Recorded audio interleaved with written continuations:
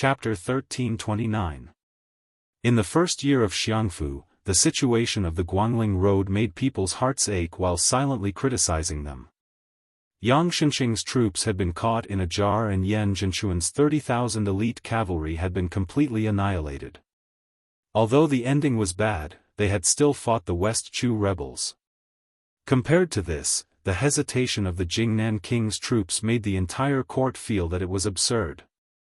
After the Duke of Huainan Zhaoying led his army out of the territory, he camped at Mount Hua and did not move. After the Duke of Jinggan Zhao Sun's 6,000 cavalry arrived at Haoao Lake, they also did not make any movements. As for the Crown Prince of Yanqi, other than stirring up trouble on his way north, when he really reached the southern part of Guangling Road, he simply disappeared completely. Could it be that this Crown Prince of Huainan Zhaoying was not aiming for Jingnan at all, but was swaggering over to fatten himself up? But in a few days it would be the end of the second year of the auspicious talisman. The Duke of Huainan's dispatch of troops raised people's spirits. Li Yang's impression of this vassal king, who was known for his weak temperament, greatly changed.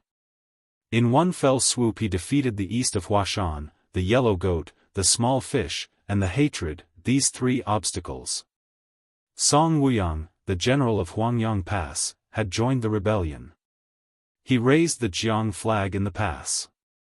However, King of Huainan, Zhao Ying, led his army 1 mile away from the pass and asked Song Wuyang to surrender. Song Wuyang was ordered to be shot by the crossbow, but Wang Zhen suddenly killed him. Wang Zhen then opened the gate to welcome Zhao Ying's army. King of Huainan sent Wang Zhen's 3,000 men as the vanguard to attack Small Fish Pass. Ji Yun, the general of Huainan, refused to surrender. Zhao Ying gave the order to attack and personally supervised the battle. Wang Zheng's troops braved the rain of arrows to fill up the trenches and then used ladders to siege the city. After 2 sieges, they lost 500 men. Wang Zheng, who personally led the charge, was covered in blood. He requested for a truce, but Zhao Ying did not allow it. He allowed Wang Zheng to watch from the side and ordered his troops to attack the city. At dusk, an endless stream of ballistae, catapults, and battering rams arrived at the battlefield. Both sides fought until night fell, and 800 Huainan soldiers died. Zhao Ying held onto his whip and rode on his horse under the Zhao flag, unmoved. The next morning, they attacked the city again. Zhao Ying's trusted general, Xia Ping, led 80 men to attack the city for the first time. All of them died. Xia Ping's body was stabbed down to the ground by Ji Yun with an iron spear. Wang Zhen angrily asked for a battle. His armor had 6 to 7 arrows embedded in it. He was hit by a huge rock and fell to the ground. When he got up, he was splashed by a pot of boiling oil and fell to the ground. His men risked their lives to carry him back. Zhao Ying, who was wearing the bright yellow royal robe, looked at the fierce battle. His ears were filled with the screams and shouts of killing on the city wall, as well as the beating of the drums beside him. Of course, there was also the sound of the flag with the word, Zhao, fluttering in the cold wind. This man surnamed Zhao, who had always been a target of ridicule in the Liang dynasty, slowly raised his head and looked at the word, Zhao, embroidered on the flag. He pursed his lips, as if he was finally relieved of a heavy burden after so many years. The siege's side had switched to the 4th battering ram. More than half of the huge ballistae, which could reach up to 300 steps away and still had considerable lethality, had been destroyed. The crossbows on the few crossbows at the Small Fishy Pass had long run out of arrows to shoot. They were scattered and had lost their momentum. However, the Small Fishy Pass, which swore to live and die with the city, was still struggling. Its defense was fierce. More than 2,000 spikes that were 5 inches long and weighed 6 ounces, and the 4 sides of the spikes were all broken. The thick ropes of the yikshaws and charioteers that could be retrieved by the winches on the city wall were broken. However, there were still brave soldiers on the city wall constantly throwing down sharp iron hooks and long iron chains that formed iron hooks. After they were thrown out, they could hook onto the armor or even the body of the besiegers and hang them in the air like fishing. There were also strangely shaped iron hooks and axes that were used to stab the arms of the besiegers. Zhao Ying, who was slightly closer to the battlefield, saw with his own eyes that a soldier's entire arm was cut off. That arm fell down from the city wall before the soldier. Zhao Ying was indifferent to this, and with an indifferent expression, he turned his horse around. The small fishy pass that was in imminent danger called for help. Ji Yun had no choice but to order the cavalry out of the east gate to seek help from Hen. They agreed that both sides would launch a surprise attack on the Duke of Huainan's camp at dawn. At that time, the small fishy pass would take the initiative to open the gate and charge out with 200 cavalry. Ji Yun would lead the charge, and behind the cavalry would be the remaining 400 men of the small fishy pass. Zhao Ying ordered the experts under his command to lead 10 elite scouts to pursue and kill. Unexpectedly, they still escaped with injuries. The next day, Ji Yun, who knew that the small fishy pass would not be able to be defended, had the heart to die. He and the 200 cavalry appeared at the city gate. Regardless of whether Hen came to help or not, he would fight to the death for Dechu. Ji Yun, who was in the prime of his life, was not someone who did not care about his life, nor was he someone who did not understand the current situation. However, when he was 20 years old, his father, who should have given him the crown, did not appear. There were also no guests to attend the ceremony. He was the one who gave himself the crown. This was because the general of Dechu, Ji Hai, had already died on the battlefield. His 3 uncles had also died on the battlefield. Sitting on the war horse, Ji Yun ordered his subordinates to open the city gate. He turned around and looked at the faces under the light of the torches. He did not say anything, and just clasped his fist. This day, the general of the West Chu rebel army, Ji Yun, went out of the city at dawn to attack the Duke of Huainan. However, the Zhao Ying's army seemed to have expected this, and formed up in an orderly manner. Out of the 3 passes, Hen Pass, which had the most cavalry, did not care about the order of the Western Front General, Xia Shi, to defend. The 800 cavalry and 2,500 infantry rushed out to help. However, they were attacked by the main force of Zhao Ying, who was waiting for an opportunity. The 800 cavalry in the vanguard suffered heavy casualties under the crossbow fire, and the army collapsed. In the chaos, the main general and deputy general were shot dead by the Duke of Huainan's cavalry, leaving only the old and weak soldiers behind. Hen Pass was earlier than the small fishy pass, and a group of soldiers changed to a large flag with the word, Zhao, on it. Hen Pass infantry commander led 700 men back to the city and committed suicide. After 3 charges, Ji Yun was killed by an arrow from the Duke of Huainan's general, Ho Datong. It pierced through his head, and he fell off his horse and died. The 200 cavalry and 400 infantry at the small fishy pass all died in the charge. Zhao Ying, who was wearing an eye-catching robe, got off his horse and walked past the corpses. He slowly walked up the city wall and looked at the rising sun in the east. He smiled and said, "The sun shines brightly, and the lambs feel warm." The Duke of Huainan, who had won 3 passes in succession, did not send a single report of victory to Great Peace City. He did not even take over the dangerous pass of Guanglingdao. In reality, after this vassal had won the pass, he had no intention of dividing his forces to digest the fruits of his victory. He only had the heavily injured Wang Zhen and his remaining troops stay at Yellow Goat Pass. After putting up the Zhao flag on the city walls of the 3 passes, he led all the Huainan Dao soldiers to continue east, heading straight for the dangerous and difficult to attack Yaoyu Pass. Between these 2 passes was a rarely seen plain on the west side of Guanglingdao. After the Duke of Huainan reorganized himself at Hen Pass, he brought all the war horses that could be ridden and slowly advanced. It was as if he was quietly waiting for Dechu to rush to Yaoyu Pass. That genius general who made the entire Liang dynasty remember his name at such a young age, Xie Shibian. On the plains closer to Yaoyu Pass, both sides had enough time to reorganize themselves and scouts. The Duke of Huainan, Zhao Ying, got off his horse and put on an exquisite armor over his robe. He carried a quiver of arrows that he had kept for many years. This Duke of Huainan, who was ridiculed for having great ambition but little talent, was a pitiful person who had been scolded by the emperor many times. This was a man who had no children after his eldest son died, for no reason, at Dan Tong Pass. Jumping onto his horse, Zhao Ying looked straight ahead. He smiled at the two generals that had followed him for many years. Ho Datong, Yu Qianshan, Xia Ping was one step ahead of us.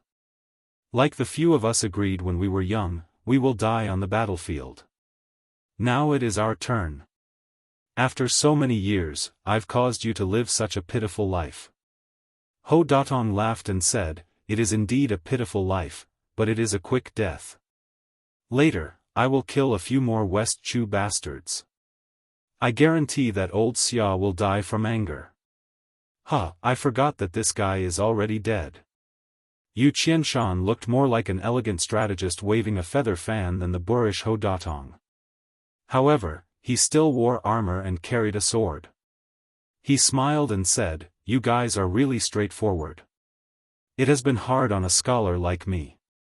Before Zhao Ying gave the order to charge, he closed his eyes and said softly, Father, I am unfilial. I have not had the chance to toast in the imperial mausoleum. Today, I will use blood in place of wine. In front of the Duke of Huainan, Zhao Ying, there were 2,000 heavy armored infantrymen in formation. On the two sides of the infantrymen, there were 1,000 elite cavalry. There were also close to 1,000 cavalry roaming far away, waiting for an opportunity to strike. On this day, except for the 4,000 soldiers and horses that were recruited from all over Huainan, Zhao Ying, Ho Datong and Yu Qianshan, as well as all of his personal guards, were all killed in battle. None of them were killed by an arrow in the back, and none of them were killed by the cavalry roaming behind them. On the same day, the king of Jing'an, Zhao Sun, rushed all the way from Hao Lake after hearing the news. At dusk, he arrived at the periphery of the battlefield. He knew that the situation was hopeless. He knew that there were still 1,000 heavy cavalry at Yaoyu Pass. He saw with his own eyes that the Duke of Huainan's corpse was knocked off his horse by a West Chu general. The young king of Jing'an, Zhao Sun, still decided to lead the charge. Out of the 6,000 Qingzhou cavalry, only 200 were left. They risked their lives to protect Zhao Sun as they fled the battlefield. In this battle, one of the two kings who participated in the war died and the other was injured. Chapter 1330. It was the end of the year, and the victory of the West Chu rebel army at Yaoyu Pass meant that the already thin encirclement was now wide open. For the Liang imperial court, it was one disaster after another. The former could happily say goodbye to the old and welcome the new, while the latter, after Yan Zhenxuan died in battle, the capital was once again shrouded in a thick layer of haze. Luckily, after Yan Zhenxuan and Yang Shenxing, there was another veteran general who was famous during the spring and autumn period. After a long and honest conversation with Lu Shengxiang, he led his troops down south. 30,000 troops headed straight for Qingyang Basin. They did not seek to defeat West Chu, but to save the 40,000 Jinan infantry that were trapped by Yang Shenxing. Great General Lu Shengxiang, who had been stagnant at Yulu Pass, finally made a move under the gazes of tens of thousands of people. He led his troops down the Yu East Plains toward the south. However, the thing that calmed the hearts of the people the most was not the movement of close to 100,000 troops, but the appearance of two people in Great Peace City. One was the emperor who was imprisoned by the Grand Secretary after returning from patrolling the borders. The other was the great General Gu Jiantang who accompanied the emperor. The emperor who had once punished the Duke of Huainan because of a small matter only gave 2 edicts after returning to Great Peace City.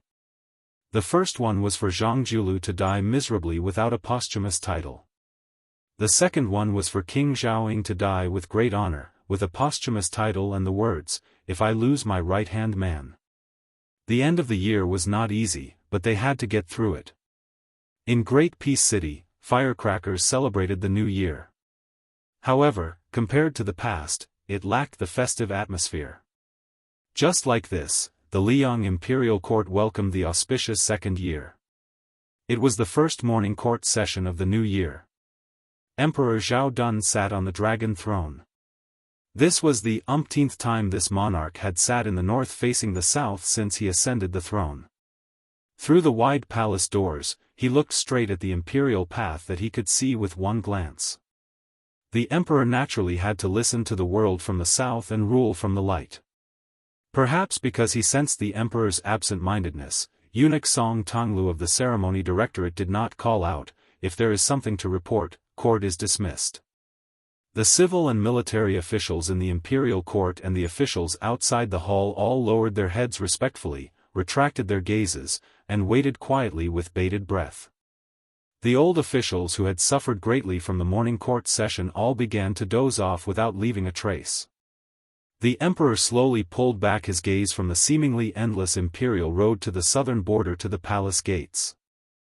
The emperor could still clearly remember the two generals he had summoned to first destroy the Chu and then pacify Shishu.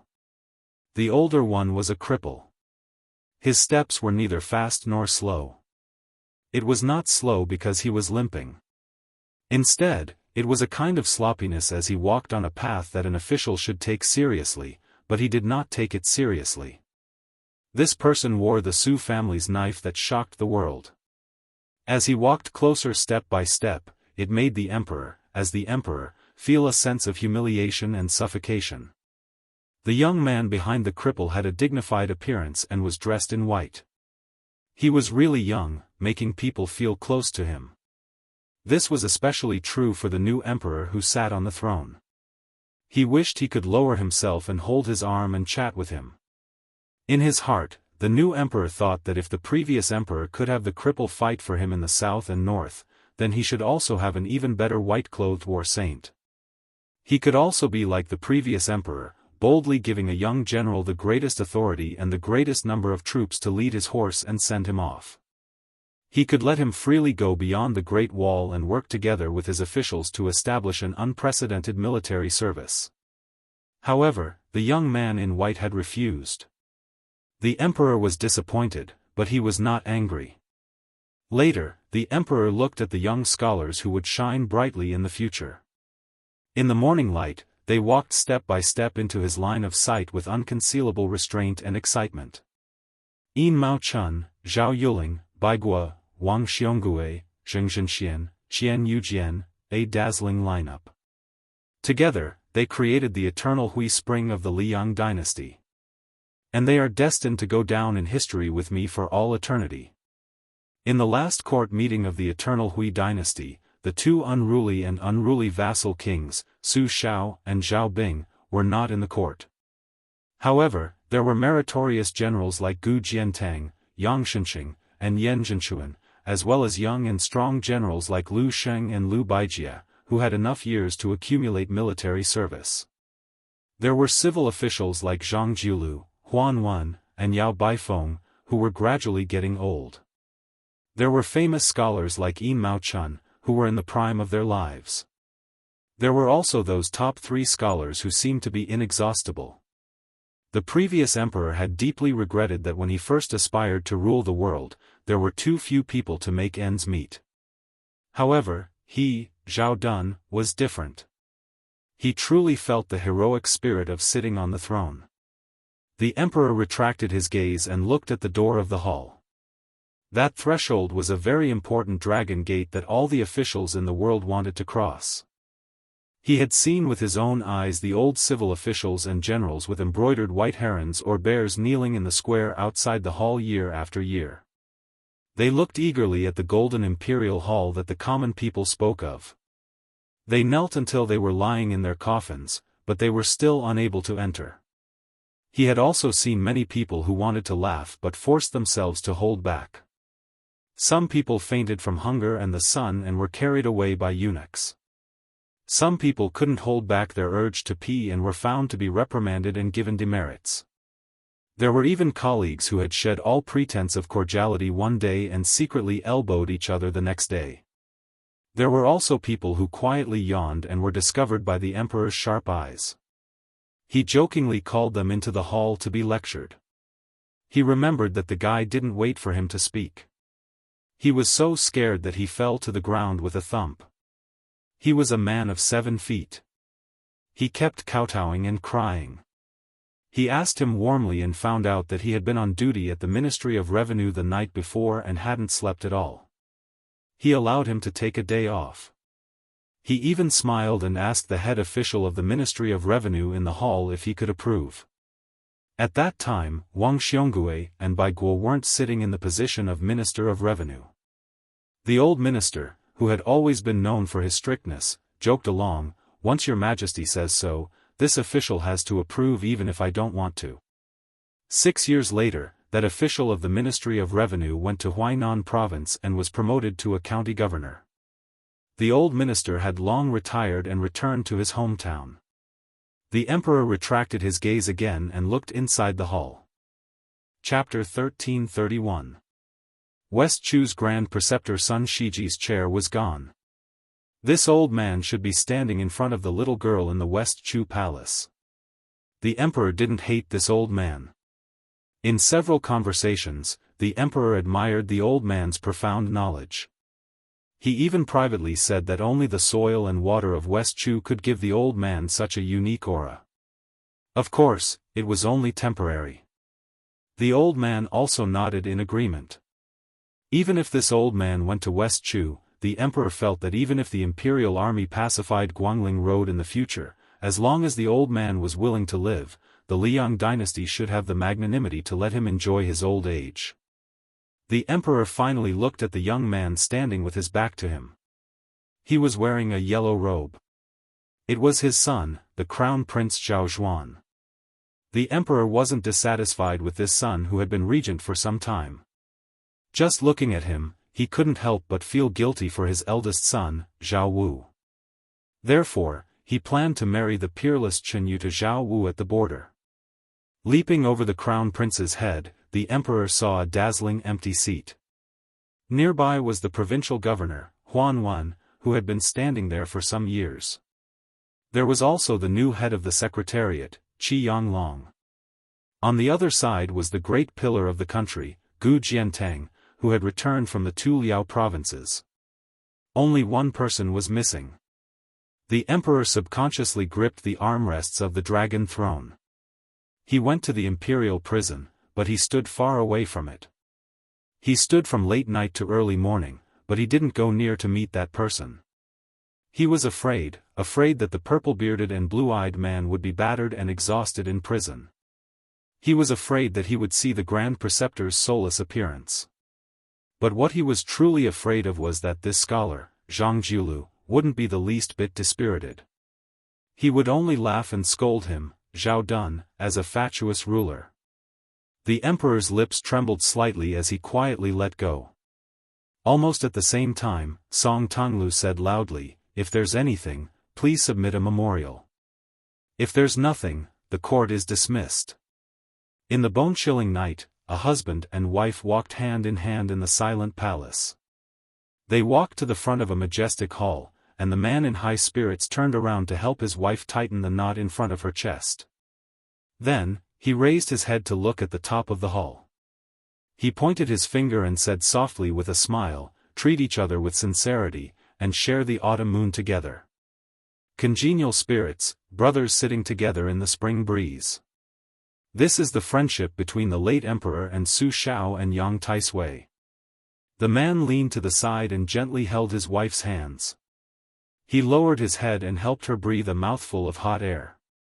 Then he said, "A real man should fly, how can a woman fall?" These were the words that Zhao Heng blurted out in front of the late emperor when he was 7 years old. Little brother wishes for 4 things to be well: Green Mountain, the library, the beauty, and elder brother. This was what Zhao Yi, that big fat fellow, said. Therefore, the world belongs to me, the elder brother, but I'm willing to give him Guangling Dao. When Zhao Bing was young, he often claimed that he could hear the short sword by the bedside. However, the older he got, the more taciturn he became. I sent him to Nanjiang to fight Beimang. He has nothing to do with it. As for Zhao Ying and Zhao Sui, I've never had any feelings for them. However, since Zhao Ying died a worthy death, I won't be stingy. The man looked at his wife whose eyes were red and suddenly smiled. I know, I'm just experiencing terminal lucidity. I don't have much time left. His wife, the mother of the world, Empress Zhao Ji, gently rested her head on his shoulder. However, Zhao Dun, not the emperor, stroked his wife's hair and said softly, I don't have any regrets in this life. I just feel that I spent too little time with you. It's funny. Perhaps I spent more time dealing with those cabinet ministers and those memorials than I did with you. Zhao Ji suddenly asked, do you still remember the trick we played back then? At that time, you were just a prince and I was a prince's wife. Zhao Dun laughed and took a step back. He solemnly bowed and said, long live Her Majesty the Empress. Zhao Ji also took a step back, long live His Majesty. A moment later, Zhao Dun covered his mouth and coughed incessantly. Zhao Ji gently massaged his back.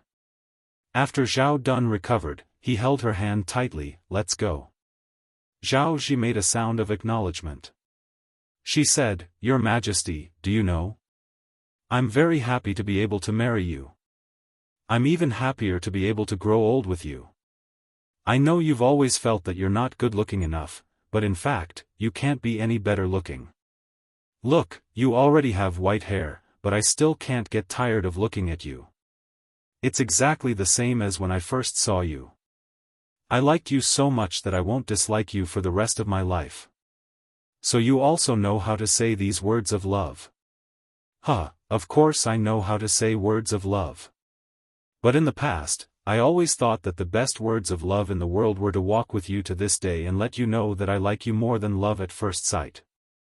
The woman whose hand was tightly held stopped walking and sobbed. She did not have the demeanor a woman should have as the mother of the world. He also stopped walking and tried to reach out to wipe away her tears.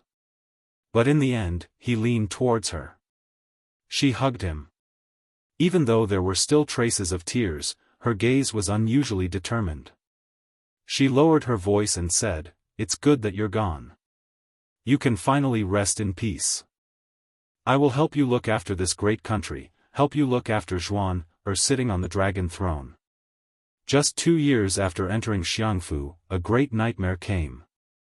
At the beginning of spring in the Liang dynasty, the entire country was dressed in mourning. Cries could be heard everywhere in the enormous Great Peace City. Then, a young man surnamed Zhao, who had been a prince for more than 20 years and who had only worn the crown prince's robes for 1 year, wore the unique clothing of the dynasty and ruled the world. The young ruler of a country wore a brand new dragon robe that fit him perfectly. He sat high on the chair. When all the civil and military officials were kneeling, he expressionlessly looked into the distance like the previous emperors. At this time, the emperor should have raised his hand and said in a deep voice, Rise, my subjects. He didn't forget his etiquette. But he was not in a hurry to speak. He narrowed his eyes and admired the kneeling figures inside and outside the hall. If he did not speak, no one could rise. Because from now on, the emperor of Liang was him, Zhao Zhuan. He glanced in the northwest direction and the corners of his mouth rose imperceptibly. Chapter 1332. In Yanji County at the border of Yuzhou, the Tao family could be called a famous family in the county. The children of the family were well versed in both civil and military affairs in Yuzhou. The Tao family was simple and honest. The head of the Tao family, Tao Jinzao, had a good reputation. He had built a warehouse for grain and had opened the warehouse many times to provide disaster relief in Yuzhou. When the million-strong army of Beimang was bearing down on Beiliang, many large families in Yanji County followed the principle of a cunning rabbit having 3 burrows. They had their young children secretly move out of Beiliang with their property. Only the Tao family did not make any moves. A group of more than a dozen horses rushed to the Tao family's mansion in the middle of the night. In the darkness of the night, the dense horseshoe stepped on the bluestone road with 6 memorial archways bestowed by the imperial court. It was particularly crisp and melodious. Tao Jinzhao, who was over 50 years old, had received a secret report that caught him unprepared. He hurriedly put on his clothes and set out with his entire family. The family of more than 100 people knelt respectfully on the stone steps outside the door. The leader of the group was a young man covered in a thick fur robe. Behind him was a one-armed old man with 2 strands of snow-white eyebrows and a white-clothed woman whose figure was better than that of the northern warriors. The dozen or so retainers behind them all carried short crossbows and cold sabers. They were all white horses. Tao Jinzhao's 2 unmarried granddaughters knelt side by side. They couldn't help but take a peek at the young man who was smiling and helping their grandfather up.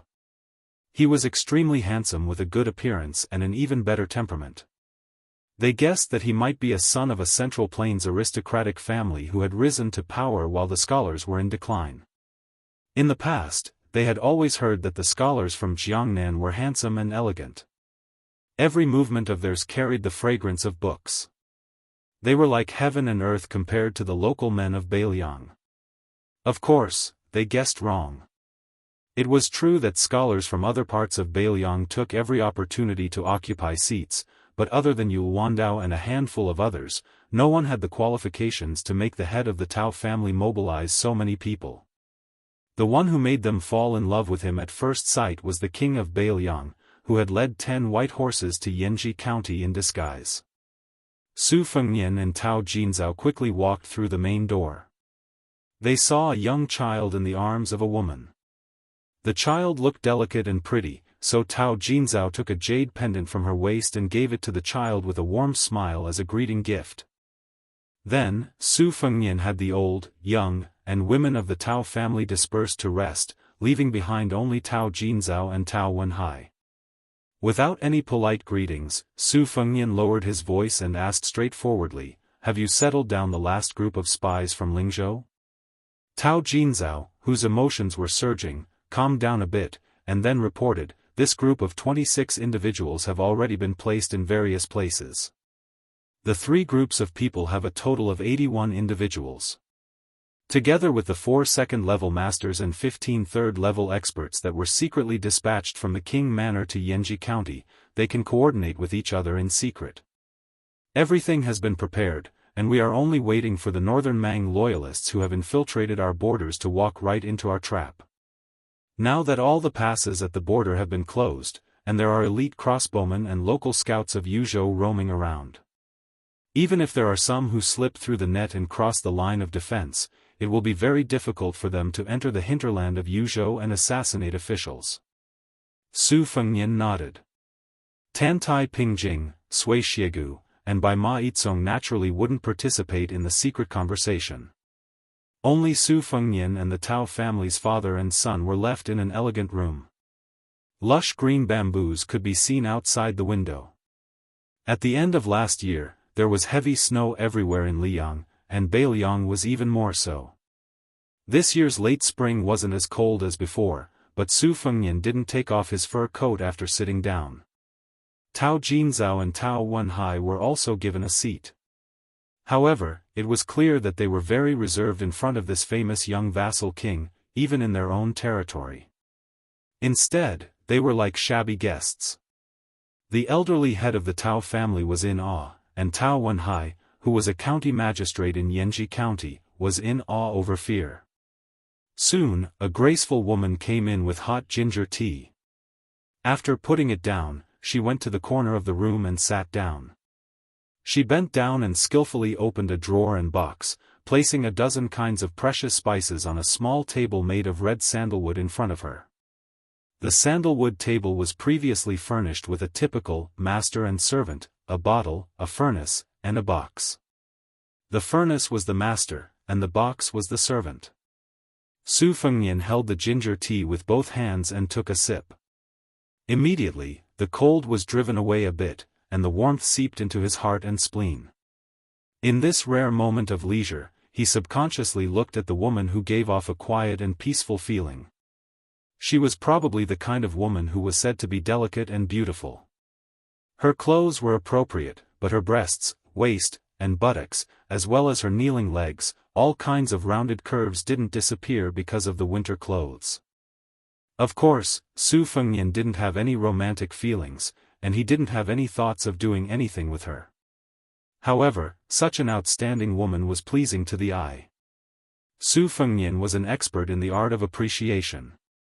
It wouldn't be an exaggeration to say that he was a grandmaster.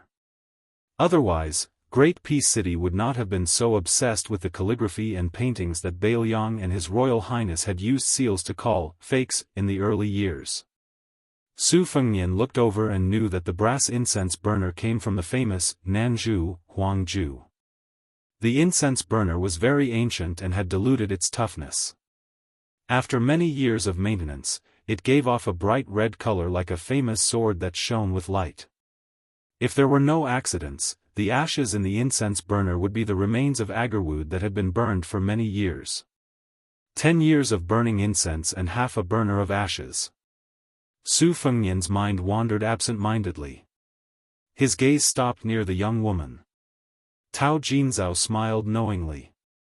His oldest granddaughter had been unwilling to marry for so many years, causing him to be mocked by some of his old friends who had failed in marriage, as having a daughter in the Tao family is a rare commodity worth hoarding.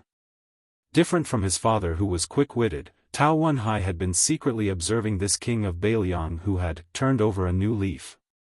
Because the Tao family had a hidden identity in the whisk water room, Tao Wenhai had participated in the transmission of military intelligence in Yuzhou very early on. Compared to the other descendants of large Bailiang clans, Tao Wenhai was much more curious about Su Fengnian. Su Fengnian gathered his thoughts and said frankly, "Excuse me." The woman smiled sweetly. Su Fengnian took a big sip of ginger tea, put down the teacup, and said in a deep voice, "According to the intelligence that Chu Lushan dug out from the South Dynasty, the Empress of Beimang has long asked Li Mibi to make a plan to send assassins before the troops and horses move. Beimang's Jianghu forces are divided into 2 parts. Most of the top masters and all the low-level warriors have joined the army, while the middle-level masters are assigned to Li Mibi, the head of the Beimang spies, to accurately assassinate our border generals and civil officials. They won't go to the Bailiang Protectorate where Chu Lushan is to seek their own deaths. But Tao Wenhai, you are indispensable to the Bailiang and a core official who lacks personal guards, so you are the best target for the men of sacrifice of Beimang." Su Fengnian stretched out his finger and gently turned the teacup. The border to the north of Liangzhou is full of military towns and cities, so it's very difficult for the enemy to find an opportunity. In Yuzhou, it's much more complicated. Although the area around the mouth of the calabash is densely covered with webs of various sizes, their original purpose is to impede the rapid advance of Beimang's army. They don't have the power to deal with these men of sacrifice of spider web and Jianghu masters. Even though Great General Yan Wenwan and Yuzhou General Huangfu Cheng have already sent out 16 elite cavalry units of about 500 men to hunt down the fish that slipped through the net, I believe it's still very difficult for them to succeed. The real battle in Yuzhou will still take place within the border.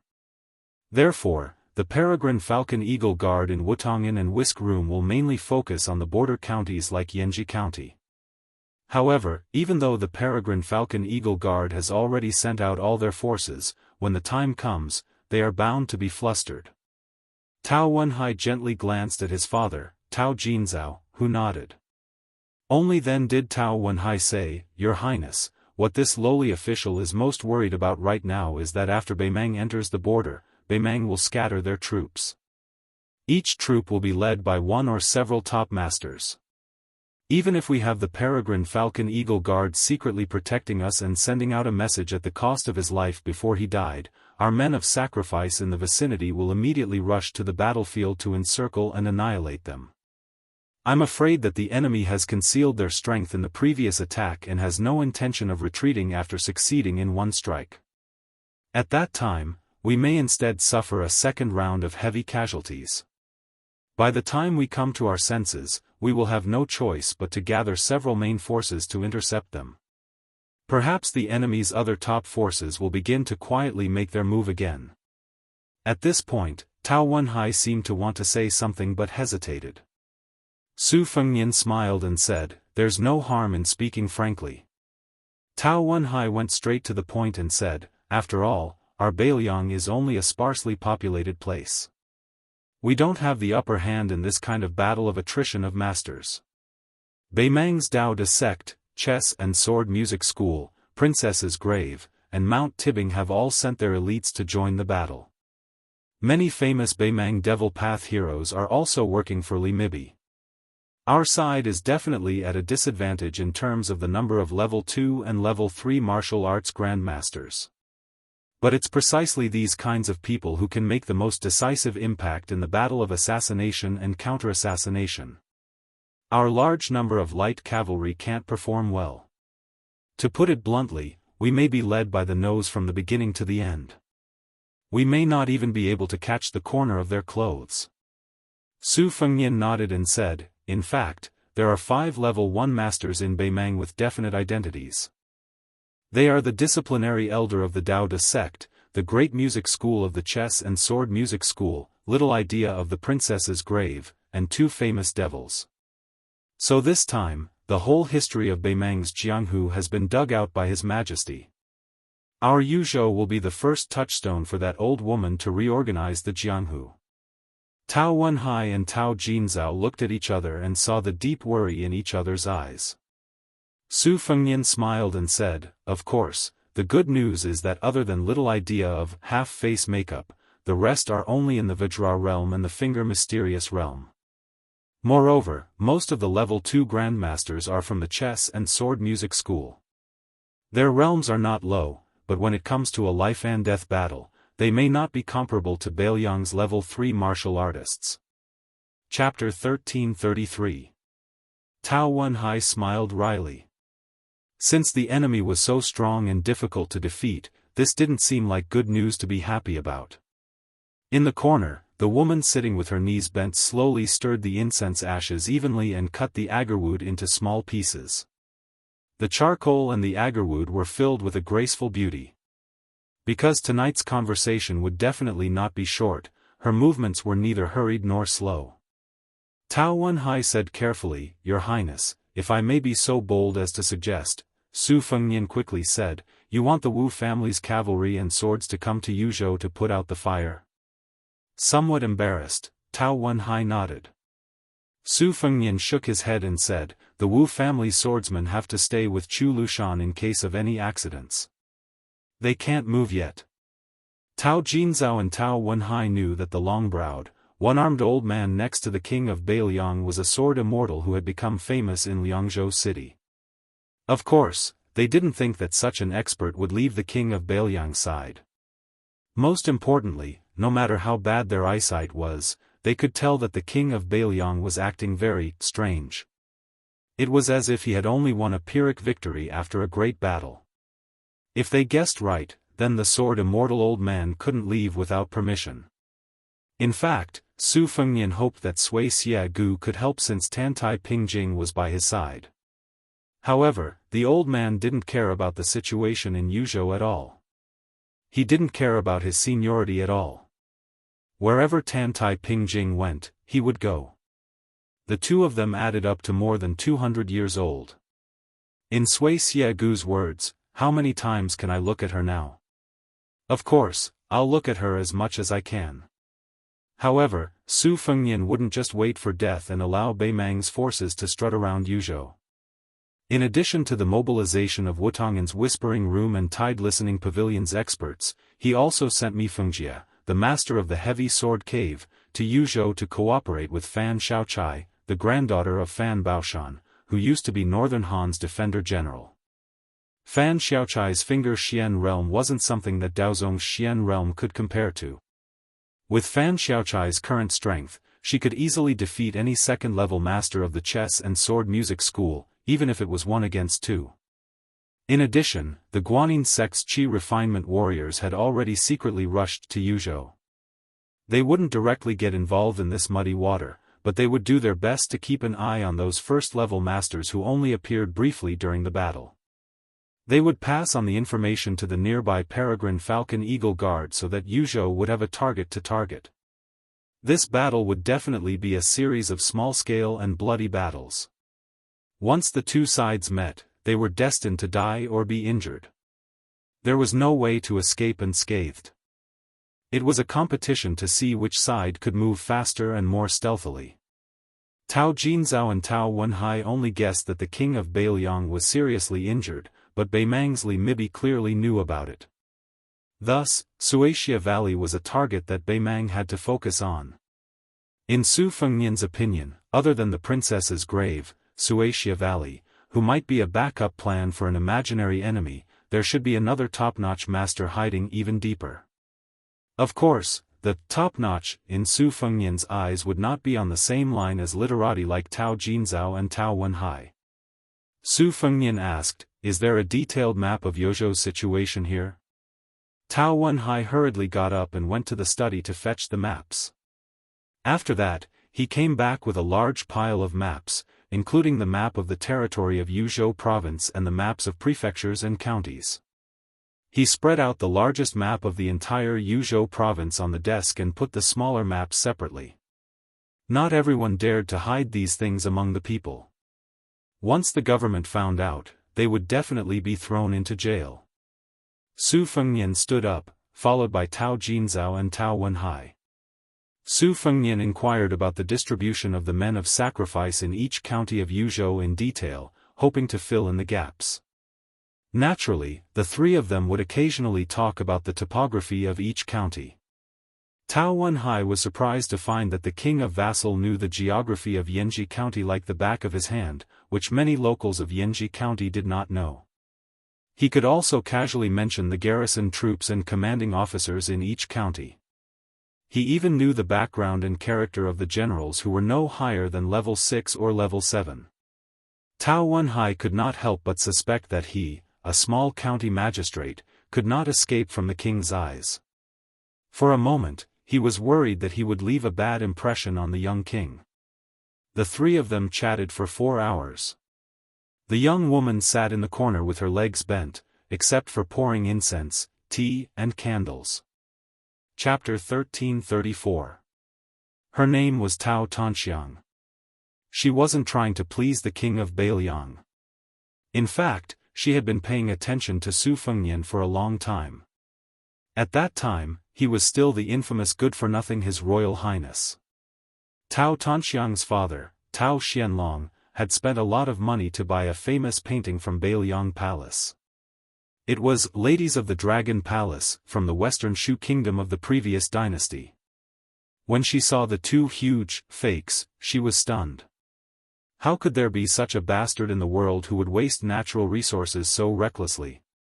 Every time these celebrities and refined scholars opened a scroll, they would look at it with a pilgrimage mentality. It would definitely be passed down from generation to generation. As long as it was well preserved, it might even be placed on a table to be admired 500 or even 1,000 years later. Wasn't this guy afraid that he would go down in history because of those two words? Later, she was a little angry. As long as it was a painting with His Royal Highness's seal, she would ask her father to buy it back at a high price. It was funny. At that time, Tao Xianlong, who was only a secondary 7th rank official, spent a lot of money to buy fakes. Because of this, the governor of Yanji County, Hong Shandong, who was a righteous official, thought that this person was a talent. Especially when His Royal Highness became the king of Beiliang, Tao Xianlong was promoted again. Over time, Tao Tanxiang collected no less than 30 paintings with Su Fengnian's seal. Not all of them were fakes. For example, Su Fengnian's hastily written calligraphy was privately praised by collectors in the capital for being witty and interesting. There was also a concise and vivid phoenix portrait seal with rough words. The mother-son seal on loquat was even more memorable. So Tao Tanxiang slowly felt that she had known this man for a long time. She knew every news he had received from Liang Lake, from the capital's imperial court, and from Beiliang's officialdom over the years. She gently placed her hands on her knees and raised her head to look at the man who had never been domineering. Every time he frowned and every time he smiled warmly, she would carefully observe it as if she was collecting a treasure. After another 2 hours, Su Fengnian smiled and let the old Tao Jinzao go to bed first. He continued to chat with Tao Wenhai by the light. Their topics were broader, and they were no longer limited to Yuzhou or even Beiliang. Instead, they included the politics and military of Liang and Beimang, as well as the local customs of the two dynasties. When the Tao family patriarch left, he went to his granddaughter, Tao Yanxiang, and asked her to make tea and prepare some pastries. Therefore, when they moved to the couch by the window to chat, she sat between the king of Beiliang and Uncle Tao Wenhai. It was a bit humorous. When the sky began to brighten, Tao Wenhai, who was in high spirits and didn't feel sleepy at all, still got up and bid farewell. He asked the king of Beiliang to allow Tao Tanxiang to stroll around the Tao residence with him. Su Fengnian smiled and nodded in agreement. The two of them strolled toward the Tao library. From beginning to end, the two of them were shoulder to shoulder apart and didn't give off the feeling of being neither close nor distant. Su Fengnian said apologetically, "Miss Tao, you've worked hard." She shook her head and said with a smile, "It's not hard at all. It's just that grandfather might be a bit disappointed, but I'm not disappointed. I'm very content." Su Fengnian smiled knowingly and didn't mince his words. "You don't have to worry about not being able to find a husband. Nowadays, there are a lot of handsome scholars who want to become officials, and there are also many who are talented and learned." Tao Tanxiang made a sound of acknowledgement and walked closer to the building.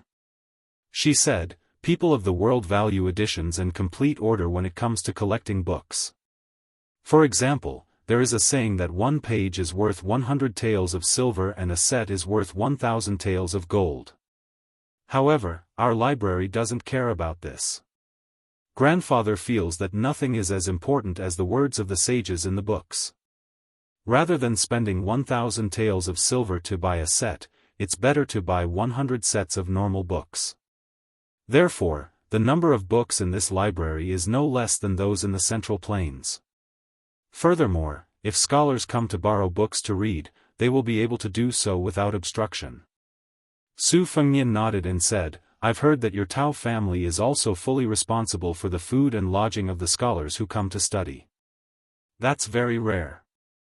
The scholars of Beiliang don't travel as much as the Central Plains, but because of your Tao family, Yinji County doesn't lose to Jiangnan." Tao Tanxiang said gently, "My father once said that a prosperous family is like a person with plump skin. However, if the yang energy is too strong and isn't adjusted, there will be a day when the internal organs will be damaged. Thus, our Tao family's year after year of disaster relief, borrowing books, and kindness to our neighbors are all necessary treatments. We can't wait until the illness is beyond cure to mend the pen after the sheep is lost." Su Fengnian joked, "Just based on these words, your father is more than qualified to be a governor." Su Fengnian walked toward the door of the Tao Manor. As he crossed the threshold, he said to Tao Tanxiang, "You should go back first. It's very hurtful for a woman to stay up late. I still have to go to the memorial arch to wait for someone." She narrowed her eyes and smiled brilliantly. She said mischievously, "It's fine. I really want to know who in the world can make the king of Beiliang wait." Su Fengnian dismissed it with a smile. The two of them stood under a memorial arch.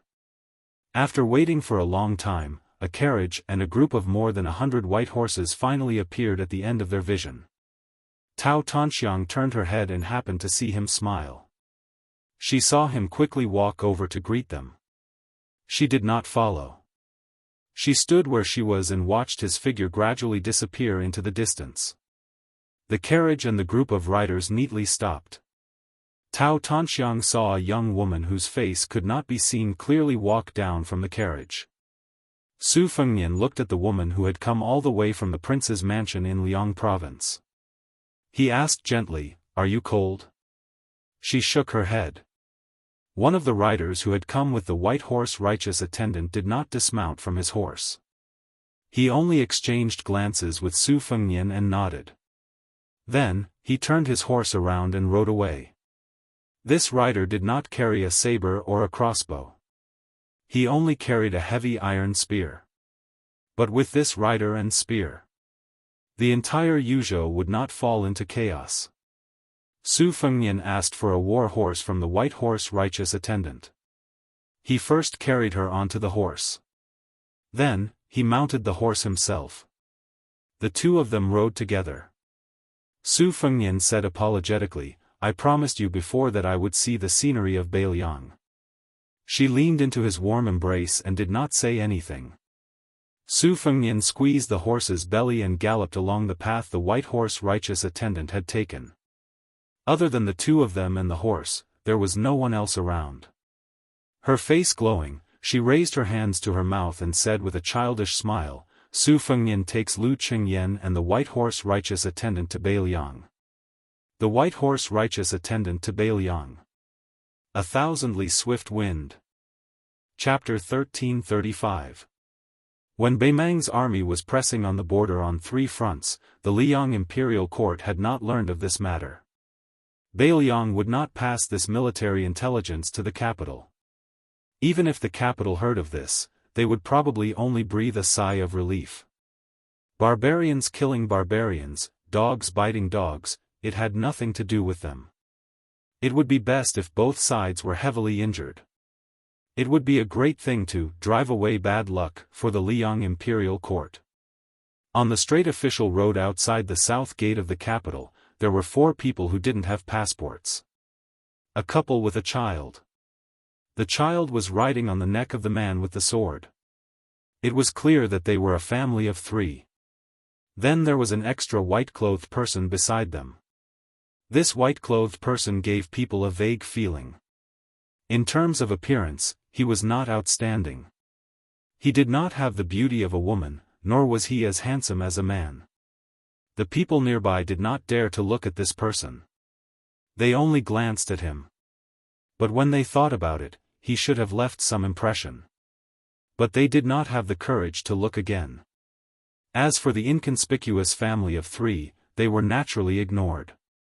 The man holding his child's legs looked at the city walls of Great Peace City and sighed.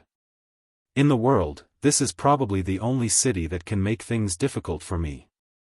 I want to go in, but I'm afraid of causing trouble.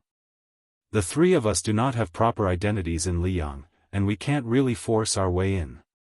It's also not appropriate to sneak in at night. At the time, there was a person surnamed Xia in the city. He was not my match in fighting, but it was easy for him to find me. I wanted to take my wife and daughter into play, not to go in and kill everyone. For this kind of thing, it would be better if I was 20 years younger. The white-clothed person laughed coldly. Didn't Hong Shixiang do it? The man said helplessly, "Aren't you comparing me to Ancestor Lu?" The white-clothed person said calmly, "In terms of those unclear identities, would you lose? Even in terms of martial talent in this life, you would not lose. In the end, you fell to a state worse than Tuoba Bodhisattva." The man had a smug look on his face as if he had nothing to say to her. His wife quickly smoothed things over and said with a smile, "My husband was born lazy. Actually, isn't it pretty good? He doesn't have to fight with others for no reason. It's also peaceful." The man nodded in agreement. "That's right." The child rested her chin on her father's head and nodded along with him. Although she didn't understand anything, she still cheered, "That's right, that's right." The white-robed person gazed at Great Peace City.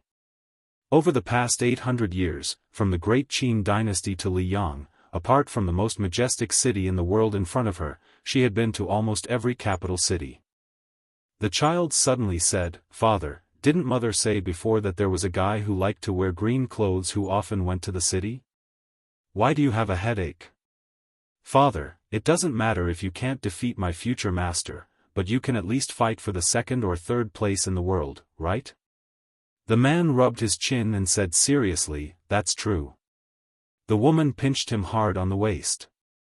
Just as the man was about to speak, he found that the person he had been traveling with had turned and left.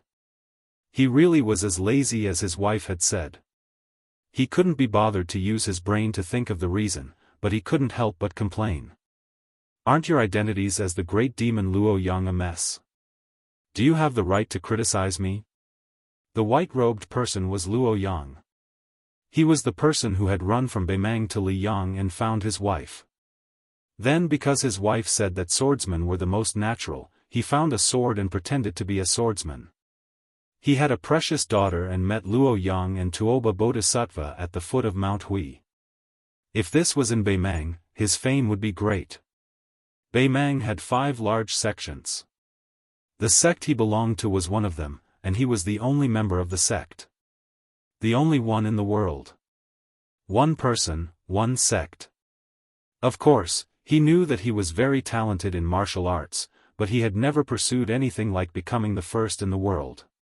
It was like his wife wasn't that beautiful, but he fell in love with her at first sight. There were always some things in the world that didn't have a reason. His only pursuit was to be unrestrained. When he was young, he had his own freedom. After he met his wife and had a child, he had the freedom of a family of 3. As for what freedom was, he didn't want to think about it. Looking at the majestic city, he could clearly feel the flow of fate. Presumably, after the new emperor of Liyang ascended the throne, because Han Shengxian, Master Lu Hao, and the one surnamed Xia were all dead, he was afraid that he would be beheaded after wearing the dragon robe and sitting on the dragon throne for a few days. Therefore, he set up layers upon layers of murky traps. This was reasonable. With the Liyang dynasty's thriving national strength, they wouldn't be completely helpless against a single top martial artist. His daughter suddenly whispered, "Father, I want to eat leek pancakes."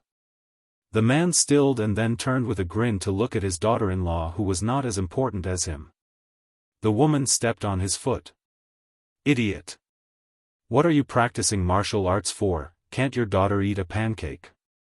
She quickly added, "It's not like we don't pay." The man who had received the imperial decree nodded and smiled. "All right." He freed a hand to hold his wife and said softly, "Daughter, hold tight." In an instant, all the first-grade experts in Great Peace City, both on the surface and under the surface, felt a great presence. The northern sect's dragon rising chi refinement warriors were panicking like headless flies. The man raised a smiling face. What was freedom? At least at this time, he knew the answer. Freedom. That was when his daughter said she wanted to eat pancakes. Even if the entire Great Peace City wanted to stop her, they could not stop him. Huyen Grand Monastery. There was a flash of light on the road like a rainbow falling into Great Peace City. Great Peace City did have the saying of late autumn cabbage and spring leeks. These two things, whether it was the officials, the nobles, or the common people, every family could afford to eat them and liked to eat them. The people of Jing liked to use leeks to eat spring. It was the best season. Eating a bite of the spicy and fresh green leeks could expel the foul energy that had accumulated in the organs all winter out of the stomach. In the Zhao family manor, which was the largest building in the capital, the burps of many officials emitted the smell of leeks, not to mention the farts that came out from under the buttocks of some officials. It really made people frown, but soon they smiled. On Zhao Jiaoying's side, there was the Hanlin Academy, which had always been noble and aloof. There were also the 2 big yamens of the 2 provinces under the Hall of Governmental Affairs, which used to be deserted but now slightly lively. However, the most boisterous ones were the yamens of the 6 ministries of Shangshu province. The Ministry of War had always been the most important place among the 6 ministries of external court. Even after the Prime Minister Yin Maochun replaced Zhao Yuling as the Minister of Personnel Affairs, he could not change the situation. Unlike the other 5 great generals, who had their fates changed every few years, the Ministry of War had only had 3 people who had been in that position since the first year of Yonghui to the second year of Xiangfu. They were the great pillar state Gu Jiantang, the king of Shuchen Jibao, and the current Tangxi sword deity Lu Baijie. The latter 2 had only been in that position for less than 2 years. Without a doubt, the Ministry of War had always been the fengshui treasure land that the new Jinsher wanted to have the most. So much so that last year, Gao Tingshu, who had been the second place of the imperial exam, admitted that he would rather be the head of the Department of Martial Selection and Purging Officials than go to the Ministry of Rights to be the most easily promoted Minister-Counselor of the Department of Rights. One had to know that the Minister of Rights, Bai Guo, was present in the main hall at the time. Minister Bai was so angry that he laughed and kicked the other minister, Liu Baijie. Rumor had it that Bai Guo was transferred to the Minister of Revenue. One day, he met the new second place in the imperial court. The Minister of Rights teased him, "Fortunately, I didn't take up a post in the Ministry of Appointments. Otherwise, you would be sitting on the cold bench in the Ministry of War for 10 or 20 years. Today, the unusually busy Ministry of War had a somewhat unexpected guest. Everyone in the Ministry of War, whether they were walking outside or sitting inside, either stopped and saluted when they saw him or stood up solemnly. Everyone looked excited. It was not much different from meeting the emperor alone. It was very simple. It was because this person was Gu Jiantang, the youngest warrior of the four great generals of the spring and autumn period, the former master of the Ministry of War, Gu Lu. As a general, Su Shao, who was also a famous general of the spring and autumn period, had already died of old age. Gu Jiantang could not even be considered old. As an official, Zhang Lu, who had been in conflict with Gu Lu for more than 10 years, had already collapsed. Zhang Jiulu had died a miserable death. Gu Jiantang, on the other hand, was the only super first-rank pillar of the Liang imperial court. He held the power of 300,000 soldiers and horses at the northern border. Gu Jiantang walked alone into the large room of the old Zhang Lu. Without needing him to say anything, a large group of arrogant officials in the 6 ministries stood up and saluted, then quickly sat down and continued with their work. This was the cold and hard temperament that Gu Jiantang had left for the Ministry of War. You can be arrogant and despotic in your conduct, but you must be swift and decisive in your work. You must not be sloppy. Unlike the other 5 ministers and assistant ministers who each had their own room, the 3 main and assistant ministers of the Ministry of War all worked in the same room. The minister's desk was placed at the far left of the room, while the left and right assistant ministers' desks were placed at the far right.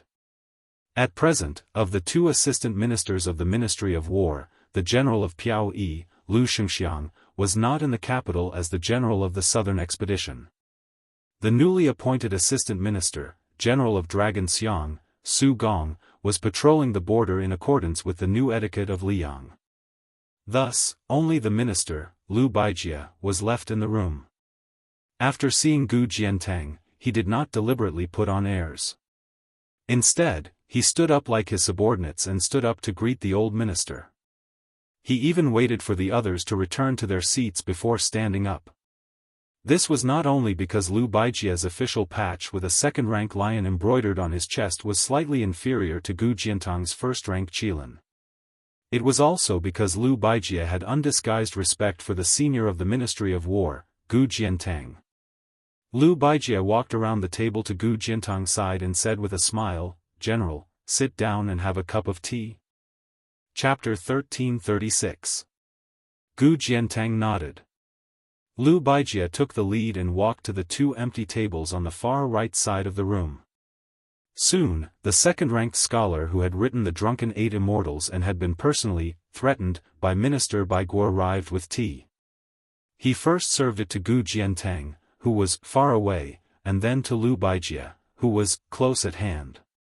After Gu Jiantang took the tea, he slowly asked, "You're not going to Gao Tingshu of the Ministry of Rights?" The young manager of the department for purging officials, who didn't dare to make any unnecessary moves and only wanted to leave as soon as possible, couldn't help but tense up. He said in a trembling voice, "That's me." Gu Jiantang didn't have a smile on his face. He asked the newcomer of the Ministry of War a rather sharp question, "Why didn't you serve tea to Minister Xianxia first?" Gao Tingshu was speechless. Liu Baijie laughed and said, "Great General, oh great General, you're obviously secretly happy. Don't take advantage of the situation and pretend to be obedient. Manager Gao took a huge risk to come to our Ministry of War. No matter what, he's half a family member of yours. You don't have to scare a junior like this. After being disturbed by Lu Baijie, Gu Jiantang no longer deliberately kept a straight face. He smiled and said, just for the sake of you serving tea first, even if the Ministry of Personnel suppresses you in the future, I'll first ask Minister Bai for a favor. I guarantee that I won't delay your promotion in the future. But you should learn a bit more. Look at how Minister Bai became an official. He not only gave himself a way out of the embarrassing situation, but also made you remember that he helped you get out of trouble. Lu Baijie's face was full of helplessness. Hey, great general, you're not being kind. It's one thing to freeload tea, but you're also undermining me. In the future, I'll have no prestige in this room. Lu Baijie turned his head and glared at Gao Tingshu. He pretended to be angry and said, stinking brat, get out of here. Aren't you afraid that I'll make things difficult for you? Do you want to annoy all the ministers of the 6 ministries? When the time comes, even if you have the great general to protect you, at most you'll have to run to the border to drink the wind and eat the sand. Gao Tingshu hurriedly wiped the sweat on his forehead, turned around and trotted away with a silly smile. The officials of the Ministry of War, who were actually secretly listening, immediately burst into laughter. Amidst the laughter, everyone was naturally envious of Gao Tingshu's good fortune. He immediately left a good impression in the hearts of the 2 ministers of war. Gu Jiantang finished the tea in one gulp. After putting down the teacup, he sighed, it's not easy for Minister Lu. Lu Baijie lowered her head and took a sip of the bitter tea. She nodded with a bitter smile and said, it is quite difficult. Gu Jiantang was silent for a long time.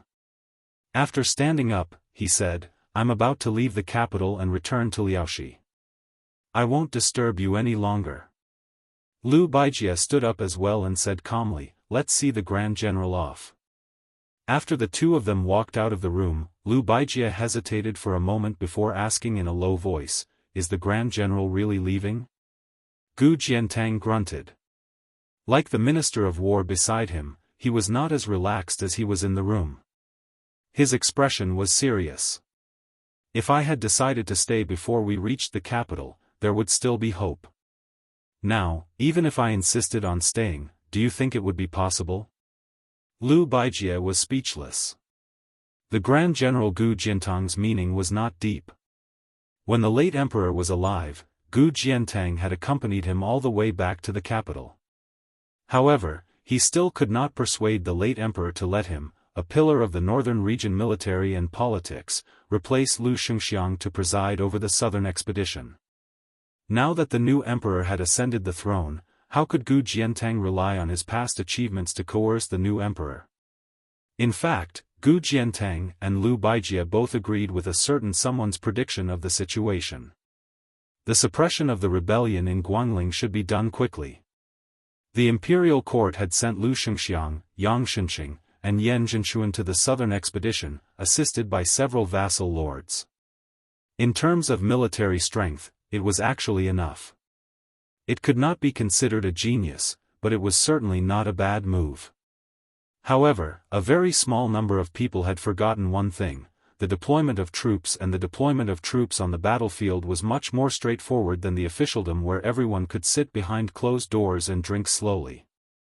Lu Xianxia had excellent talent as a general, but at that time, the undercurrent of the imperial court did not give this general of the assistant minister of the Ministry of War a chance. Not only did he not have a chance, but he was also a burden to the point where it was extremely difficult to deploy troops. As a result, the imperial court forcibly turned the situation into a rotten quagmire. If Gu Jiantang had been in charge, even if there was a group of rich playboys who did not know the immensity of heaven and earth stirring up trouble, Yang Shenqing absolutely would not have been greedy for merit and rashly advanced. Thus, the imperial court would not have harmed Yan Zhenxuan's entire 30,000 cavalry and caused the 2 vassal lords, Zhao Ying and Zhao Sun, to almost be sent to their deaths. Gu Jiantang quietly slowed down his steps and said, Lu Xianxia has obtained the position of General Piao Yi. If nothing unexpected happens, he will vacate the position I just sat in. At that time, my subordinate, General Tang Taizhuang of Liaoshi, will enter the capital to take over. This is not good news, but it is also not bad news. I'm just taking this opportunity to tell you about it first. Tang Taizhuang is different from Lu Shengxiang and Su Gong. He is not good as an official, but he is very good at leading soldiers in battle. After he enters the Ministry of War, Minister Lu, you should try to get him to bring a few young people with him to the Guangling circuit. At that time, it might be south of the capital. Gu Jiantang said calmly, the reason I'm saying this is not out of selfishness. I want Tang Taizhuang to have a smooth career as an official. I just hope that in your hands, the Ministry of War can retain the taste of the battlefield for a few more days. In the future, those sitting in the Ministry of War probably won't know what horse dung tastes like, and even fewer will have calluses on their thighs from riding horses. Lu Baijie sighed and said, this matter shouldn't be too difficult. Gu Jiantang suddenly turned his head to look at the former Gu Lu. In the dusk, there were still some remnants of the spring sun shining on the roof. Gu Jiantang then smiled at Lu Baijie and said, there's no need to see me off. I'm going to a place I never had the chance to go before. Lu Baijie stopped in her tracks and watched the great general leave. He knew where Gu Jiantang was going. The former Jianghu. Jianghu was originally where the Ministry of Personnel was located. After all, no matter how arrogant Gu Jiantang was when he controlled the Ministry of War for many years, the Yamen of the Ministry of Personnel was still nominally the most important place of the external court in Liyang. Later on, Zhao Yuling parted ways with his teacher, and the Ministry of Personnel was moved. At that time, Wang Xiongui, the only one left who stood firmly behind the Grand Secretary as a proud student, did not move into Jianghu. However, at that time, the Ministry of Personnel, the Ministry of Works, the Ministry of Revenue, the Ministry of Rights, and the Ministry of Justice all had an assistant minister sit obediently in Jianghu so that the civil official leader could convey his intentions, or rather, his will, to the various joints of the 5 ministries as quickly as possible. Now, Zhao Yuling was promoted to the Hall of Governmental Affairs, and Yin Mao-chun was in charge of the Ministry of Personnel. The latter unexpectedly chose to sit in that room. Of course, there would no longer be any mention of Zhang Lu in the world. Compared to the oft-mentioned Gu Lu, this place was not even mentioned again. It was as if it had never appeared in the Liyang imperial court. Gu Jiantang walked to that place and looked there. Under the curtain of night, compared to Gu Lu, there was not even a trace of afterglow there. On his return to the capital, that night, the emperor, who had not yet been called the previous emperor, stood in the imperial prison. That was the last time Gu Jiantang saw that person and passed on his last words. That person was separated from him by the iron fence, but he did not say even half a word of his last words. He only waved his hand at Gu Jiantang. Gu Jiantang gathered his thoughts. He did not look at the important members of the Ministry of Personnel who rushed out of the room and down the steps to welcome him. He also did not look at the Prime Minister, Yin Mao-chun, who had stopped at the door. Gu Jiantang turned and strode away. An additional person had silently appeared in the capital. Logically speaking, let alone an additional person in the most virtuous place in the world, even an additional 1,000 people would be like a drop of water. However, no one could underestimate this sinful guest. King of Jing'an, Zhao Sun, the youngest vassal of the Liang dynasty with the surname of Zhao. From the time Zhao Sun was summoned to the moment Zhao Sun entered the capital, the Ministry of Rights had not been able to interfere. Everything had been handled by the imperial clan court. There were no walls in the capital that did not let in the wind. Small news had already begun to spread rapidly in the higher levels of officialdom. However, no one knew whether Zhao Sun's trip to Great Peace City was a blessing or a curse. In the battle outside Yaoyu Pass, the Duke of Huainan, Zhao Ying, who was also a vassal of the imperial clan, had died in battle after 3 victories. It was not appropriate to say that he was sullen, but it was also wrong to say that he was brave. He was brave, but he was too unstrategic. Abandoning the 3 passes and running to the plains to play a battle of cavalry, how could he be called wise? As for Zhao Sun, there was more praise than criticism. After all, this king of Jing had gone to save the Duke of Huainan and had almost been killed by the cavalry of the West Chu rebel army. The two vassals, who were one generation apart, did not have much of a relationship. From this, one could see that Zhao Sun's loyalty to the court was unquestionable. Compared to his father, the old king of Jing'an, Zhao Heng, there was a world of difference. However, His Majesty the Emperor had just inherited the throne, and the Emperor's heart was hard to fathom. Zhao Sun temporarily lived in a mansion on Junwang Street that had nothing to do with him. More than 100 years ago, it had been the private residence of a powerful official of the Liang dynasty.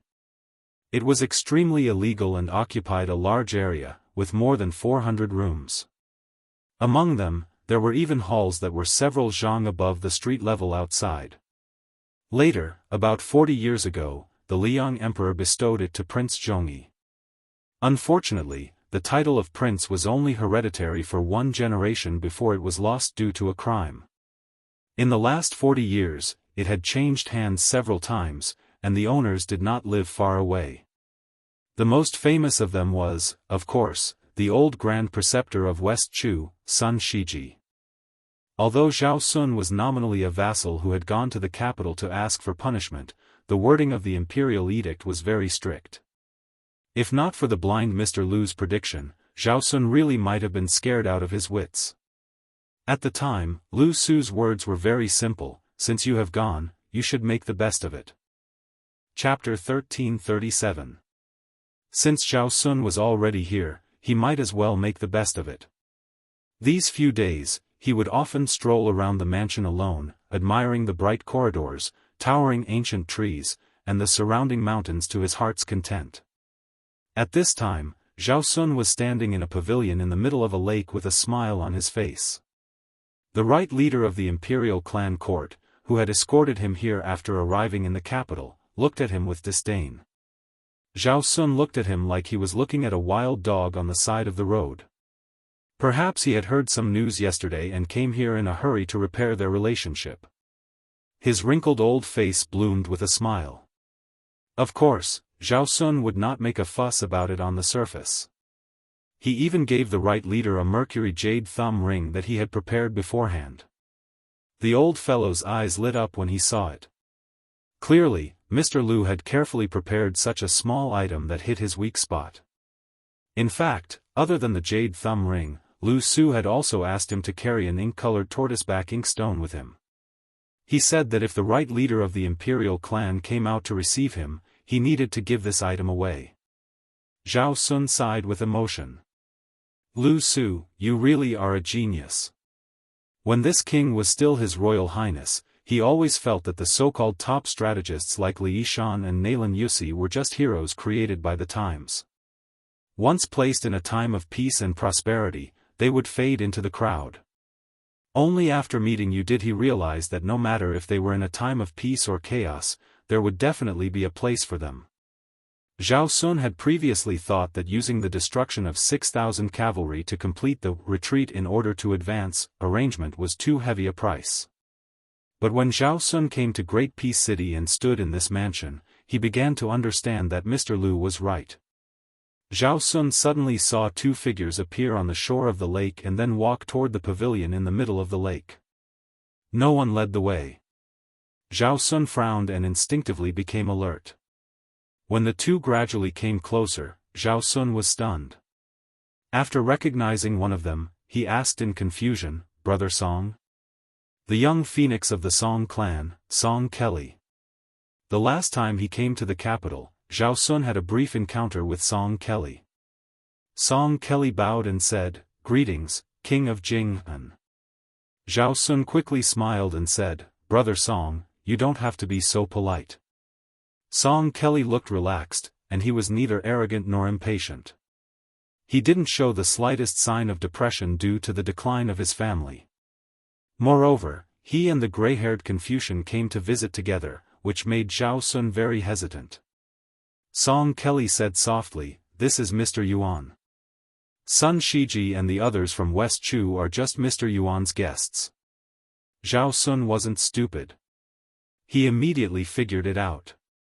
Her surname was Yuan. The real owner of this house. He was the #1 strategist of Liyang that his father, Zhao Heng, hated to the bone, half-inch elemental Tung Benshi. Zhao Sun bowed deeply. Junior Zhao Sun greets Mr. Yuan. Yuan Benshi didn't say anything. He just waved his hand. Song Kelly smiled and said, I'm here to tell you that you can leave the capital and return to Qingzhou soon. Before Zhao Sun could react, Song Kelly's words of very soon came true very soon. A eunuch from the ceremony directorate, dressed in a bright red robe, held the imperial edict and walked towards the three of them. His steps were very fast, but he didn't seem to be in a hurry. The old eunuch holding the imperial edict nodded slightly when he saw Yuan Benshi. He then read the edict to the king of Jing and Zhao Sun. Zhao Sun naturally had to kneel. Song Kelly also took a step back and knelt to listen. Only Yuan Benshi was facing the lake and turned a deaf ear to it. The head eunuch, who was one of the top 3 eunuchs in the world, didn't show the slightest change in expression. After receiving the imperial edict, Zhao Sun had to leave the capital quickly. Plus, without Lu Su's plan, he didn't know how to talk to the emperor of Liyang. He was afraid of making a fool of himself, so he took the opportunity to leave the pavilion. After Zhao Sun and the head eunuch left, Yuan Benshi asked, What do you think this eunuch from the ceremony directorate will be asked when he returns to the palace? Song Kelly shook his head. Yuan Benshi smiled and said, The emperor won't care about the king of Jianghu. He will ask Yuan Benshi if he is respectful when he sees the imperial edict. Song Kelly didn't know whether to laugh or cry. Yuan Benshi calmly said, Previously I advised the late emperor that if Prince Jinggan, Zhao Sun, had the intention of concealing his strength during the Jingnan campaign, would issue an edict to have him enter the capital, remove his title of nobility, and demote him to a commoner. If he failed despite all his efforts, he would be allowed to keep his title, but he would have to live in Great Peace City for a year or 2. The late emperor took this matter to heart, but it's not that the current son of heaven doesn't care. However, to the son of heaven, Zhao Sun is just an ordinary vassal king. The son of heaven wants to use this opportunity to imitate the way the late emperor dealt with Zhang Julu. He wants to test the waters and nibble away at him bit by bit. Song Kelly said in a small voice, That's too hasty.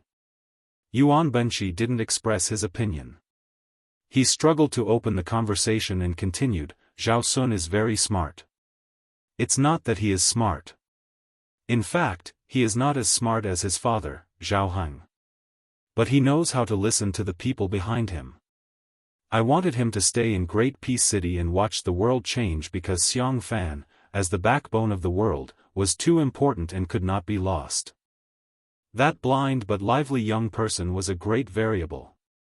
I originally wanted to completely disrupt the factions of Qingzhou, and have either Su Gong or Tang Taizhuang go to Xiangfan City. Now it seems that maybe one day, Qingzhou will become a place that the military will fight for. Liyang, Beimang, Beiliang, West Chu, Western Shu, Nanjiang, all of these are possible. Song Kelly wanted to speak but stopped. Strategists, scholars who plan, their identities are set. They are just scholars. Then it will depend on how they plan for the people they support. But before that, they must find the right person. Yuan Benshi narrowed his eyes and said in a deep voice, Li Shan was right to find Su Shao. Zhao Chongling was wrong. I was right to find the late emperor. Sun Ping was wrong. Nailan Yusi was right to find the Yen King Zhao Bing. Lu Su was wrong to find Zhao Heng and Zhao Sun. Song Kelly asked curiously, then Song Dongming, Su Beiji, and Chen Shiliang were right to find Su Fengnian? Yuan Benshi said with a smile, I don't know.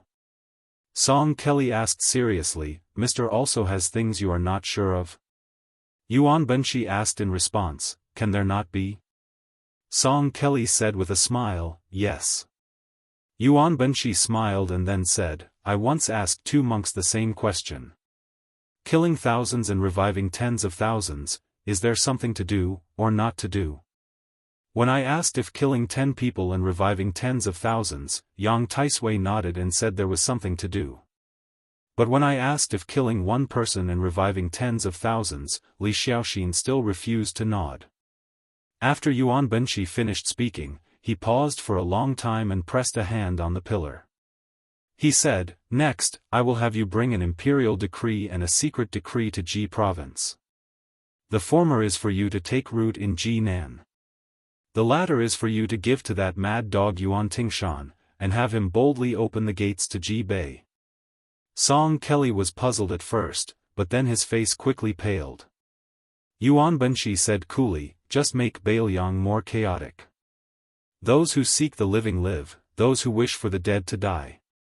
The Bailiang cavalry is the best in the world? Then let the entire Central Plains wait and see." Just like in the past, Great Peace City welcomed the flying literary talent of the first month that could not be missed. For a time, rumors flew all over the place. The imperial examinations began in Dafeng, flourished in West Chu, and flourished in Liyang. In West Chu, the subjects of the imperial examinations were extremely complicated. After the reform in Liyang, the emphasis was placed on the imperial examinations. In a certain person's hands, the imperial examinations gradually became more focused on trial and error. At first, there was a clamor that the Grand Secretary neglected learning and only favored the imperial examinations. There were more and more people who passed the Grand Exam, going from 3 to 4 people in the Great Feng Dynasty to 20 to 30 people in the West Chu Dynasty. Then there were 100 people in the late Eternal Hui Dynasty, until there were 200 people in the first year of Xiangfu Dynasty. Because of the rise of the imperial examinations, many people who came from other places to take the examinations continued to enter and stay in Great Peace City. Thus, there were the two interesting things of passing the imperial examinations and passing the imperial examinations. Imperceptibly, the relationship between the literary and official circles was pulled closer. Li Yang's imperial examinations were held in the first month, and the results were released in the second month. Not to mention the fact that there were very few people who could pass the imperial examinations, the scholars who failed the examinations were not naive enough to think that it was over. They could not return to their homes. After all, the large amount of traveling expenses when they first came to Shangjing was not something most scholars could afford. Thus, they had to stay in the capital. Those who had connections would find friends and relatives, and those who did not would have to stay in the temples. During this period, other than continuing to study hard, they also had to learn how to get their favorite essays to be looked at by the officials or famous figures in the literary world. Or, they could directly send it to the officials of the Ministry of Rights other than the examiners of the imperial examinations. Thus, there were sayings like, "The Prime Minister's gatekeeper is a 7th-rank official," and, "The King of Hell is easy to meet, but the little ghosts are hard to deal with." The 7th-rank gatekeeper was a bit unusual. After Tantanon, he had presided over the imperial examinations several times and was now the heavenly official. Naturally, there was a lot of traffic in front of Yin Maochuan's door. This was not strange. The Song family, which had produced 2 teachers, was also not strange. What was unusual was that this year, the residence that received the most name tags was not the residence of the head of the Secretariat, Qi Yanglong, nor was it the residence of the Great Master of Science, Yao Baifeng. It was not the residence of Yan Jieshi, who was both a relative of the imperial family and a scholar. Instead, it was the residence of 2 young officials. One was the new assistant minister of the Ministry of Rights, Jean Lanting, who was rumored to be the next head of the Ministry of Rights, and the other was the new Right Chancellor of the Imperial College, Sun Yin.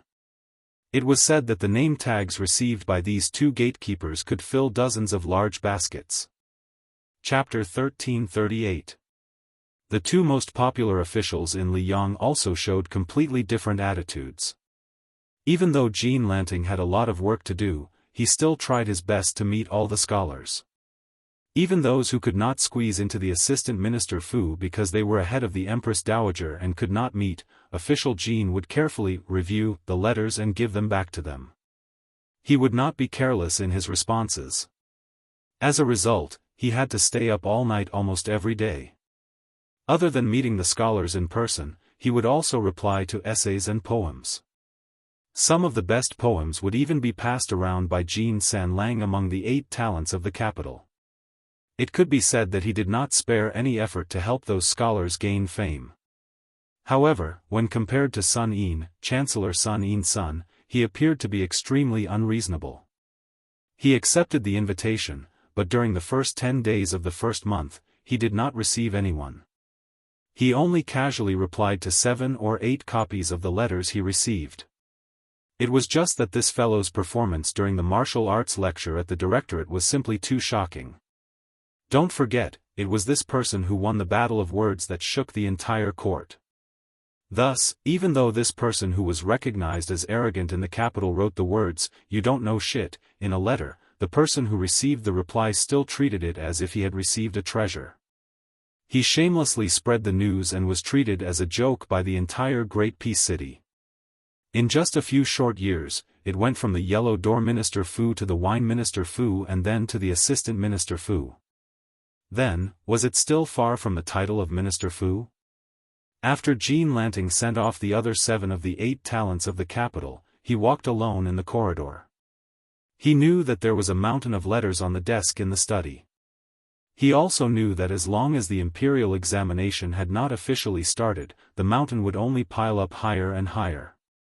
The Ministry of Rights was indeed the weakest of the 6 ministries. However, once he became an assistant minister, it was a clean yamen with oil and water.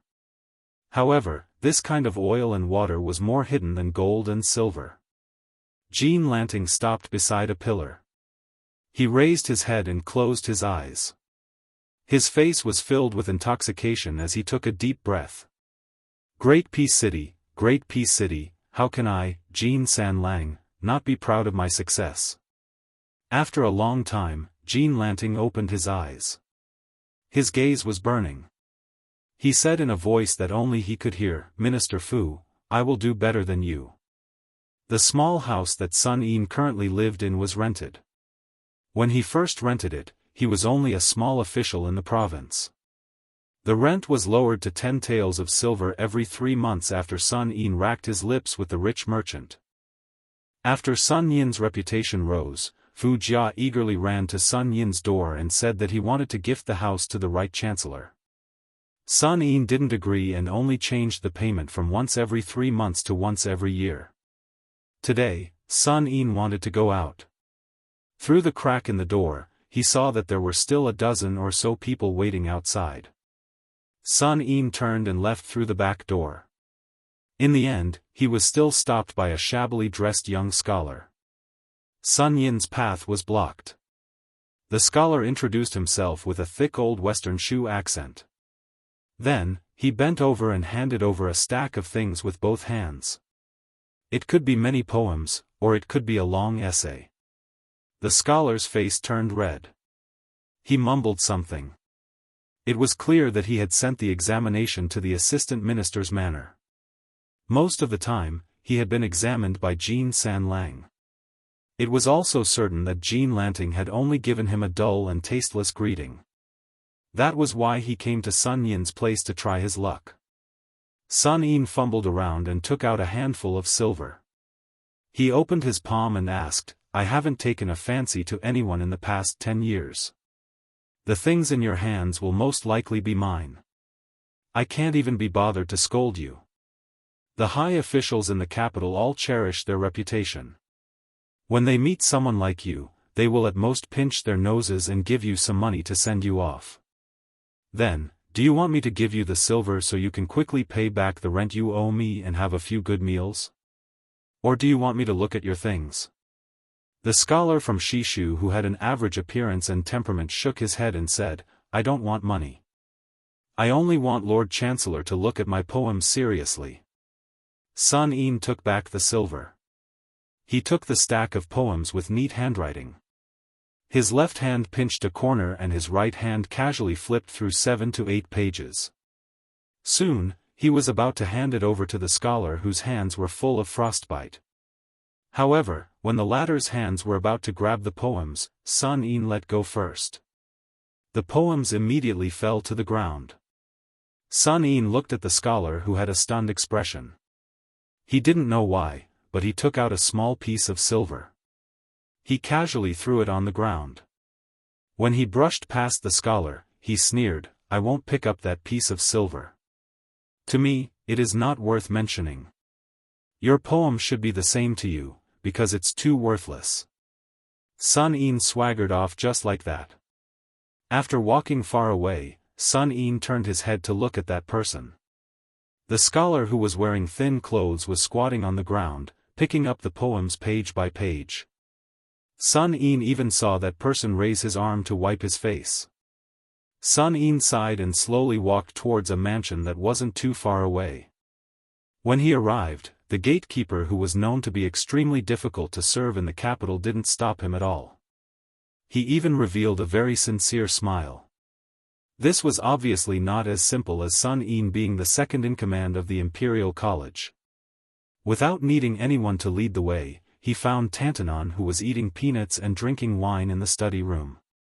Sun Yin didn't say anything and just minded his own business and drank his wine. Huanwen smiled and said, "Sephora flowers are yellow, scholars are busy. When spring turns green, it means you are busy. Just get used to it.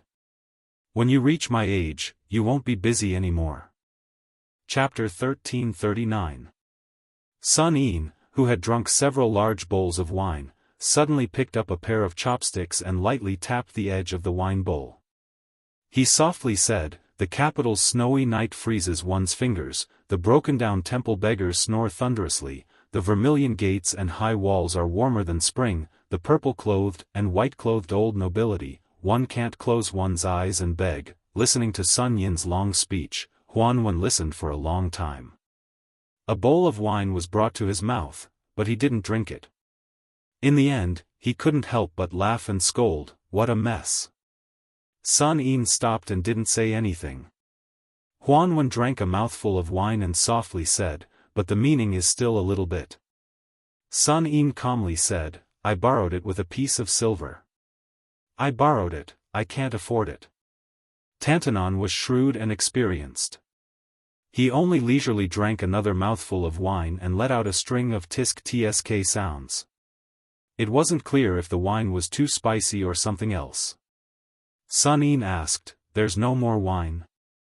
Huanwen rolled his eyes and said, "Young people shouldn't drink to drown their sorrows.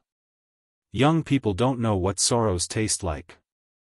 Only 70 or 80 years old, tired of living, would drink to destroy people's livers." Sun Yin glared and said, "Don't be jealous, speak human language." Huanwen slammed the empty wine bowl on the table and also glared and said, "You don't understand what I mean, kid? There's no more wine for you to freeload." Sun Yin slumped against the back of the chair. Huanwen said angrily, "If you didn't know to take advantage of your official status and put your first month's salary into your pocket and quickly change it to a yearly payment with that merchant, you wouldn't even be able to enter my door, let alone drink those few bowls of wine." Huanwen was really angry when he spoke of this. He used his finger to fiercely point at the youngest Right Chancellor in the history of the Imperial College. "You've got water in your head. With Beimang and Li Yang as the offensive and defensive sides, talking about martial arts? Talk your head." Huanwen grabbed the wine bowl on the table and threw it at Sun Yin. He didn't care that Sun Yin's forehead was bleeding profusely. He said in a stern voice, well said, in the face of a national calamity, you don't care about your body for martial arts, you don't care about your reputation for literature. An inch of blood for every inch of land. What a good Beimang. Going straight to Great Peace City. In this world, only you, Bailiang Sun Yin, know the art of war and understand the current situation. Sun Yin simply closed his eyes. He did not fight back, nor did he retort. The more Sun Yin acted like this, the angrier Huanwen became. He slammed the table heavily. "Do you think His Highness the Crown Prince, who was sitting on the praying mat at that time, is a fool? The head of the Secretariat, Qi Yanglong, is a fool?" Huanwen cursed, do you think I, Huanwen, am a fool? F***CKU. Sun Yin said indifferently, I'm sorry, my mother died a long time ago. F***CKU. Also dead. I don't care if your 18 generations of ancestors are dead or not. Sun Yin did not speak anymore. Huanwen paused, his expression distressed. His hands trembled as he said softly, Bai Yan never showed favoritism in his life. He only made an exception once for a bastard like you when he was alive. Sun Yin's expression was wooden. In the Imperial College, there were so many scholars who felt that the Bailiang's 300,000 cavalry should have all died. They even felt that it was okay if the millions of Bailiang citizens died. When Yan Zhenchuan died, they did not do anything. When Zhang Jiulu died, they were satisfied. These people felt that if they were Yan Zhenchuan, they could easily defeat Xie Shi's cavalry. These people felt that if they were Zhang Jiulu, they could have ruled the world long ago. These people were all scholars. Sun Yin lowered his head and covered his face with his hands. He said in a choked voice, when I was young, I finally managed to get into a private school. Teacher was a remnant of the spring and autumn period who stayed behind in Bailiang for some reason when Hong Jia went north. I remember that teacher liked to take us to read and sing the Song of Everlasting Regret. Before I left Lingzhou, I saw teacher for the last time. Teacher said that he did not expect that the sound of reading he heard in Bailiang was the same as the sound of reading he heard in his hometown. So teacher said that after he died, it was fine to be buried in Bailiang. The great peace city of these scholars is so peaceful. I do not want to see this kind of peace. I, Sun Yin, want to return to my hometown. I would rather see the smoke of war rise there. Huanwen said to himself, Sun Yin, if you want to return to Bailiang, I will not stop you.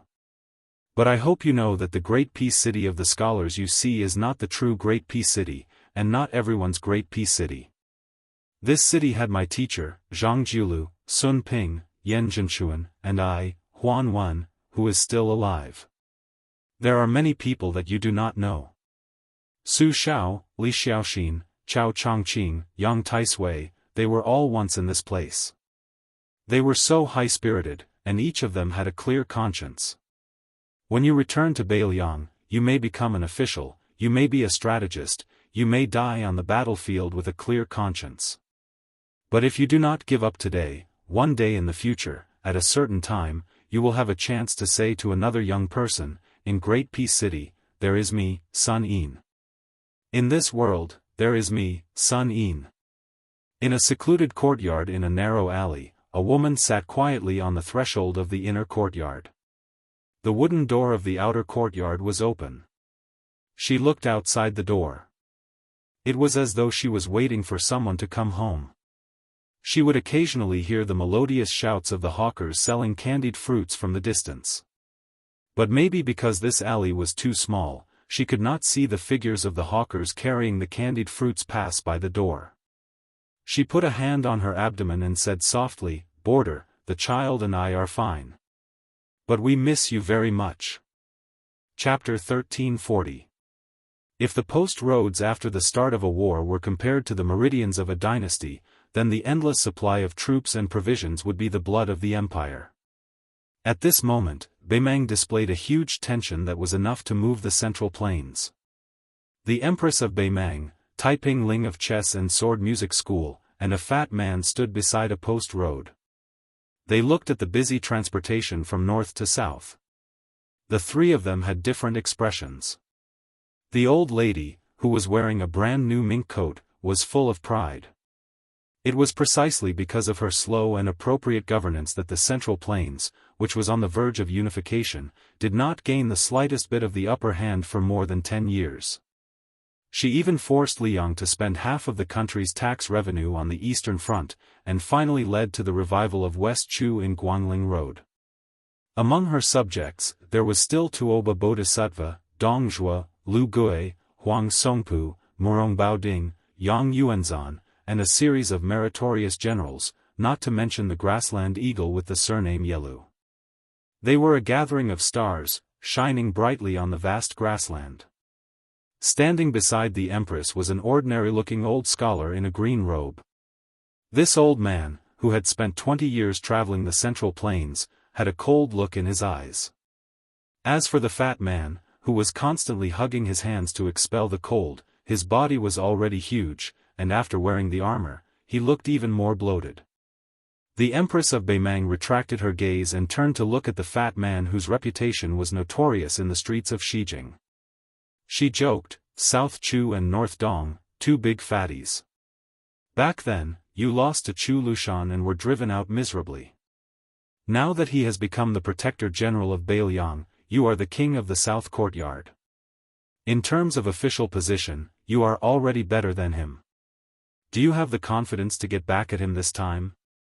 Dong Zhuo, the king of the South Courtyard, who was in charge of the entire border war, did not grin in front of the old lady for the first time.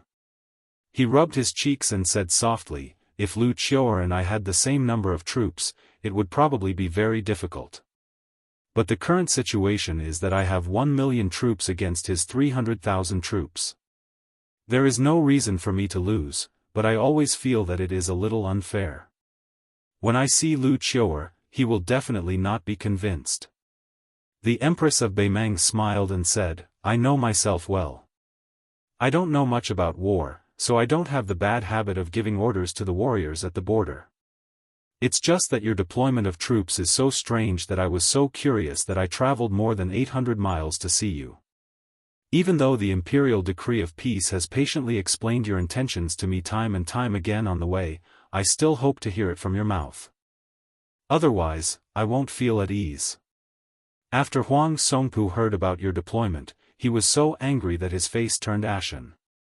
He even shamelessly asked me to allow him to be the king of the South Courtyard again. He just wants you to pack up and get out of here, so that you don't squander the wealth that the South dynasty has accumulated for 20 years. Dong Zhuo clenched his fist, knocked on his red nose, and said in a muffled voice, "Among the Liuzhou, Yuzhou, and Liangzhou that border our dynasty, Liuzhou is the easiest to take, and Yuzhou is the most exhausting. But of course, the northern line of Liangzhou is the most difficult to take." At this point, Dong Zhuo paused for a moment. The Empress of Beimang waited patiently, but the fat man was completely silent. After waiting for a long time, the old lady could not help but laugh angrily. "Are you done?" Dong Zhuo continued, "Logically speaking, it's better to break one finger than to injure all 10. The main force should attack Liangzhou and march straight down, swaggering all the way to the Beiliang Palace on Mount Qingliang before stopping. Using a relatively small number of troops on the two flanks to tie down Yuzhou and Liuzhou is the best strategy." The Empress of Beimang nodded. It was obvious that she thought so too. In fact, this was the conclusion that Beimang had reached in the early stages of their discussion. The dried-up bait in Liuzhou did not interest the Beimang at all. Attacking Liuzhou was meaningless other than prolonging the supply line. If the stalemate in Liuzhou was prolonged, Beimang's gains would not make up for the losses. After all, there were several elite cavalry units on the border of Liangzhou that were equipped with terrifying long-distance attacks. Li Shan had single-handedly created the situation of more than 100,000 refugees in Liuzhou. His original intention was to increase the breadth and thickness of Beiliang's strategy, which had always been its weakness. Dong Zhuo put on a distressed expression and said, "This strategy was indeed the best strategy." However, after more than 10,000 light cavalry units infiltrated Jizhou, the situation began to change. Furthermore, Beiliang has been flirting with the western regions for the past few years. I'm afraid that when the time comes, not only the north of Jizhou, but also the western regions will emerge and attack the southern dynasties. When the time comes, the southern dynasties will be in a mess. I've considered Su Fengnian's temperament. He's a scoundrel who's never afraid of dying together with others. He'd rather give up his headquarters in Liang province to defeat the southern dynasty. I'm sure he'd do it. Even if he has to wipe out all the Beiliang cavalry, he'll still destroy the foundation that Beimang has painstakingly built up over the past 20 years. This should be his plan. Dongzhuo suddenly spat and cursed, King Liang. He's so lucky. After Su Shao the butcher left, he's replaced by that crazy Su Fengnian. Even if it were Chen Jibao, I wouldn't be so conflicted. Dongzhuo's eyes turned ruthless. He gritted his teeth and said, since Su Fengnian wants to risk his life, it's simple. I won't give him the chance to play tricks. Bei Mang's million-strong army will be divided into 3 groups. I'd like to see how he'll twist and turn. After all, we have the advantage in numbers on every front. Yan Wenluan said that 150,000 corpses are needed to fill the gourd, so I'll use 300,000. Liuzhou has 30,000 dragon elephant cavalry and those refugees. I'll use General Lu Gui's 200,000 to fight. Liangzhou is difficult to conquer. Will 500,000 be enough?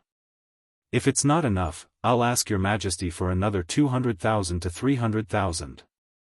The Bei Mang empress frowned and said, in this way, although the southern dynasty won't have anything to worry about, isn't the price too high? Dongzhuo shook his head and said, the Liang imperial court dares to use West Chu to train their soldiers. As a people who live on horseback, we Bei Mang are natural warriors. Why wouldn't we use Bei Liang to train our soldiers? The old lady wanted to say something but stopped.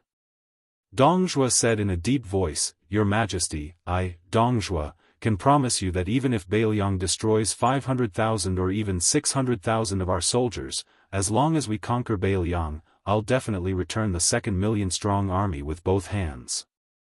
The imperial decree of peace finally opened his mouth and said, Your Majesty, after winning this war, Bei Liang and Jizhou will soon become the 2nd southern dynasty. All the civil officials of the southern dynasty are already prepared. Wherever the cavalry's hooves pass, it will be the beginning of the scholar's pen. This is the real backup plan that I've prepared for Bei Mang.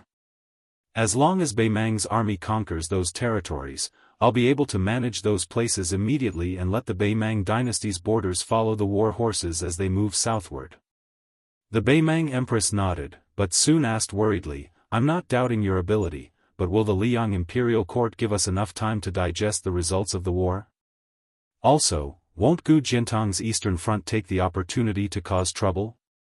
The imperial decree of peace said calmly, everyone thinks that West Chu's revival is a flash in the pan, but I firmly believe that Chao Chongqing will be able to see the top of Great City's city wall. Dongzhuo smiled and said, Yuan Benshi and the others felt that after the Battle of Liangmeng, even if they gave up the entire northwest to us, they would still have the 2 pillars of Liao, Gu Jiantang, and Western Shu, Chen Jibao, to support the border. Therefore, they were happy to see the last drop of blood of Bei Liang. However, if it's really as the imperial decree of peace said, then Gu Jiantang will have to leave the 2 Liao and return to Great City. At that time, we can place a small number of troops in Bei Liang to deal with Chen Jibao. Taking a step back, at that time, we will have the depth of Bei Liang and the southern dynasty. This is a huge geographical advantage that cannot be ignored. Naturally, we will be able to greatly reduce the losses caused by Chen Jibao's troops. No matter how amazing Chen Jibao is, it will be difficult for him to turn the tide in a short period of time. However, we can follow West Chu's lead to Great City and take a look at the world's largest city with a population of millions. I, Dongzhuo, must go and see how tall the city wall is. The old woman said emotionally, after training with the Bei Liang cavalry, then climbing up the city walls of Great Peace City, and taking care of Gu Jiantang and Chen Jibao in the Central Plains, the men of Bei Mang will kill their way to the southern border and throw themselves into the sea. Even though I am a woman, I feel heroic just thinking about it. Dongzhuo grinned. The magistrate of peace glanced at the king of the southern courtyard who had left everyone else in the dust in the Bei Mang court. His gaze was complicated. The empress of Bei Mang raised her hand and patted the fatty's shoulder. She said calmly, as long as you can reach that step, I am not that Liang Zhao Dun. I can tolerate a Dongzhuo who seizes territory. South of Guangling River, everyone can have the surname Dong. I want the history books to remember the name Dongjua for hundreds and thousands of years. After 100 years. She looked to the south and laughed loudly. In the future, whatever the surname of the world, I have no children, I don't care. With a thump, Dongjua knelt on the ground. The old woman kept looking to the south. Old cripple, the world could have had the surname Su. In the early spring of the second year of Xiangfu, a group of Bailiang crossbowmen roamed outside the mouth of the gourd in Yuzhou. As the sun rose from the east, the morning dew on their armor gradually dried up as the chill of late spring dissipated. Each of these elite scouts rode 2 horses. Their mounts were the best warhorses from the largest pastures in Bailiang. With a great battle imminent, the best horses from the various pastures were given to these special troops first. Compared to the battle lines in Liangzhou, where an arrow was knocked on a bow and could be triggered at any moment, Yuzhou, which had more strategic advantages, made people feel more at ease. This was because both sides in Liangmang acknowledged that if Beimang wanted to attack Yuzhou, they would have to use more than 100,000 lives to fill the gap or even flatten it. Butcher Su Shao had spent more than 10 years meticulously building the Wu Castle system at the mouth of the gourd. It could be said that it had reached the pinnacle of defense in the history of the Central Plains. Endless black-armored cavalry poured into the mouth of the gourd like a flood. This scene was like the great tide of Guangling River. Chapter 1341. Once upon a time, there was a mountain called Wudong. There was a peak on the mountain called Lotus. A young Taoist once lived on the peak. He wanted to go down the mountain but didn't dare. His name was Hong Shixiang. But after that young headmaster returned from the mountain, it was said that he left the world. Then, the even younger headmaster, Li Yufu, brought back a young child with spirited eyes. His name was Yufu. Perhaps his parents hoped that this child would be able to save up some good fortune every year. If a poor family wanted to live a long and stable life, it was nothing more than saving up. The Lantern Festival was a big festival. In order to welcome the Lantern Festival in the second year of Xiangfu, all the Taoists on Wudong Mountain, regardless of seniority, chopped bamboo to make lanterns and then pasted rice paper on them. Even the most senior Taoist masters like Chen Yao and Yu Xingrui were no exception. Unfortunately, the oldest martial uncle on the mountain, Song Jiming, passed away last year. He didn't ascend to immortality. The old Taoist master passed away peacefully. He only muttered that if only his younger martial brother was still alive, he would be able to refine several furnaces of truly good pills. Then there was the month before the old man's death. He often saw martial Uncle Song standing at the gate of Big Lotus Peak, looking at the foot of the mountain. Needless to say, he was waiting for the headmaster's martial nephew. From Wudong's old Jinren's Shifu Huang Manshan, to his De Shixiang Wang Zhonglo, to his little shitty Hong Shixiang, and finally the current Jiao Li Yufu, Song Jiming, other than the paintings of his ancestors, lived for 200 years, and met 4 Wudong Jiao Jiao, therefore, he passed away very peacefully. The older generation of Taoists was withering day by day. The great Taoist master Chen Yao, who was in charge of discipline, also couldn't hide his old age. Fortunately, Wudong Mountain had always been indifferent to birth, old age, illness, and death. Moreover, Wudong Mountain was now flourishing with incense. Several peaks on the mountain held several not-so-grand but still solemn opening of the mountain ceremonies. Even though it was close to the Lantern Festival and the sky had not yet brightened, there were still many good men and women who started to climb the mountain to burn incense. It was different from the many Taoist temples in Liyang that would specially open a back door for high officials and dignitaries, and the common people could burn incense for a lifetime without being able to burn the first incense. In Bailiang, as long as you were early, the common people could also burn the first incense on Mount Wudong. There was an endless stream of pilgrims on Mount Wudong's southern Divine Avenue, and there were even many foreigners who spoke with foreign accents.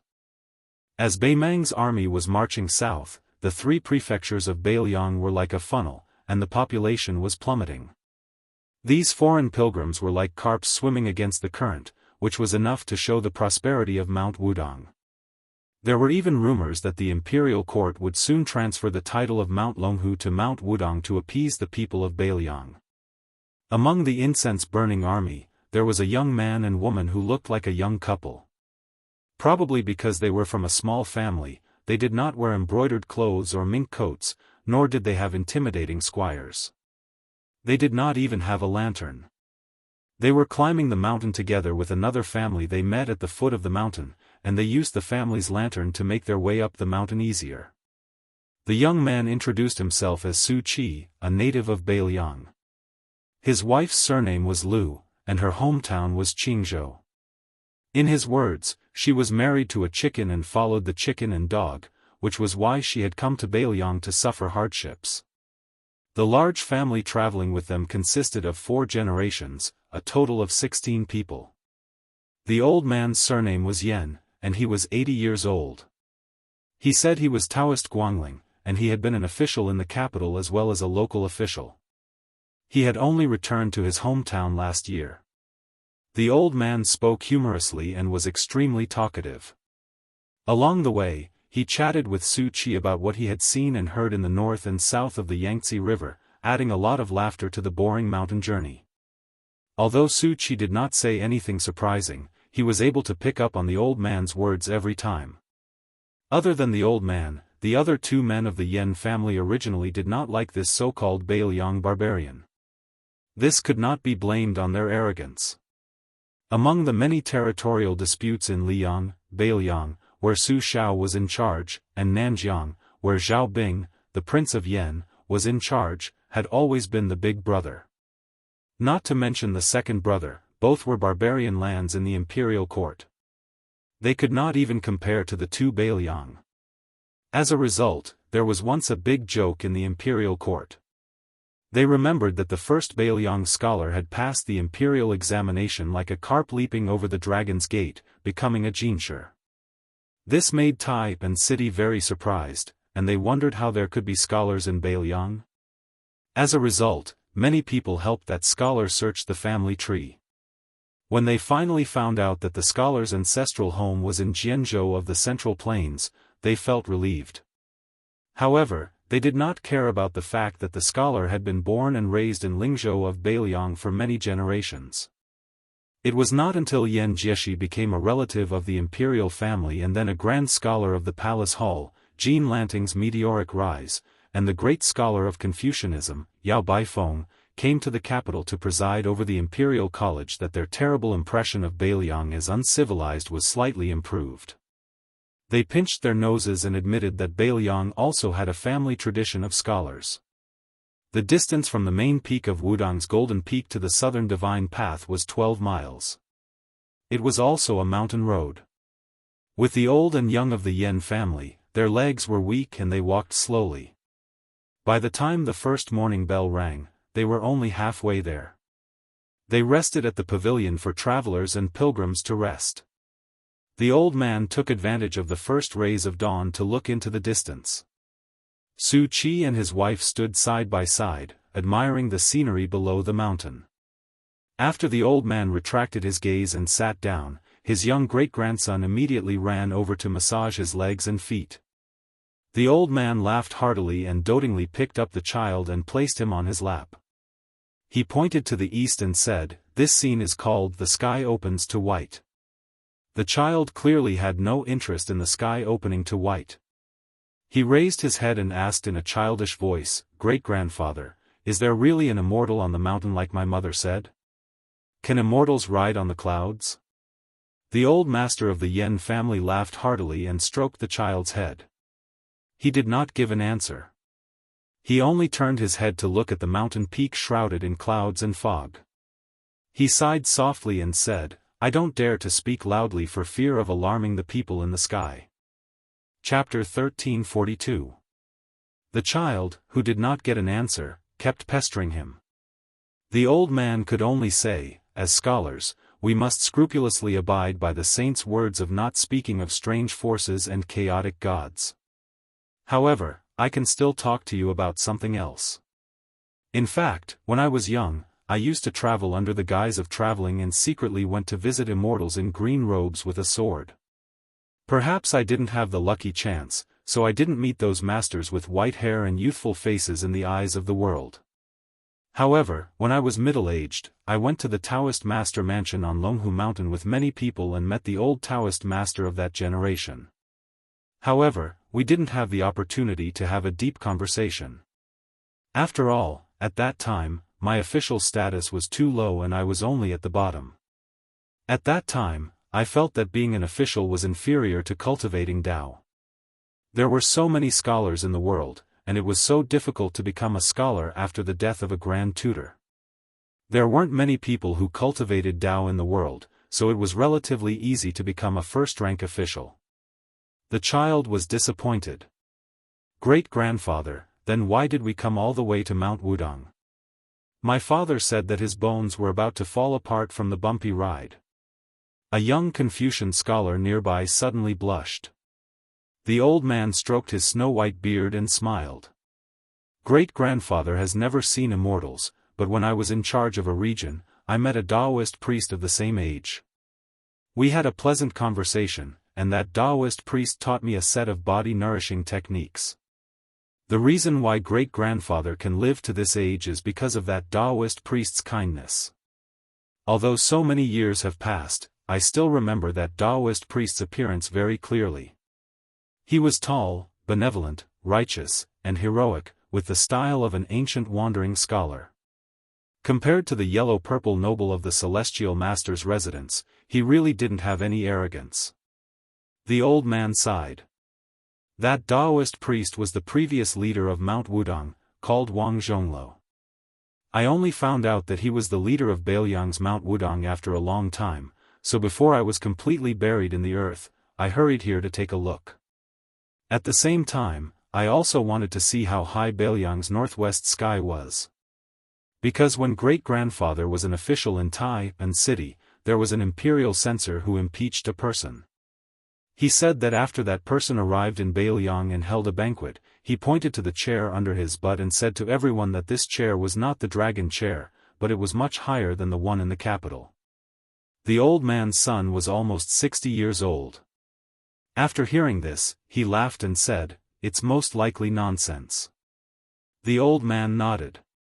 Bailiang Su Chi, who had been watching the old man carry his great-grandson, did not say anything. He turned around and silently looked into the distance. His wife held his hand, tilted her head and asked softly, "Is it true or not?" It was indeed the Su Fengnian Su Chi. He said softly, "It's true. I was still young at the time. I was sitting on my father's lap. He was actually the one who said this to me. He probably wanted to tell me that being an emperor was meaningless." Su Fengnian gripped Lu Qingyan's slightly cold small hand, quietly revealing the truth. Officials retiring at 70 is Liang Imperial Court's rule. Being able to retire at 79 is not something anyone can do. The old man is Yen Song, the highest-ranking official in the capital, the left assistant minister of the Ministry of Rights. He did not have the same political opinion as Grand Secretary Zhang Jiulu. Later on, he was pushed aside to Gangnam-do's Luzhou. He was disheartened, and thus began to study in peace. This time, Grand Secretary Zhang's reputation was ruined. The entire court kept quiet out of fear. Yen Song was one of the few who dared to stand up for Grand Secretary Zhang, so it could be seen that back then, he and Zhang Jiulu had an open and above-board dispute. The reason why I traveled with him was because Su Zhao's impression of this person was not bad. Of all the people who scolded him, Yen Song scolded Su Zhao fiercely, but it was reasonable. The old man suddenly smiled at Su Fengnian. "Su Chi, before I entered Bailiang's territory and came to Wudong Mountain, I visited a few academies. The scene there greatly surprised me. It seems like your new King Liang is even more scholarly than the old King Liang. It really is rare." Lu Qingyan glanced at Su Fengnian, who revealed an expression of shame for the first time, and smiled knowingly. Su Fengnian turned around and said, "It must be because he knows that his martial arts are not as good as Su Zhao's, so he can only take a step back and fill in the gaps in his scholarly work." The child was confused. He tugged on the old man's sleeve and asked, "Great-grandfather, didn't my uncle say that the king of Baoyang's martial arts are very powerful?" A middle-aged man did not know whether to laugh or cry. He said, "The martial arts of scholarly work and martial arts are not about the ability to fight." After chatting for a while, the group began to climb the mountain again. Now that they had come to Wudong Mountain to burn incense, there was one thing that visitors and pilgrims had to do. That was to see with their own eyes the many Daoists on the mountain, regardless of age or seniority, who collectively participated in the morning and evening exercises. The reason why the old and young of the Yen family had rushed up the mountain so early was to enjoy the scene. Hundreds and thousands of Daoists were practicing together in the square. It was rumored that the set of fist techniques was created by the previous chief, Hong Shixiang. Anyone could practice, learn, and benefit from it. When the group finally arrived at the square of Wudong Mountain, they did not miss it. Otherwise, they would have had to wait until dusk. Sure enough, just as the rumors said, countless Wudong Taoist priests who were standing close to each other were practicing martial arts together in the square. Even the layman could tell that the set of martial arts was comfortable. Yes, comfortable. There were no profound movements, nor were there any sounds like the normal practice of martial arts. It was quiet and peaceful. The old man Yen Song praised, "What a natural and smooth move." The child who was sitting on his father's neck pointed into the distance as if he had discovered some incredible immortal. With a face full of surprise and joy, he said, "There's a child about my age who is also practicing boxing over there. There, he's at the very front." Although the old man could not see the situation clearly, he was a little surprised after hearing it. "Isn't it said that the person leading the fist techniques is the current chief, Li Yufu?" Su Fengnian explained. Li Yufu took in an apprentice. Behind those Taoist priests, there were many pilgrims who were also practicing boxing. Perhaps it was not the intention, or even the form, but every one of them was very enthusiastic. It was just that they could not see the movements of the leading Taoist priest, so they could only practice boxing with the pilgrims in front of them or nearby. It looked a little out of place, but everyone was very serious. Then the old and young of the Yen family saw a young Taoist who did not seem to be very senior slowly walking from the front to the back. Along the way, he was constantly giving instructions to the pilgrims who were learning the fist techniques.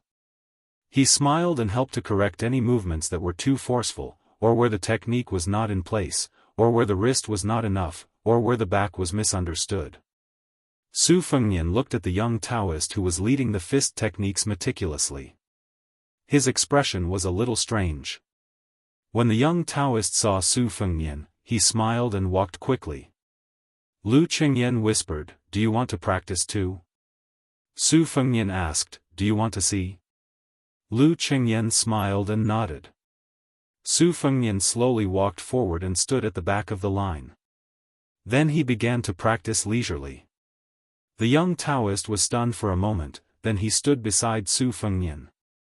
Their movements were the same, smooth and pleasing to the eye. Su Fengnian closed his eyes.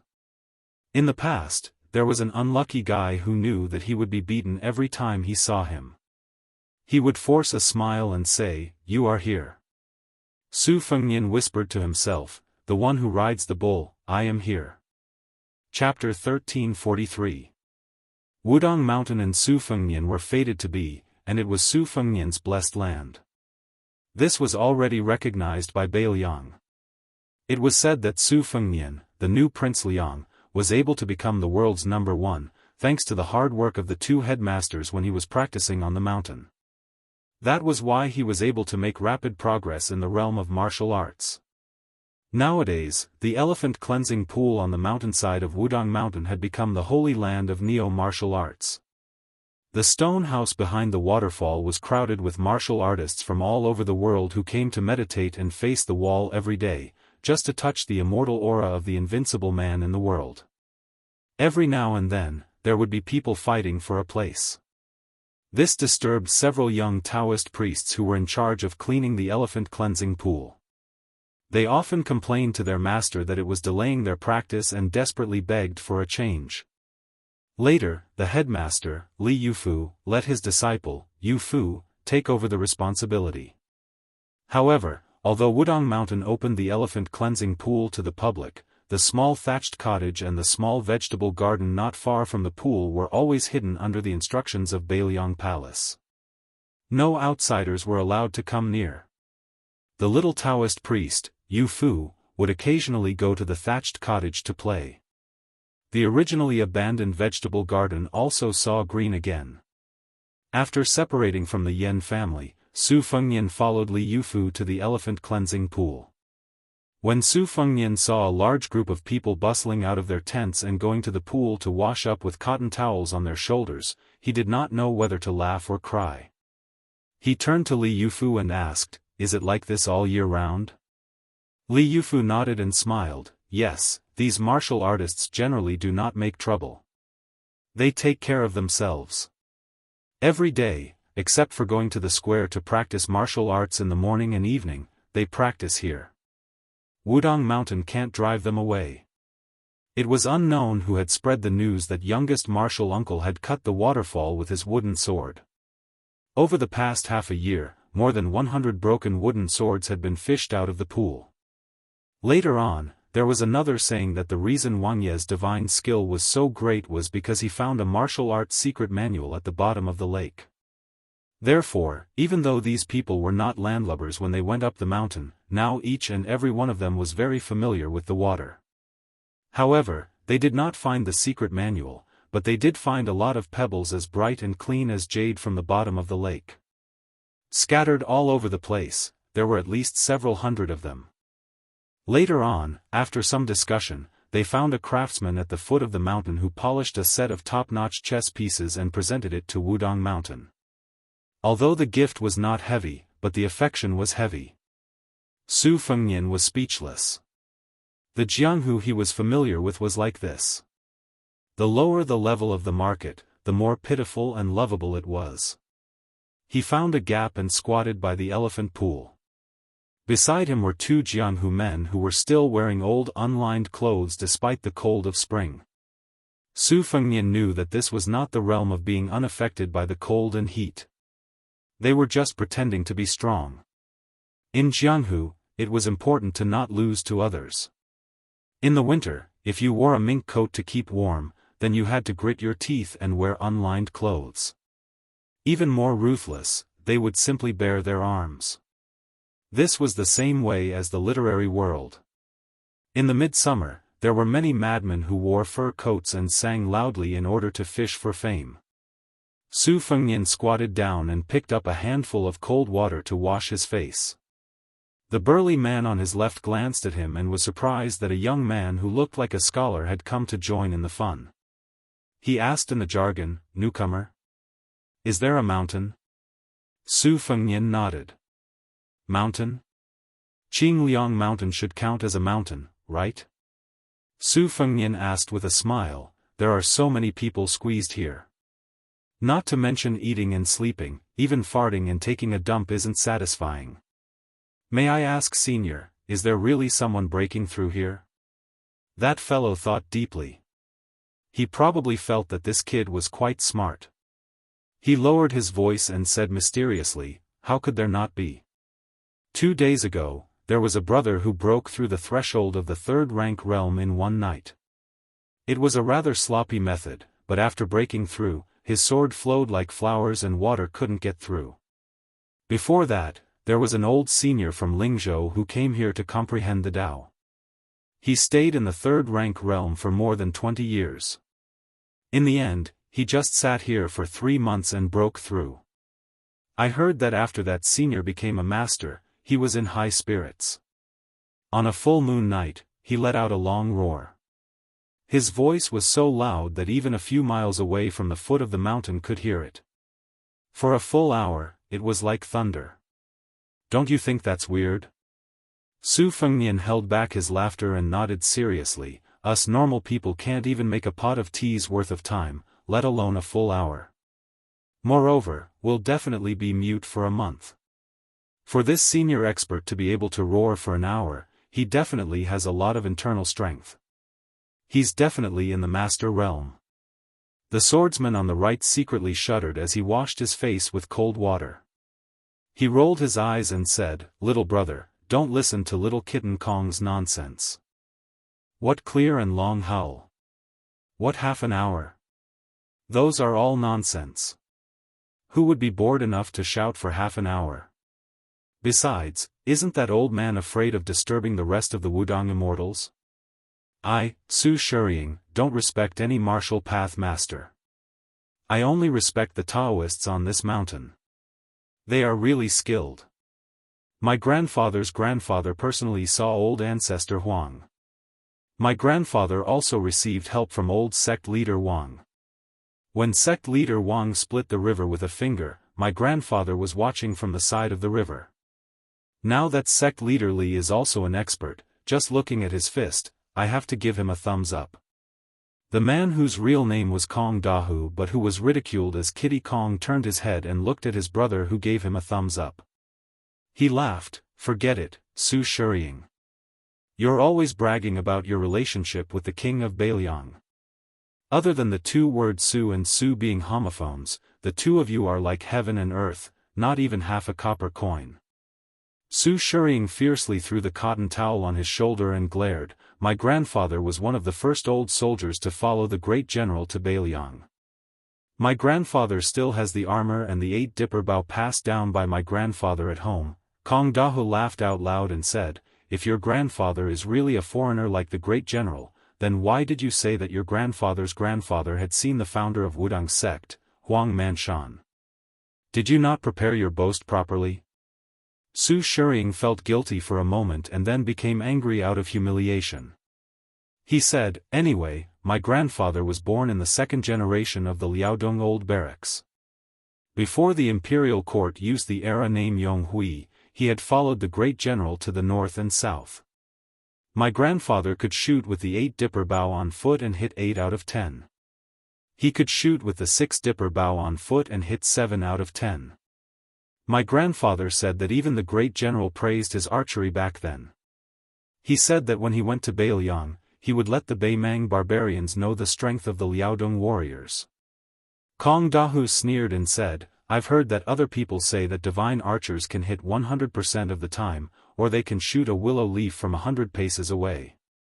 Your grandpa Su Shuriying can only hit 70% of the time, how could he be praised by the general?" Su Shuriying, "Oh Su Shuriying, are you not afraid of choking yourself to death with your bragging?" Su Fengnian immediately had a whole new level of respect for Su Shuriying, because in the early days of the imperial court of Liang, there was a martial arts examination called the Law of Testing and Equestrian Archery.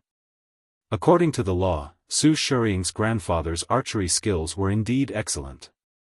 It was precisely because Su Shuriying didn't mention anything about shooting with 100 shots, that it was more realistic. Su Fengnian asked, "Brother Su, why didn't you enlist in the army?" Su Shuriying sighed and said sadly, "When my father was young, he wanted to study and pass the imperial examinations. My grandfather didn't like it and said that studying was useless. My father couldn't persuade my grandfather, so he could only enlist in the border army and become a small official in the Xianli ranch. In the end, I don't know how, but he angered a big shot above him. The big shot had an even bigger backer. I think it was that Huaihua great general Zhong Hongwu. When he came back, he was half dead. My grandfather was a person who cared about his reputation. Even when he died, he didn't say anything. He just wanted me, his grandson, to study. Unfortunately, I'm not cut out for studying. I only want to practice martial arts so that I can accumulate some military merits like my grandfather and get an extra set of armor for the family to pass down as a family heirloom." At this point, Su Shuriying grinned and said, "I also have an older brother who joined the army at the border of Yuzhou. When he returned home during the spring festival last year, I heard him say that he would soon become an official crossbowman. My brother followed my father's example and was very good at studying and practicing martial arts." Su Fengnian asked curiously, "Your father was wronged at the border.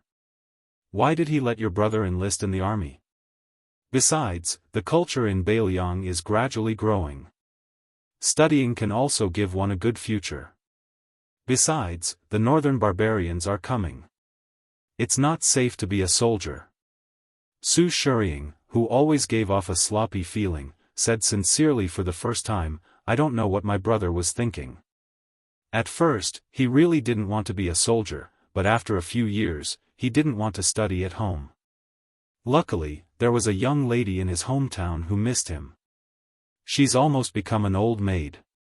But last year, my brother promised his future sister-in-law that as long as he became the most difficult crossbowman in Bailiang's 300,000-strong border army, he would marry her grandly the next time he returned home.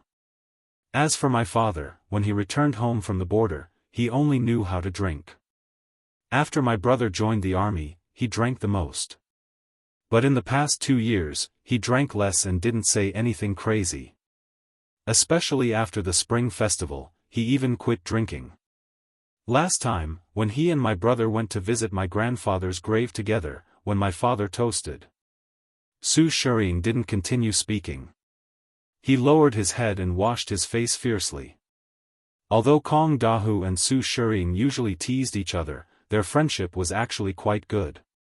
The Bailiang martial artists who came to the elephant cleansing pool to bask in the glory were divided into different groups. Small characters like them who didn't have any family background couldn't even squeeze into the areas with good feng shui near the pool, let alone meditating and facing the wall in the stone house behind the waterfall. Some of the disciples of sects and schools formed groups, each with their eyes on the top of their heads. Not only did they feast on fish and meat every day, there were also many young female heroes who stuck close to them and messed around in their tents every night. Every morning when they woke up, their faces were glowing. People like Kong Dahu and Su Shiying could only watch enviously from afar. Those who were more daring would go and eavesdrop. Of course, the premise was that they weren't afraid of being beaten black and blue by the young heroes of the righteous sects. Chapter 1344. There was a commotion behind the three of them. It turned out that some people had recognized Li Yufu and his disciple, Yufu. They all went up to greet them. Li Yufu was famous on the mountain for treating people kindly and not putting on airs with anyone. This was not the surface of being smooth and slick, but the spirit inside. This was also the qi of Wudang. Wudang Taoists did not care about seniority or Taoist temples. They all had the homework of reading the fortune sticks for the common people on the 1st and 15th day of the lunar month, and even writing letters on behalf of others. On this matter, an unshakable rule had been set since ancestor Lu. Huang Manshan had read the fortune sticks and written letters for people. Wang Zhonglo was like this, Hong Shixiang was like this, Li Yufu was also like this, and maybe in the future, the little Taoist boy, Yufu was also like this. Cultivation in Wudang was to cultivate people before becoming an immortal, and cultivate oneself before becoming a Taoist. This was the true qi of Wudang Mountain. Su Fengnian and the other two turned to look at the young leader. Kong Dahu introduced him softly, "This is Wudang's leader Li, a disciple that the old immortal, Yuxingrui, took in the Eastern Sea in his early years. Leader Li's temper is very good. There are rumors in Jianghu that he killed an evil dragon in the #1 blessed land of Taoism, Earth Lung Mountain. His cultivation is unfathomable. There are also people who say that the king of Bailiang made a special trip to Wudang Mountain to write to the imperial court, requesting for Wudang to be conferred as the ancestral court of Taoism. I think this is reliable. In the past, I didn't have much of an impression of that prince. Later, he sent troops to the border and refused the imperial edict to enter Bailiang, which was very satisfying. He also killed the arrogant and domineering old military chief Zhong Hongwu in Lingzhou. I feel that the new Prince Liang did not disappoint. This time, when the northern barbarians attacked, I heard that Prince went directly to the border and did not hide in Mount Qingliang. This matter was done to vent people's anger. Otherwise, if he became the #1 master in the world and still hid at home, it would be too embarrassing for Bailiang. For those of us who walk the Jianghu, if we leave Bailiang, wouldn't we lose face? Su Fengnian smiled helplessly. Su Shiying softly said, "If the battle at the border is fierce, I'll ask my brother to introduce us to kill the barbarians. Killing one is worth it, and killing two is worth it. Kong Dahu couldn't help but mock, you're just a pretty face. If you go, you'll definitely lose money. Do you really think that the northern barbarians are easy to mess with? Those barbarians have been relying on archers and horses since they were young. Their archery skills and horsemanship aren't bad. It'll be useless even if you go. Kong Dahu suddenly sighed with emotion. His Highness has done something wrong. He gave all the good stuff in the Tide Listening Pavilion's armory to that Wulin Alliance head of Mount Hui. It looks like that purple-clad woman is as beautiful as the rumors say. Otherwise, His Highness wouldn't have been so generous. Speaking of which, it's not a bad idea to leave some leftovers for us martial artists in Beiliang. Let's not talk about top-notch secret manuals, second or third-rate ones. Just give us one or two of them. Su Shuriying spat, with your little backbone, you want to become a peerless expert? Even if His Highness were to give you a pile of secret manuals, it would still be a dream.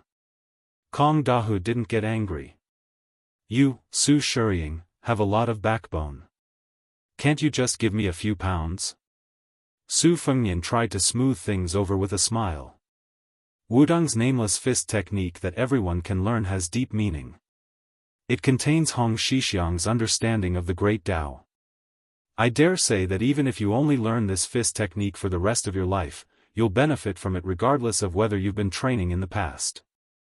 Let's not talk about attaining the Tao and ascending to the heavens or becoming a first-rank expert. After all, it all depends on one's fate. But if you want to talk about strengthening the body and extending life, you'll definitely be able to ask the King of Hell for a few more years. In my opinion, even the 100 secret manuals in the Tide Listening Pavilion can't compare to that fist technique that everyone can learn. Kong Dahu was skeptical. Little brother, is this fist technique really that extraordinary?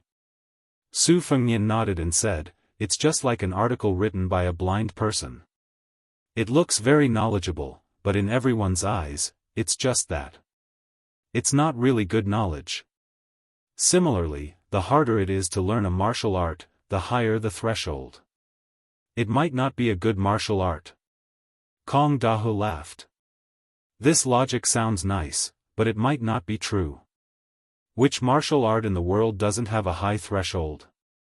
Little brother, do you think the old god of swords Li Chuangong's two sleeves green snake is hard to learn? How could it be something that anyone could learn? The new god of swords Dong Tai's sword technique, even a master wouldn't be able to understand it. Su Fengnian, who was rebutted, laughed. This is the brilliance of Wudong's fist technique. It is also the true meaning of Hong Shixiang's great Tao. The heavenly Tao that people can't reach is like the dangerous path at the peak of Mount Hua. It's just a narrow path. Although there are footsteps, there aren't many people. However, Hong Shixiang's great Tao is the flat path in the world. Everyone can walk on it. As long as one perseveres, even if one's talent is mediocre, one can walk far. Kong Dahu was stunned. He pointed at this brother and laughed. It sounds like a twisted logic, but it does make sense. Su Shuriying patted Su Fengnian's shoulder and said, little brother, you have good perception. In the future, you will definitely become a famous master. Su Fengnian smiled. Thank you for your kind words. After the three of them stood up, Wudong's chief Li Yufu was still surrounded by people. The little Taoist child who went up the mountain during the heavy snowfall last year stood outside. He carefully sized up Su Fengnian. For some reason, the child had an unreasonable respect for this mysterious man whose identity he didn't know, but who was able to make his master pay special attention to him. But soon, he felt a sense of closeness in his heart. But in the end, it was more fear than respect. So, from the beginning to the end, the child hid behind his master and didn't say a word to this guy.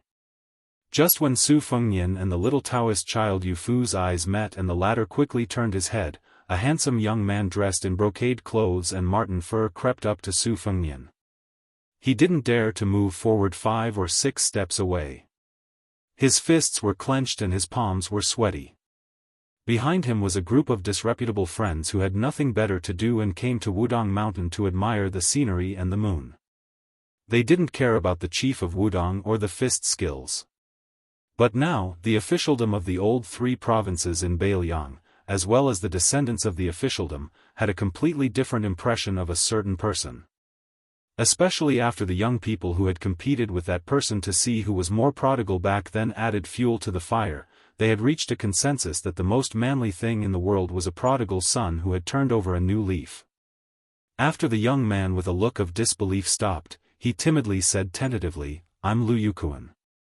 My father is Lu Gongqi, the county chief of Danyang County in Lingzhou."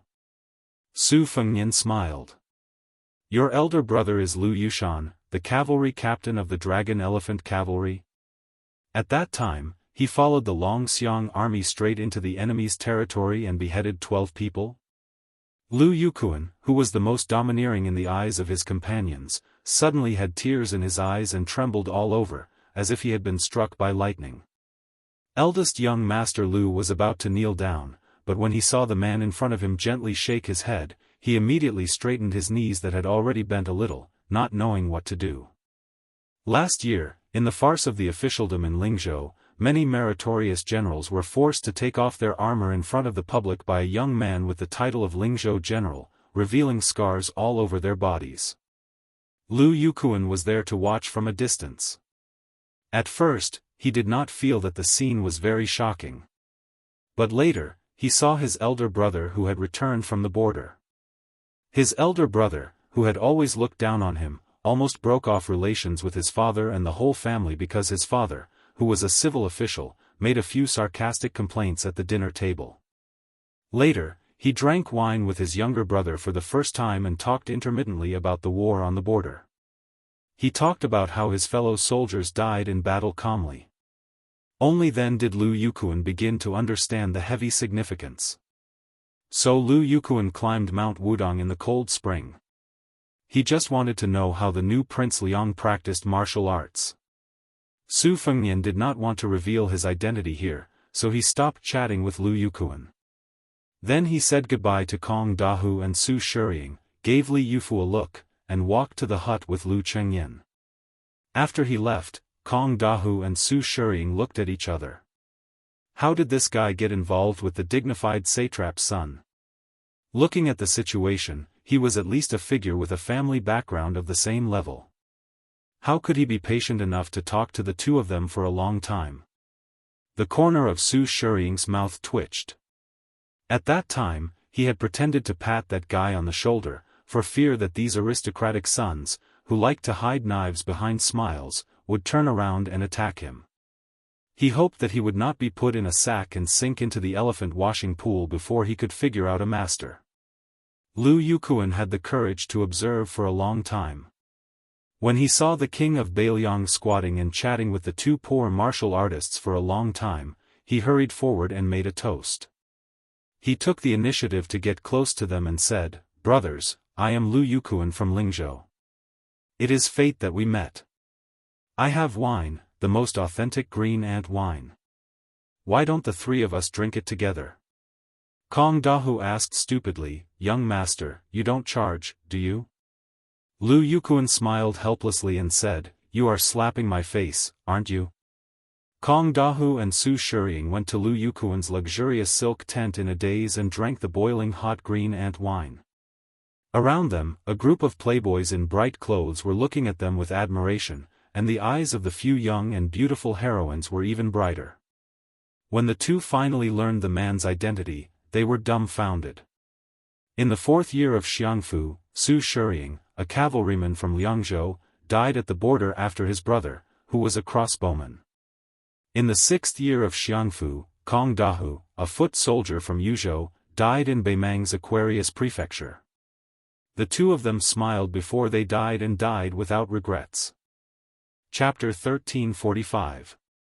On the way to Little Lotus Peak from the thatched cottage, Su Fengnian and Lu Chengyan unexpectedly met the old and young of the Yan family again. This kind of fate made the old family head, Yan Song, feel quite marvelous. In their conversation, some of the misgivings of a shallow friendship lessened. If Yen Song's post in Liyang before the destruction of the Great Chu was added, the old man could be said to have been a seasoned official. He had seen the 4 reigning emperors of the Great Chu and Liyang imperial courts.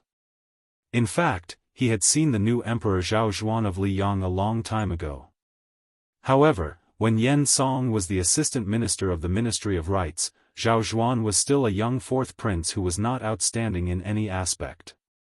When he saw the old man who often went to the diligent room to teach, he also had to bow like a student. Yen Song's eyes were shrewd and ruthless. Naturally he would not consider Su Fengnian to be an ordinary Bailiang pilgrim. Later, when Wudong's sect leader Li Yufu received him, it confirmed the old man's opinion. It's just that both sides were well aware that there was no need to put it on the table too openly. As for which Bailiang's descendant this young man was, Yen Song, who had already seen the highest point of the Liyang temple, had nothing to do with Bailiang, so there was no need to fuss over it. As the 2 people climbed the mountain, they unconsciously talked about the blue-eyed Grand Secretary. Regarding Zhang Jiulu, Yen Song, who was standing in the opposing camp, felt regret. He said that Zhang Jiulu was still half a step away from becoming a saint. He had achieved the goal of helping the world, but unfortunately he was not able to protect himself. Deeply worried, Yen Song said, vassal kings, foreign relatives, eunuchs, military officers, civil officials. These 5 types of people, if they do not stand upright, are the most likely to cause chaos in the world. Our dynasty's empress is virtuous and virtuous. The foreign relatives have never been able to make a name for themselves, which is the world's greatest blessing. The eunuchs were led by Han Shengxian, Song Tonglu, 2 heads of the Directorate of Rites. There's nothing to say about their character, but they were all loyal to the Zhao family's Son of Heaven. They were also very cautious in matters of authority. Our dynasty's eunuchs scrupulously abide by their duties, so there's no need to worry about eunuchs interfering in politics. With the assistance of Zhang Jiulu, the late emperor did his utmost to weaken the feudal vassals, quietly suppressing military force, combining hardness and gentleness. It was quite effective. The new king of Jingan, Zhao Sun, is also devoted to the country. The king of Guangling, Zhao Yi, has no ambition. Your Bailiang is restrained by Bei Meng. Even if you want to, you are powerless. Then there is only the king of Yanqi, Zhao Bing, who has elite troops and is good at hiding his strength. There is no big enemy in Nanjiang, so Zhao Bing can slowly accumulate power. He must be a big problem for our dynasty. Then Yen Song said self-deprecatingly, as for us civil officials, scholars can't rebel for 10 years. The emperor is the easiest to get rid of. The Grand Tutor has always been the highest pursuit of a scholar. Even if you can't become a Grand Tutor, there are so many 2nd and 3rd rank officials that you can be. As for posthumous titles, other than Wenzheng, there are a lot of other titles that can be taken into the coffin. Taking a step back, being an official is not promising, but you can still leave your name in history. That's why I say that we civil officials are the most ambitious, but also the least promising. But Yen Song suddenly paused. With a solemn expression, he said in a low voice, with Zhang Jiulu as a role model for all scholars in the world for 20 years, it's different. Su Fengnian smiled and said, that Jin San Lang, who rose to the top, said something that poked through the window paper. It was Zhang Jiulu who taught him that the people are important and the monarch is not. It was also because of this that Jin Lanting submitted to the new emperor that the late emperor decided to kill the Grand Secretary. Yen Song said bitterly, that little bastard, he's not a son. He's not a subject. Tantanon hit him well. Su Fengnian seemed to dismiss it with a smile, but Lu Qingyan intuitively sensed that he was revealing a trace of murderous intent. Yen Song sighed and said, almost all of the civil and noble officials of Spring Eternal Hui's Xiu Qi and Ji Ping are excellent. There are no big problems to be found. However, after following Zhang Jiulu for so many years, once they lose the breadth of mind of the Grand Secretary, there will be a result of going too far is as bad as not going far enough. The more peaceful the world is, the easier it is for the competition between gentlemen to degenerate into a competition between personal feelings. This old man has many students, and the number of his favorite students can be counted with 2 hands. It's not that this old man is boasting, but he has always followed the teachings of the sage and taught without discrimination. In the first 10 or 20 years, nothing can be seen, but by the time this old man is about to retire, the difference is like heaven and earth. Regardless of whether they are from aristocratic families or from poor families, they can all be considered capable officials and have good governance. However, except for a few students who have managed to start and finish well, the rest more or less have some corruption. However, those with good family backgrounds have a much better table manners. Those who suddenly become powerful are unsightly. This old man was also puzzled. Later on, after thinking about it, it was one of the poor students who revealed the secret. They are afraid of being poor, and they are also afraid of being poor.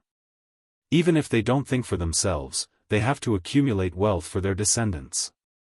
Su Fengnian smiled and said, "Actually, this is human nature." Yen Song shook his head and said, "As an official, it is human nature to let your descendants have no worries about food and clothing. However, to let your descendants sit on a mountain of gold and silver for 10 lifetimes is too much." Yen Song took a deep breath and forced a smile. Perhaps this is only this old man's view of the big picture. Yen Song said bitterly, 2 years ago, there was a student who this old man hoped would one day become an important minister in the palace. He was almost 50 years old. After the scandal was exposed, he knelt outside this old man's study for several hours.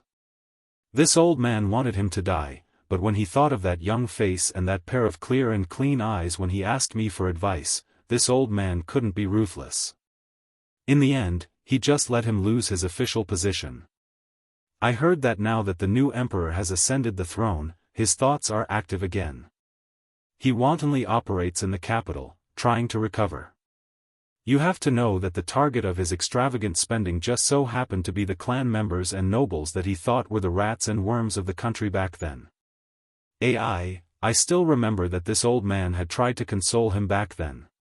Su Fengnian asked, "Did he succeed?" Yen Song said incomparably self-deprecatingly, "With a lot of money to clear the way, and the identity of the student of my political enemy, of course he succeeded.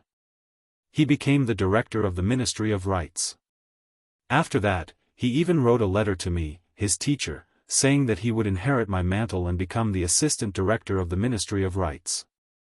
Su Fengnian clicked his tongue in wonder and said, "This guy's skin isn't thin. It would be great if he came to our Bailiang." The old man asked doubtfully, "Why is that?" Su Fengnian joked, "Just his skin is as thick as a city wall, and he can help block tens of thousands of Beimang soldiers." Yen Song immediately laughed heartily. The other Yen family members beside him also laughed. The long mountain path eventually came to an end. At noon, they arrived at the top of Little Lotus Peak. Looking into the distance, they felt relaxed and happy. Yen Song sighed sincerely to Su Fengnian, who was standing beside him. To tell you the truth, this old man came to Bailiang because someone invited this old man. He happened to be one of Bailiang's students. He said that Bailiang was a good place for people to vent their frustrations. This old man didn't believe him, but that guy wrote 8 letters in one go. This old man was so annoyed that he thought that it would be good to visit the northwestern frontier fortress before he died. He wrote a lifetime's worth of feminine and graceful poems. Who knows, maybe when he's about to die, he'll be able to write 1 or 2 frontier fortress poems that will be handed down for generations. The old man's grandson stood up for him and said, "Grandpa's poems are wonderful." The late emperor praised them endlessly. Even Huang Longshi, one of the top 3 in the spring and autumn period, admired them. What's so feminine about them? The old man, who was in an extremely good mood, laughed and retorted, "Nonsense. What admiration? Don't flatter this old man." Huang Longshi only commented that it was weak and passable. Although he retorted, it was clear that the old man was somewhat proud of this harsh comment that sounded more positive than negative. Su Fengnian smiled and said, "It's not easy to make Huang Sanjia, who never praises people, say that." The old man narrowed his eyes and stroked his beard. "That's right. This old man can only accept such words from an outsider like young Master Su. What's the point of flattering his own grandson?" Lu Qingyan smiled knowingly. This old man was also a wonderful person. Chapter 1346. Lu Qingyan hesitated for a moment and said, "You said that Beiliang is powerless among the vassals, but I don't agree." Yen Song turned his head. "Oh?" Unexpectedly, Lu Qingyan only said something that did not seem to make sense. She asked, "I think that as long as the general is here, the world will not be in chaos. Beiliang will not dare to go south, West Chu will not dare to send troops, and Nanjiang will continue to be dormant. What do you think?" Yen Song was silent for a long time. Yen Song, who seemed to be absent-minded, sighed softly and nodded. "I see. This old man understands." Lu Qingyan quickly said, "I don't dare." The old man looked away with a complicated expression and looked at Su Fengnian. "If I remember correctly, you once said in Tai-an City that you would do something for the people of the Central Plains?" Su Fengnian asked, "How did you guess?"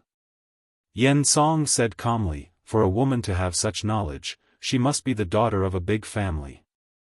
She also has a Qingzhou accent. Coincidentally, I have worked with Lu Feiqi, who is the backbone of the Green Party, in the imperial court for many years. Then, her identity and your identity will naturally come to light." The old man snorted and turned to leave. Most of the Yen disciples did not know why their ancestor's face suddenly turned from sunny to gloomy. They just followed him down the mountain uneasily.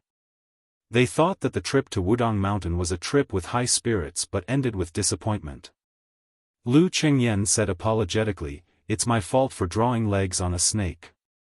Su Fengnian touched her cheek and said softly, "Don't worry. The teacher of our Beiliang's dean has already prepared to stay in Beiliang." Lu Qingyan smiled. A pillar of the country who is not a cabinet minister but better than a cabinet minister betrayed the Central Plains and went to Beiliang. This is not good news for the Liang imperial court. Su Fengnian nodded. Yen Song is ending his career for the scholars. Lu Qingyan blinked. Song Dongming is very smart. Su Fengnian reached out and tapped her forehead. "Not as smart as you." Lu Qingyan smiled. Su Fengnian explained, "I didn't just accompany you to the mountain to burn incense and pray for blessings.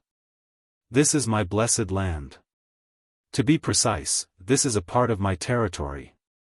When I fought with Wang Xianji, if it wasn't for the Wudong Mountain going all out to set up the Jianghu formation, I wouldn't have had a chance of winning.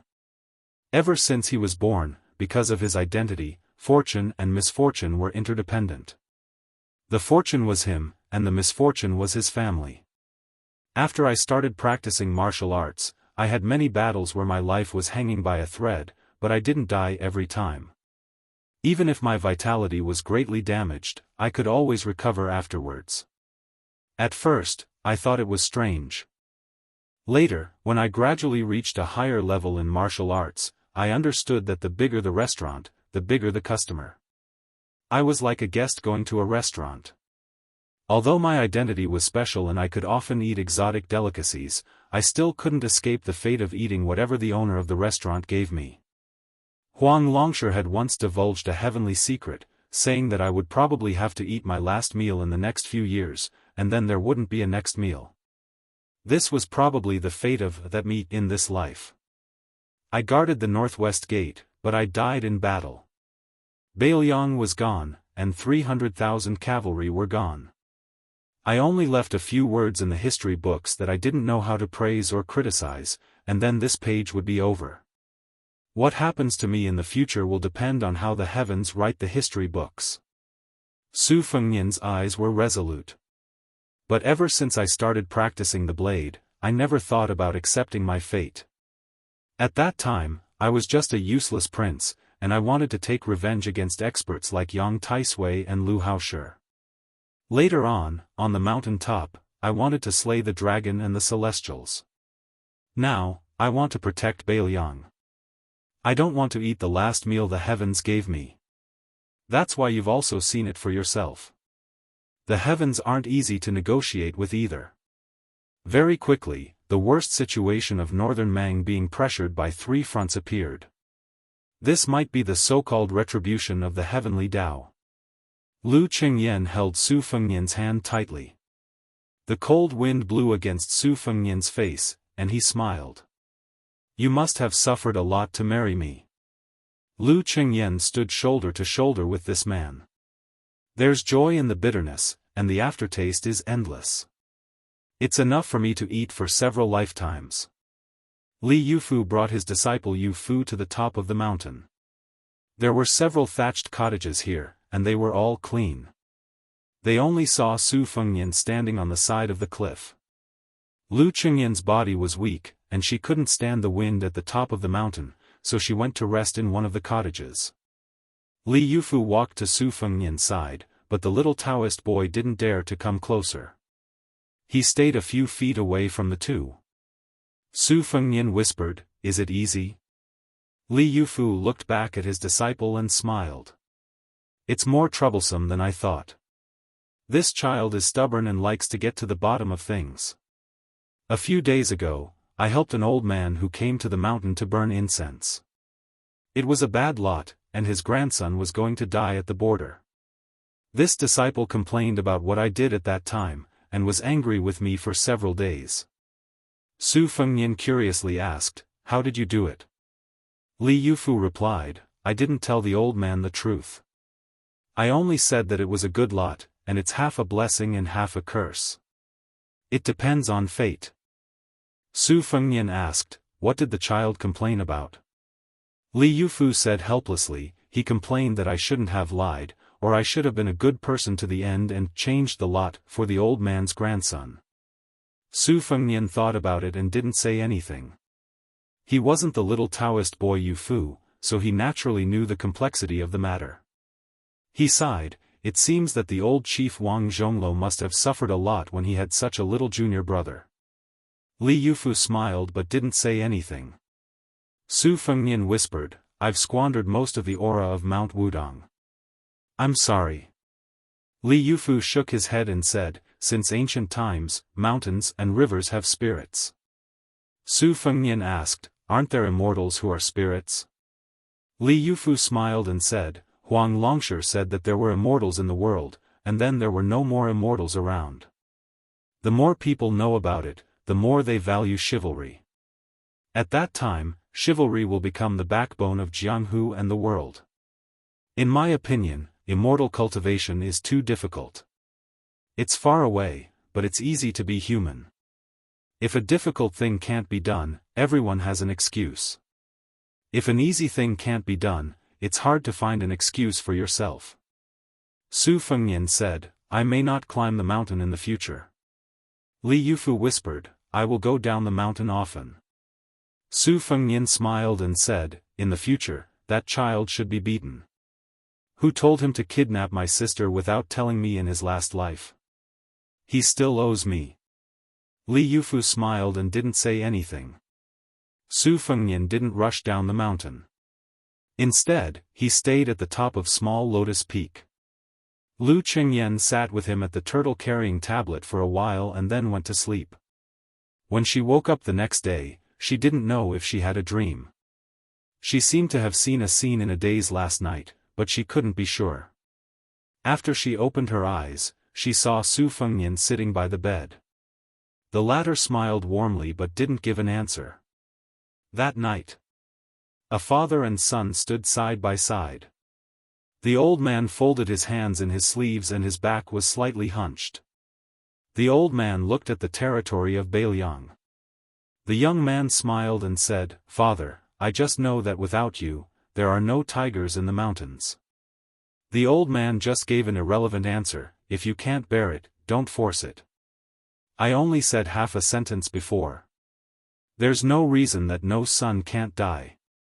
The second half is true, but there's also no reason that no son must die. Su Fengnian shook his head and said, I'm the king of Beiliang. I'm not guarding the country for the emperor of Zhao, nor am I guarding the northwest for the people of the central plains. Father, you also said that where mother was in the past was where Su Zhao's home was. Later, where our children were, was where your home was. So to me, Su Fengnian, where my parents' graves are, is where my home is. I'm afraid of death, but if there's a day when I die, I'm not afraid of dying in Beiliang. The old man pointed to the distance and laughed loudly, this is a great place. I, Su Xiao, led the cavalry under my command and trampled all over the 9 countries of spring and autumn. Xiaonian, will you go to Beimang for me one last time? Su Fengnian nodded and said, okay. Chapter 1347. On the Lantern Festival of the second year of Xiangfu, Beiliang Province, Chang'an City, the provincial city of Yuzhou. The lanterns were lit, and the fireworks were dazzling. Among them was a middle-aged man in a Confucian robe who was enjoying the scenery with his family. Although he was not eye-catching in the officialdom of Yuzhou Province, he was only a secondary Class 5 civil official. There were so many generals in Yuzhou Province, Tang Wenjun was just an assistant official from a poor family. His superior official, Hong Xinjia, was able to enter the field of vision of the central government of Liang Province, especially the Ministry of War because of Gu Jiantang's favor. However, perhaps not many people in Yuzhou Province had heard of Tang Wenjun's name. Nevertheless, Tang Wenjun's significance to Yuzhou Province, especially the military significance of the frontier line, could not be underestimated. Tang Wenjun had made a great contribution to the Wudong system, which was said to be capable of killing 160,000 northern barbarians. It was Tang Wenjun who had followed Hong Xinjia step by step across the gourd mouth and participated in the whole process from the drawing of the geomancy map, the selection of the Wudong system and the excavation of the ground. It could even be said that Tang Wenjun had the most meticulous and perfect military map in his mind. Once the war broke out in Yuzhou Province, if Hong Xinjia and Tang Wenjun were not at the gourd mouth, the effect of the Wudong system would be greatly reduced. Being exposed to the wind and the sun all year round, this civil official, who had a good reputation, had a dark complexion. His beautiful and fair-skinned wife, who was from Yanji County, made Tang Wenjun look like a big piece of charcoal. This time, Tang Wenjun returned to Chang'an City from the border to report the detailed military situation to the general of Yuzhou, Huang Fucheng. The reason why he enjoyed the lanterns with his wife and son on the Lantern Festival was not because he was bored, but because Tang Wenjun felt that if he missed this family reunion, he would be separated forever. Although Tang Wenjun was a civil official, most of the civil officials in Beiliang could ride and shoot the enemy. Since ancient times, Yanji County had been rich in beauties. In the unofficial history, there was a saying that the common people still took delight in talking about. It was precisely because of a foxy woman from Yanji County that caused the great Qin dynasty to perish for 2 generations. Therefore, the people of Beiliang had a humorous saying, if you marry a wife, you should marry a daughter from a rich family in Lingzhou, and if you marry a concubine, you should marry an aunt from Yanji County. Tang Wenjun married a woman from Yanji County, but he did not take any concubines.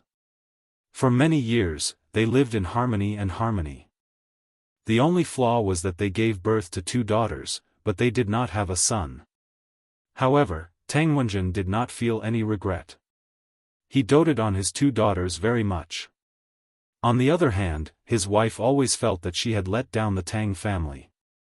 Tang Wenjun often joked and comforted her, saying that the Wubao beacons at the mouth of the gourd were his sons. If it was not easy for parents to raise their children with a handful of shit and a handful of urine, then Tang Wenjun, who was in charge of trivial matters, could indeed be called the biological parents at the mouth of the gourd. Tang Wenjun had some solid martial arts skills, so it would not be difficult for her to kill 3 or 4 northern barbarians. Moreover, it would only be meaningful if there were many skills in the army that could be used in a battle formation. Naturally, it would not be enough to deal with the top experts of the Jianghu.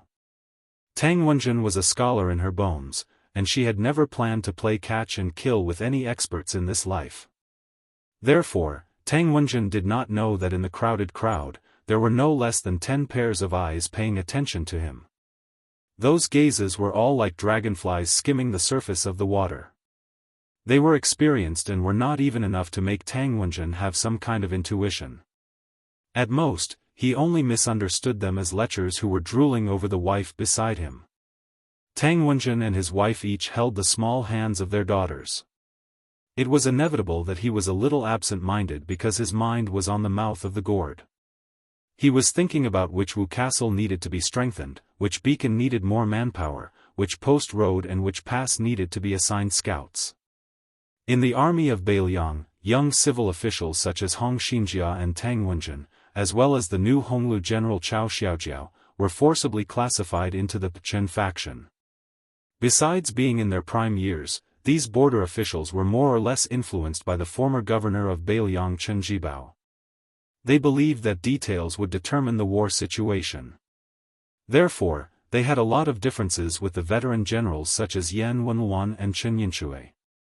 When the king of Beiliang changed, many people were afraid that they would be suppressed and purged. Thankfully, Su Fengnian did not touch the bottom line of these hardcore people after he took the throne. On the contrary, many of these hardcore people were promoted more or less. Undoubtedly, Cao Xiaojiao, the #1 troublemaker in Yuzhou province, was a typical example.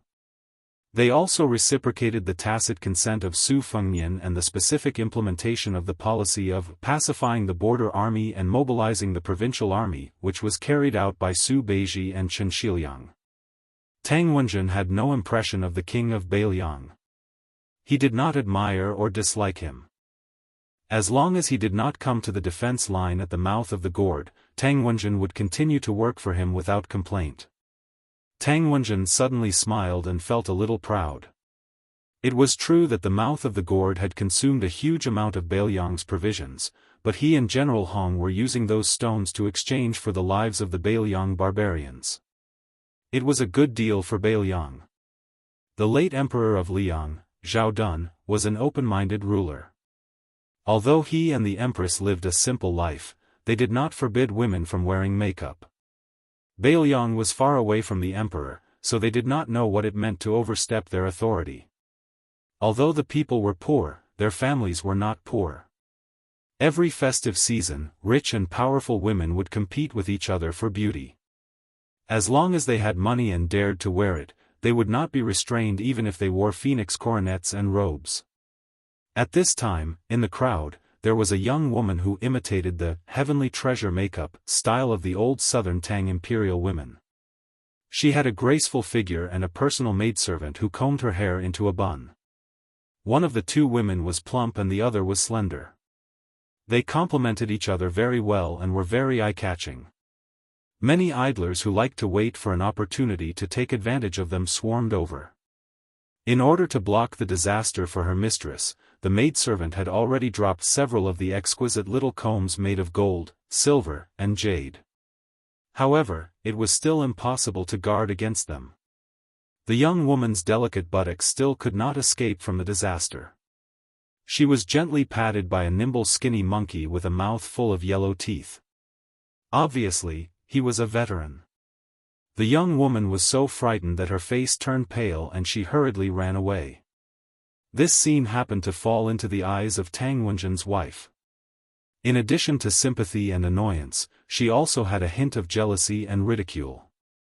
She whispered to her husband, wearing such gaudy clothes and without the protection of a strong servant, "Isn't she just attracting bees and butterflies?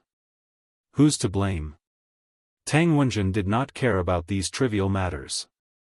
He nodded carelessly and had no intention of being a hero and saving the beauty. Cold women's temperaments were mostly unyielding and valiant. They were not inferior to men. Don't be fooled by their appearance of being gentle and timid. If they were really angry, they would definitely roll up their sleeves and fight fiercely, scratching other people's faces until they bled. Wasn't the wife next to Tang Wenjin the same one who, after marrying from a small place in Yanji County to the provincial capital, rewarded the prodigal with a ruthless kick to the groin when she participated in the lantern market for the first time? Not far away, a tall old man with a felt hat on his head threw a string of copper coins as a reward to the dwarf who was performing a fire-spitting performance. At the same time, in the sea of people, there was a traveling monk who was becoming more and more common in Beiliang. He carried a bamboo rack with scriptures on his back. There was a young couple dressed in coarse linen. They were buying a stick of candied haws for their child from the man selling them. In the northeast corner of the downtown, there was a prosperous Dongfu temple. From the top of the bell tower, one could overlook half of the market. There were young masters and beautiful women in luxurious clothes talking and laughing. There were poor scholars scratching their ears and cheeks, trying to recite something. There were old men in their twilight years muttering to themselves. In the corridor outside the attic, a short Daoist holding a horsetail fly whisk glanced at the scenery where Tang Wenjin was standing. Then he took out a small booklet from his chest and dipped his finger in his saliva. He opened the booklet and saw the name Tang Wenjin in the light that was almost as bright as day. He chuckled softly and said, "Wenjin, what a great name. I heard that in the imperial court of the Central Plains, only a rare court official could receive such a title after death. Boy, you should take it easy in your next life." Just as the Daoist finished his soliloquy, a series of imperceptible changes took place in the downtown area. The girl from the heavenly treasure makeup, who was molested by the skinny monkey, lowered her head and ran a few steps away from Tang Wenjin. She twisted her waist.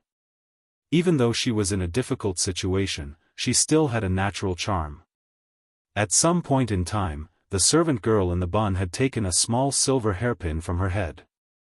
She should have flicked her wrist and flicked it upwards, but when her young miss twisted her waist to the left, the silver hairpin brushed against the right side of her waist and accurately pierced towards Tang Wenjin's heart. But at this moment, her wrist was tightly grasped by the skinny monkey who looked no different from an ordinary ruffian. The servant girl pretended to be panicked and turned her left elbow, trying to hit the temple of the man who was trying to stop her. But in an instant, her body went limp. After the skinny monkey, who looked only obscene, held the servant girl's wrist with one hand and suddenly exerted force with the other hand, which was only a foot away from the girl's back. It was the mountain-splitting punch, which was Lu's specialty in the external martial arts school of Beiliang. This punch directly broke the delicate girl's spine. Then he carried the servant girl on his shoulder and shouted loudly that he was going to marry a wife and go home. He ran all the way, which made the people around laugh. They thought that this was a guy who dared to molest a girl in the street. He would have to eat in the state prison after this. Chapter 1348. The skinny monkey-like man who was running with the woman on his shoulder had an obscene smile on his face, but his eyes were actually very deep.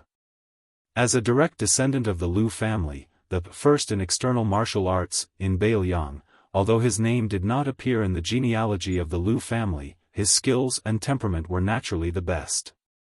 In fact, he was an A-class master of the whisk room who had been lurking in Chongqing City in Yuzhou province for many years. At the age of 20, he was already a level 3 master of both internal and external martial arts. The maid he killed was not simple either. She was a butterfly catcher from the spiderweb room in Beimang. After the successful strike, the skinny monkey-like man did not make any unnecessary movements and directly withdrew from this unconventional battlefield.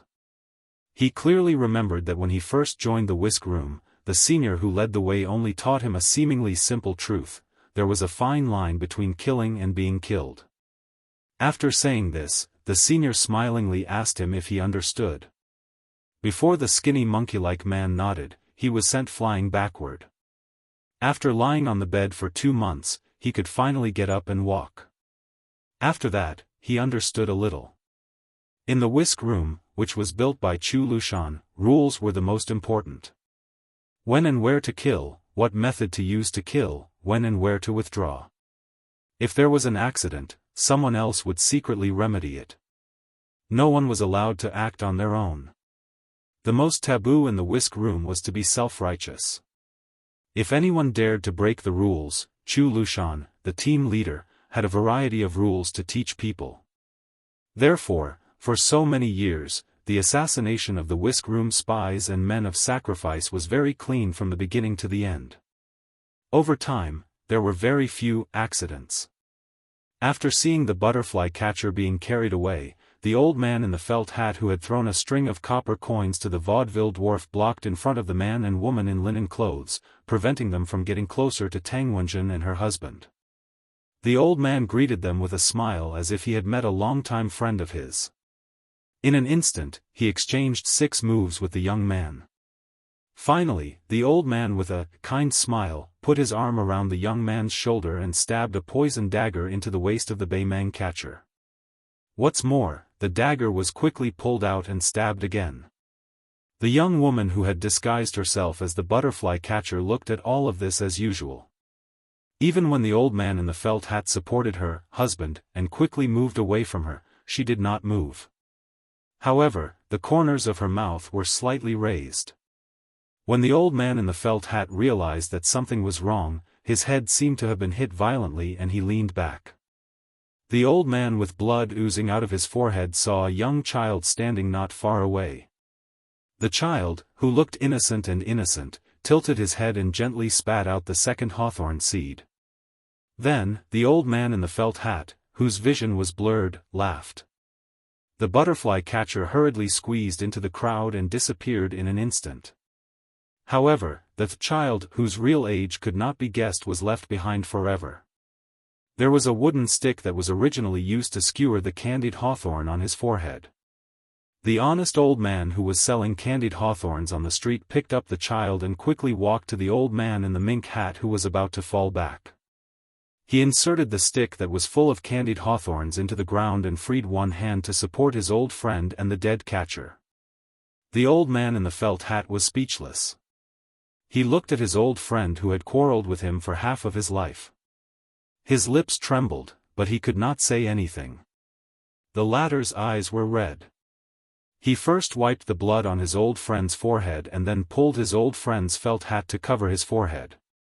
He said softly and hoarsely, "Lao Rong, when the Qingming festival comes back, I'll definitely bring you a pot of good wine that Master Chu gave me last year. Don't worry." The old man in the felt hat leaned back against the stick and slowly closed his eyes. A dozen or so steps to Tang Wenjin's right, a Wudong courtyard's eagle soldier and a northern Mang dragonfly catcher perished together, both of them using the dagger in their sleeves to kill each other. The two of them sat side by side on the ground, as if they were good brothers who held each other's arms after getting drunk. The young woman in the makeup that day was indifferent to the changes around her. Her only target was Tang Wenjin. The spider web that Li Mibi painstakingly managed had a pair of cocoons, 6 pole lifters, 300 catchers, and 80 butterfly catchers. She was the best among the butterfly catchers. She even had the chance to become the first female pole lift in Beimang. The premise was that she had to kill Tang Wenjin tonight. The 16 Yuzhou officials that she had killed before could not be compared to Tang Wenjin. Therefore, the death of those butterfly catchers was worth it. One step. She was only one step away from Tang Wenjin, who was still in the dark.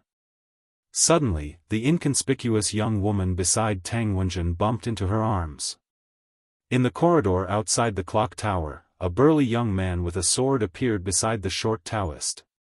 He leaned his body and put his elbow on the railing.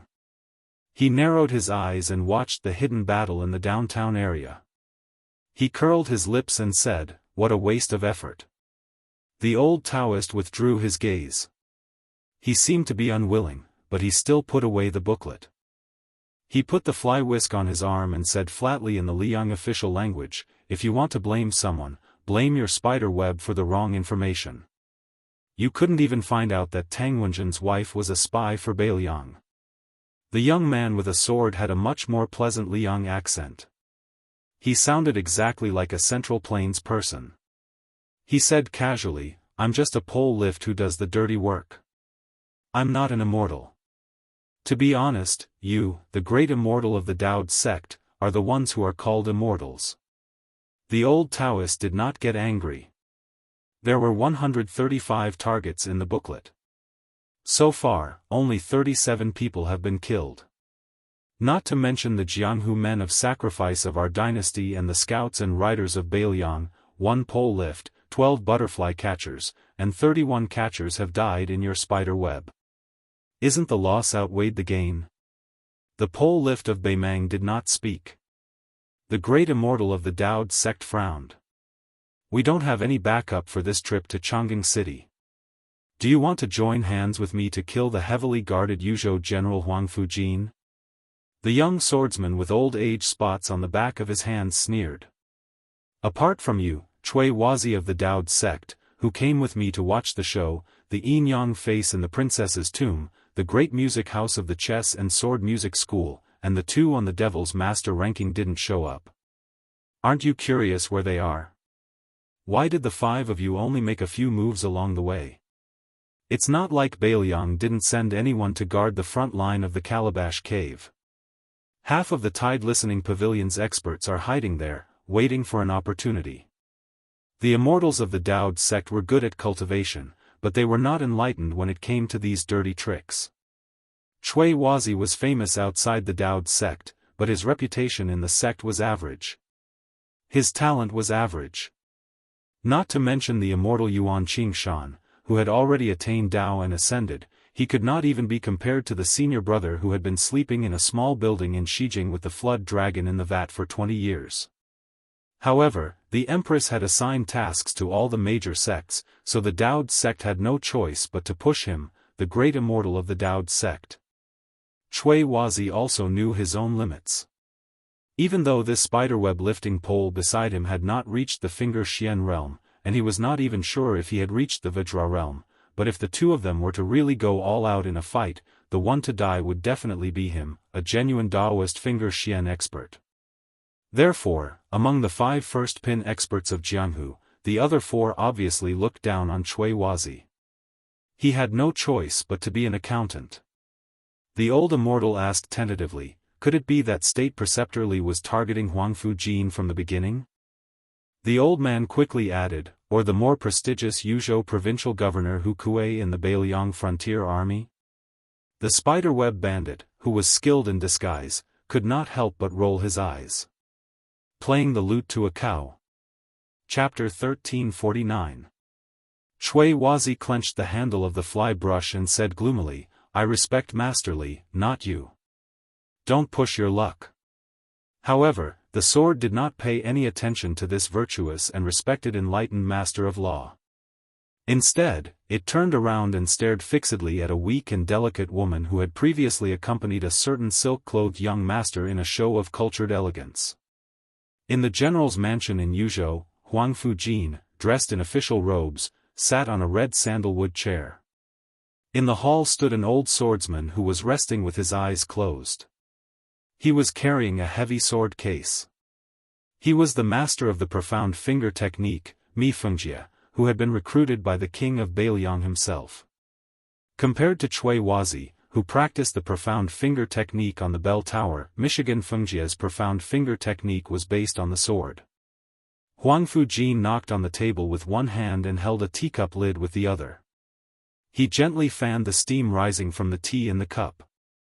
This powerful general had a mixed reputation in Bailiang, but no one could deny that he was the king of Bailiang's favorite. In Yuzhou, he was probably the only one who could bear the title of trusted subordinate. Huang Fujin could drink, but he did not like to drink. When he drank tea, he only drank strong tea that was so bitter that it made one's mouth feel bitter. Huang Fujin was silent. According to the intelligence reports from Wutong'an and Fushui, Beimang's network and Jianghu forces had infiltrated the hinterland of Yuzhou. Although they had spread out in all directions in the beginning, the Eagle Guard and Peregrine Falcons in the dark and the local garrisons on the surface had been exhausted and suffered heavy casualties. Later on, these desperados had chosen a central route to the south. Then, under the cover of large-scale assassinations on the left and right, they had gone straight to Yuzhou's capital, Chongqing City. The target of the assassination was obvious. It was either him, the general of Yuzhou, or Governor Hu Kuei. In Chongqing City, in addition to Mi Fengjie, who had a hidden identity, there were also many second-level supreme power masters in Governor Hu's mansion to protect Hu Kuei. There was also that crazy woman, Fan Shaochai, who was hiding in the city. It seemed reasonable for Beimang to attack Chongqing City, which was heavily guarded but had plenty of bait. After all, the life and death of Huang Fujin and Hu Kuei could affect the situation in Yuzhou province. Huang Fushi suddenly covered the teacup and said in a low voice, "That's not right." At the same time, on the outside corridor of the clock tower, Beimang, who realized that his identity had been exposed, lifted the pole and jumped without hesitation, leaving the Immortal of Morality sect to deal with the dangerous woman who had hidden herself deeply. He laughed and said, "Cui Wazi, it's time for you to sacrifice your life for the country. When we successfully kill Yan Wenluan, I will personally send the compensation to the Daoist sect." General Yan Wenluan's tent was not in the hinterland of Yuzhou. It was only 150 miles away from the mouth of the gourd. At first, when the Yuzhou border army heard that a large number of Beimang assassins had infiltrated, they sent out 20 scouts of each group of 50 people. Great Ancestor Gu was different from Chen Yinshui, who was stationed in Yuzhou. Great Ancestor Gu was in charge of the situation at the border of Liangzhou province.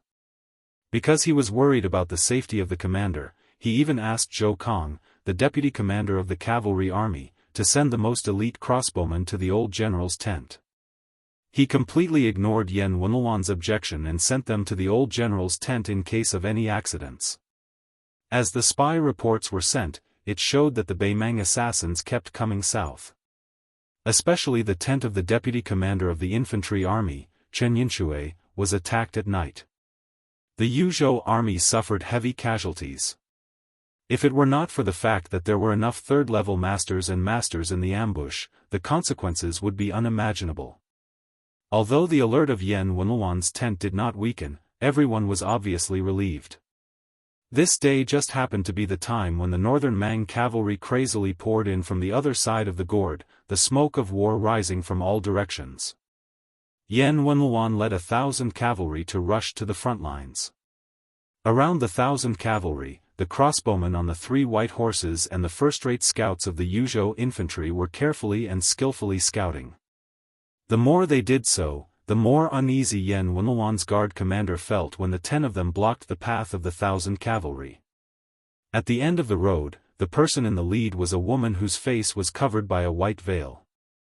Beside her was a middle-aged scholar with thin eyes and a long beard. He had a Xiaoyao bandana on his head and a dark purple bamboo flute at his waist. They were the Princess Tomb and Little Thoughts. Chess and Sword Music School, Great Music House. Behind the 2 of them were 2 of the 10 giants of the Beimang Demon Path. A dwarf sat on the shoulder of a giant. It was a weird scene. The Beimang Jianghu only knew their nicknames, Iron Horseman and Thirsty Horseman. The latter was especially notorious. Just like the demon Xie Ling who liked to eat people's hearts and livers, they liked to drink the blood of living people. In the most unsociable position at the back, a white-haired old woman was coughing heavily. She had a delicate and beautiful flower on her head. The other 5 were all outstanding first-rate experts of the Beimang Jianghu.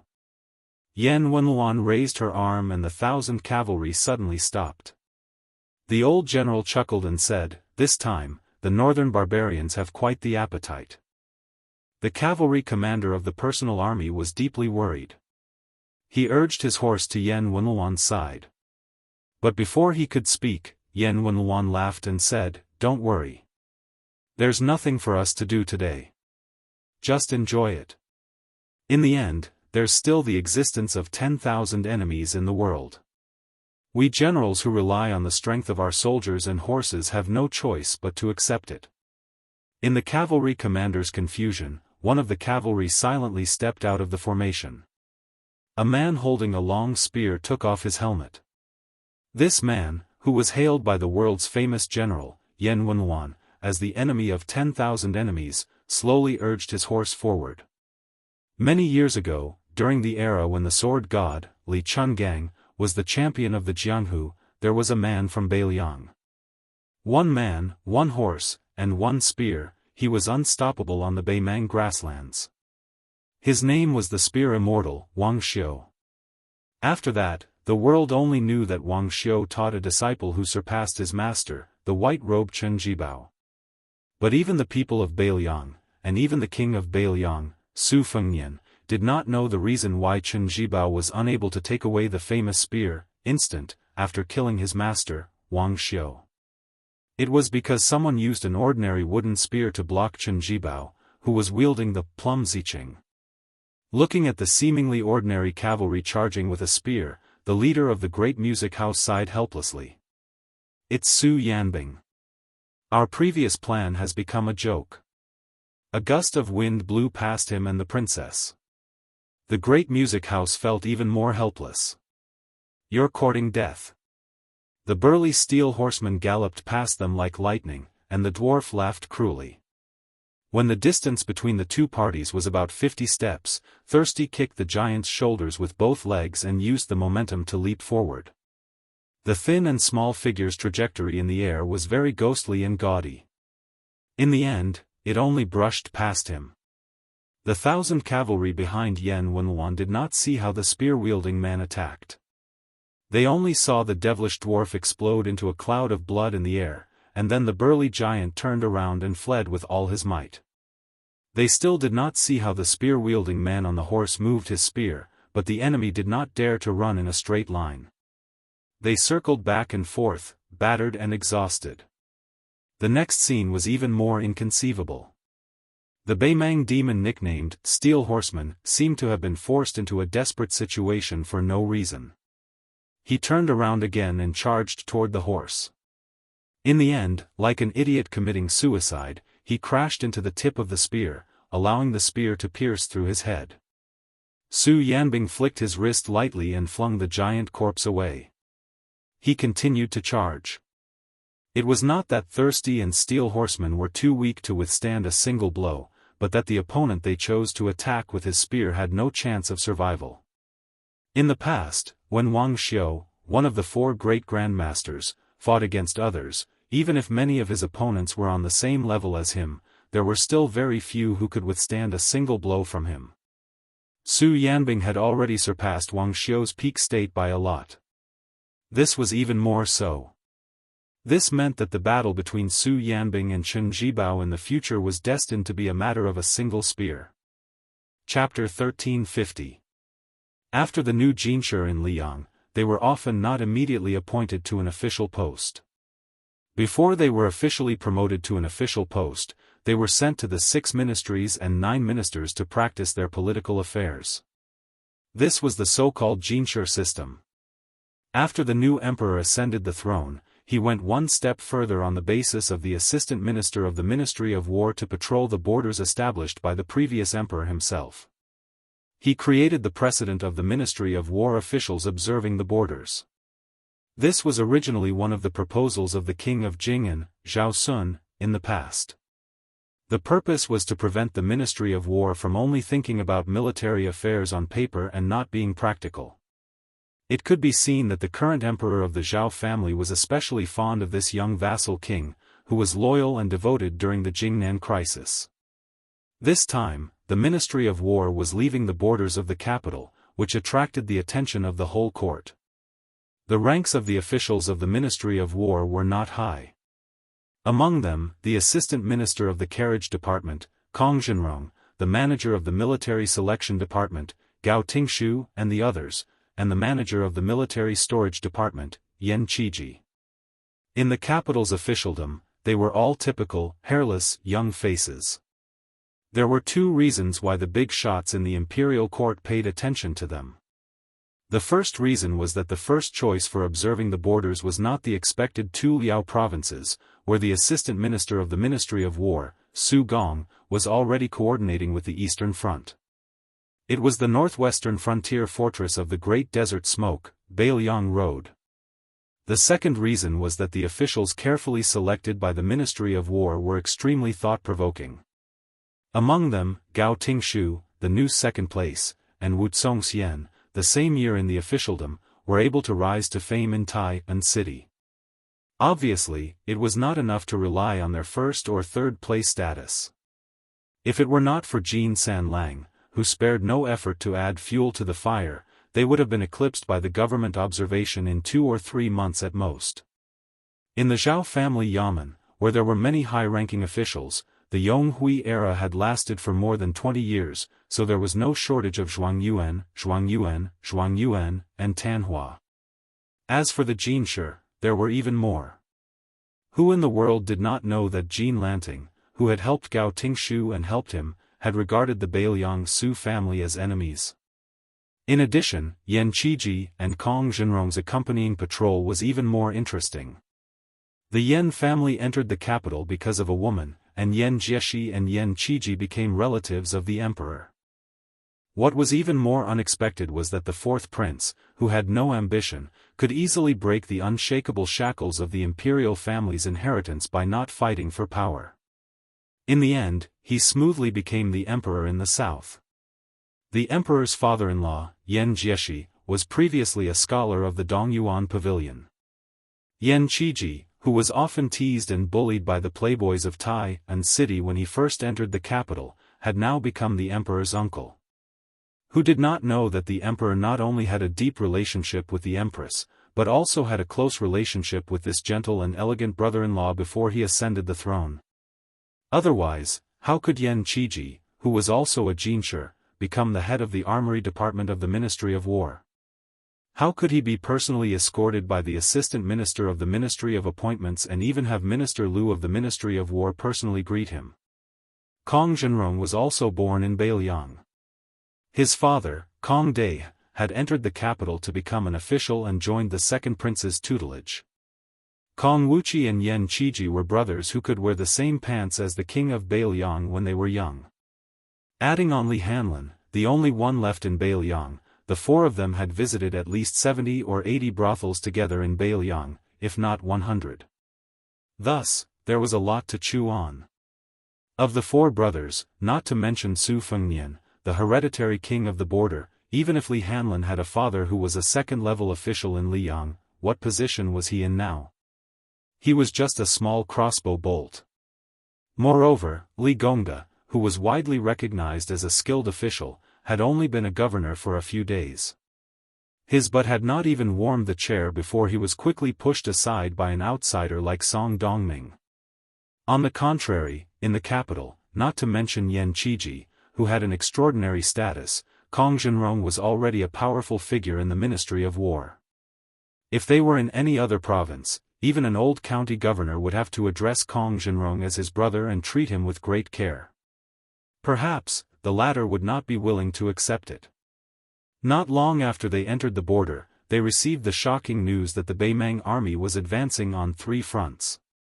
The old men of the Ministry of War intended to take a detour around the relatively peaceful border of Yuzhou as an explanation to the imperial court. After that, they would immediately set off for Ji Bei to greet Yuan Tingshan, who had recently risen to power. After that, they would go to Liao province and meet with Gu Jiantang and the right assistant minister of the Ministry of War, Su Gong. It was supposed to be a safe and peaceful journey. However, they did not expect that they would encounter such a tricky situation as soon as they entered the eastern part of Yuzhou. Who knew if that northwest barbarian surnamed Su would feel that he had been disgraced by the imperial court and become so bold that he would order the Bailiang frontier army to disguise themselves as Beimang cavalry and wipe out all the officials of the Ministry of War. Among the officials of the Ministry of War, a few old men who had witnessed the dangers of the officialdom hurriedly stopped at a courier station at the border. They discussed for the entire night but still failed to come up with a perfect plan. However, the young and vigorous Gao Tingshu did not agree with them.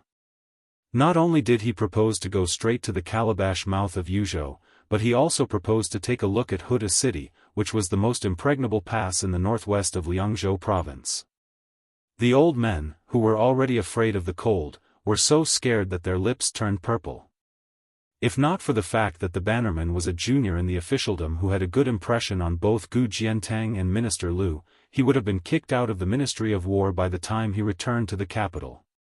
Compared to Gao Tingshu, who was like a newborn calf that was not afraid of tigers, Yan Qiji, who had been gentle and courteous along the way, was much more amiable in the eyes of those old foxes in the officialdom. After a torturous night at the courier station, they did not know how many times they had picked the wick. In the end, it was Yen Qiji who came up with an idea that made the old men feel more and more appropriate the more they thought about it. The imperial uncle proposed not to go to Yuzhou province or the northern line of Liangzhou province, but to go directly to Beiliang Palace and Mount Qingliang. Liang Shihu, who was in charge of the specific affairs of the department for purging officials, stroked his beard and made up his mind. He squinted his eyes and smiled as he said, "Good." Official Liang found this young imperial uncle more and more pleasing to the eye. Going to Mount Qingliang, which was famous throughout the world, was a good idea. No matter how unruly the king of Beiliang was, even if he had dared to send troops to resist an imperial edict, he would not be so daring as to kill someone in his own palace, right? Besides, with the friendship that Yen Qiji and Kong Zhenrong had built up with the king of Beiliang, even if there was not much left, going to Beiliang Palace would not be a hongmen banquet. Besides, who had not heard of the spectacular sight of tens of thousands of carps swimming in Tidehark Lake? There were so many officials in Grand Peace City, but how many of them had the opportunity to see it with their own eyes? After leaving the capital, Gao Tingshu, who appeared to be in high spirits, hesitated for a moment. In the end, he did not say anything that would offend the public. It seemed that Manager Yan's status as the imperial uncle was not something that he, the second-ranked scholar with an unstable foundation, could provoke. Chapter 1351. When the political observation team stopped at the relay station bordering Liangzhou to rest, Kong Zhenrong, who was returning to his hometown for the first time since he entered the capital, found Yen Qiji, who was reading Sages at night. He sat down and did not say anything. After a few years of polishing, Yen Qiji gradually lost the childishness of a foreigner entering the capital. Furthermore, he had a scholarly temperament. After the Yen family had a meteoric rise, this young scholar with a weak temperament had imperceptibly become more assertive. This made his father, who was the Grand Secretary of the Grand Hall, feel very gratified. Kong Zhenrong did not speak, and Yen Qiji did not take the initiative to speak either. There was only the sound of him flipping the book and the occasional sound of the lamp wick cracking in the room. In the end, it was Kong Wuqi who could not hold it in and asked in a low muffled voice, "Yen Qiji, do you think Brother Feng will be angry and refuse to see us?" Yen Qiji continued to read and seemed to be unsure. He said softly, "I don't think so." Kong Zhenrong, who had just shaved his beard this morning, touched his stubble and sighed sadly. "You are lucky. You and Hanlin have been together with Brother Feng for a few more years. I ran to the capital a few years before you. The last time Brother Feng went to the capital, my father was muddle-headed and tricked me to go to the south of Jingji early. In the end, we did not meet. Yen Qiji, you read more books. Do you think Brother Feng will think I am not loyal? If I had known it would be such a depressing situation, would not have gone to the capital with my father even if I had run away from home." Yen Qiji did not flip the book again. He stopped at the page in his hand and was silent. Kong Zhenrong asked, "Why don't you go to the Ministry of Personnel or the Ministry of Rights? Why did you come to the Ministry of War? Didn't you hate war and bloodshed the most since you were young?" Yen Qiji sighed. "It is because I hate it that I want to go to the Ministry of War." Kong Zhenrong rolled his eyes. "You scholars have a lot of tricks up your sleeves. You don't say it directly. Others take off their pants to fart, but you wear your pants to shit." Yen Qiji's eyes suddenly sharpened. He looked out of the window and whispered, "When you go back, tell Uncle Kong to stop writing to King Tang of Gangnam-do." Seeing Kong Zhenrong's confused appearance, Yen Qiji almost squeezed out word by word. Especially the matter of King Tang sending people to the capital to present the auspicious white deer. "Tell your father not to get involved." Kong Zhenrong wondered, "Isn't this a good thing?" Yen Qiji sneered, "You don't have to care about anything. You just need to tell your father that it was an unintentional remark I made after a family banquet. Your father knows the severity of the matter." Kong Zhenrong, who used to be Yen Qiji's shield, looked at Yen Qiji's face and said softly, "Eating chicken Yen, I don't think I know you. Yan Qiji's originally tense face softened a little. He picked up the book on the table again and said almost to himself, I didn't want to either. The following trip to Liangzhou made the hearts of the officials, including Liang Zhenrong of the Department for Purging Officials, slowly relax. Not only did the local armies of Liangzhou open the gates for them, there was also a newly appointed lieutenant who personally escorted them to the outskirts of Liangzhou city. Although there was a hint of surveillance, at least on the surface, it gave enough face to the Ministry of War's political observation this time. Liang Zhenrong did not have a military background, but as an old official of Jianghu of the Ministry of War, his vision was not bad. He could tell that Beiliang's local army was strong, far superior to the capital and Jizhou. Naturally, he began to feel fear of the Su family's 300,000-strong cavalry. He sighed with emotion. It turned out that Beiliang's light cavalry was already so majestic. When the group of officials, who were looked at like monkeys by the people of Liangzhou, arrived at the gate of the king's mansion at the foot of Mount Qingliang and saw the 2 stone lions that were as tall as 2 people, even the experienced and knowledgeable old men of the Ministry of War looked at each other and gasped. How majestic! Yan Qiji and Kong Zhenrong's expressions were complicated. Gao Tingshu snorted coldly, scaring Liang Zhenrong into coughing heavily, afraid that the people of Beiliang Palace would hear. In Liang, there had always been a saying that the local officials were 3 feet lower than the officials of the capital. This meant that the prestige of the officials of the capital was naturally 3 ranks higher than that of the local officials. Now, there was no need to mention the officials of the Ministry of Personnel who were arrogant towards the officials of the capital. Although the Ministry of War, which had lost its backbone, was beginning to be overshadowed by the Ministry of Personnel led by the new, heavenly official, of Liang, Yin Maochun, its prestige was still there. Liang Zhenrong was the chief official in charge of all the political plans in the world and a proud scholar. Therefore, when he led the way through the side gate of Beiliang Palace, he had the air of a capital official that swayed his sleeves as he walked. Even the steward of the king's mansion could not help but take a few more glances. The king of Beiliang, Su Fengnian, did not appear from the beginning to the end. It was the deputy of Beiliang's Ministry of Economy, Song Dongming, who came out to greet the guests. He said that the king of Beiliang was in charge of military affairs at the border and could not leave. Liang Zhenrong and the other old foxes could not wait for the son of a butcher to ignore them. They said a bunch of flowery words that did not cost any money and praised the king of Beiliang for being so busy every day that he even had to go to the front lines to guard the northwestern border for the imperial court. Song Dongming, the self-appointed deputy of Beiliang's Ministry of Economy, smiled and accepted everything on behalf of the king of Beiliang.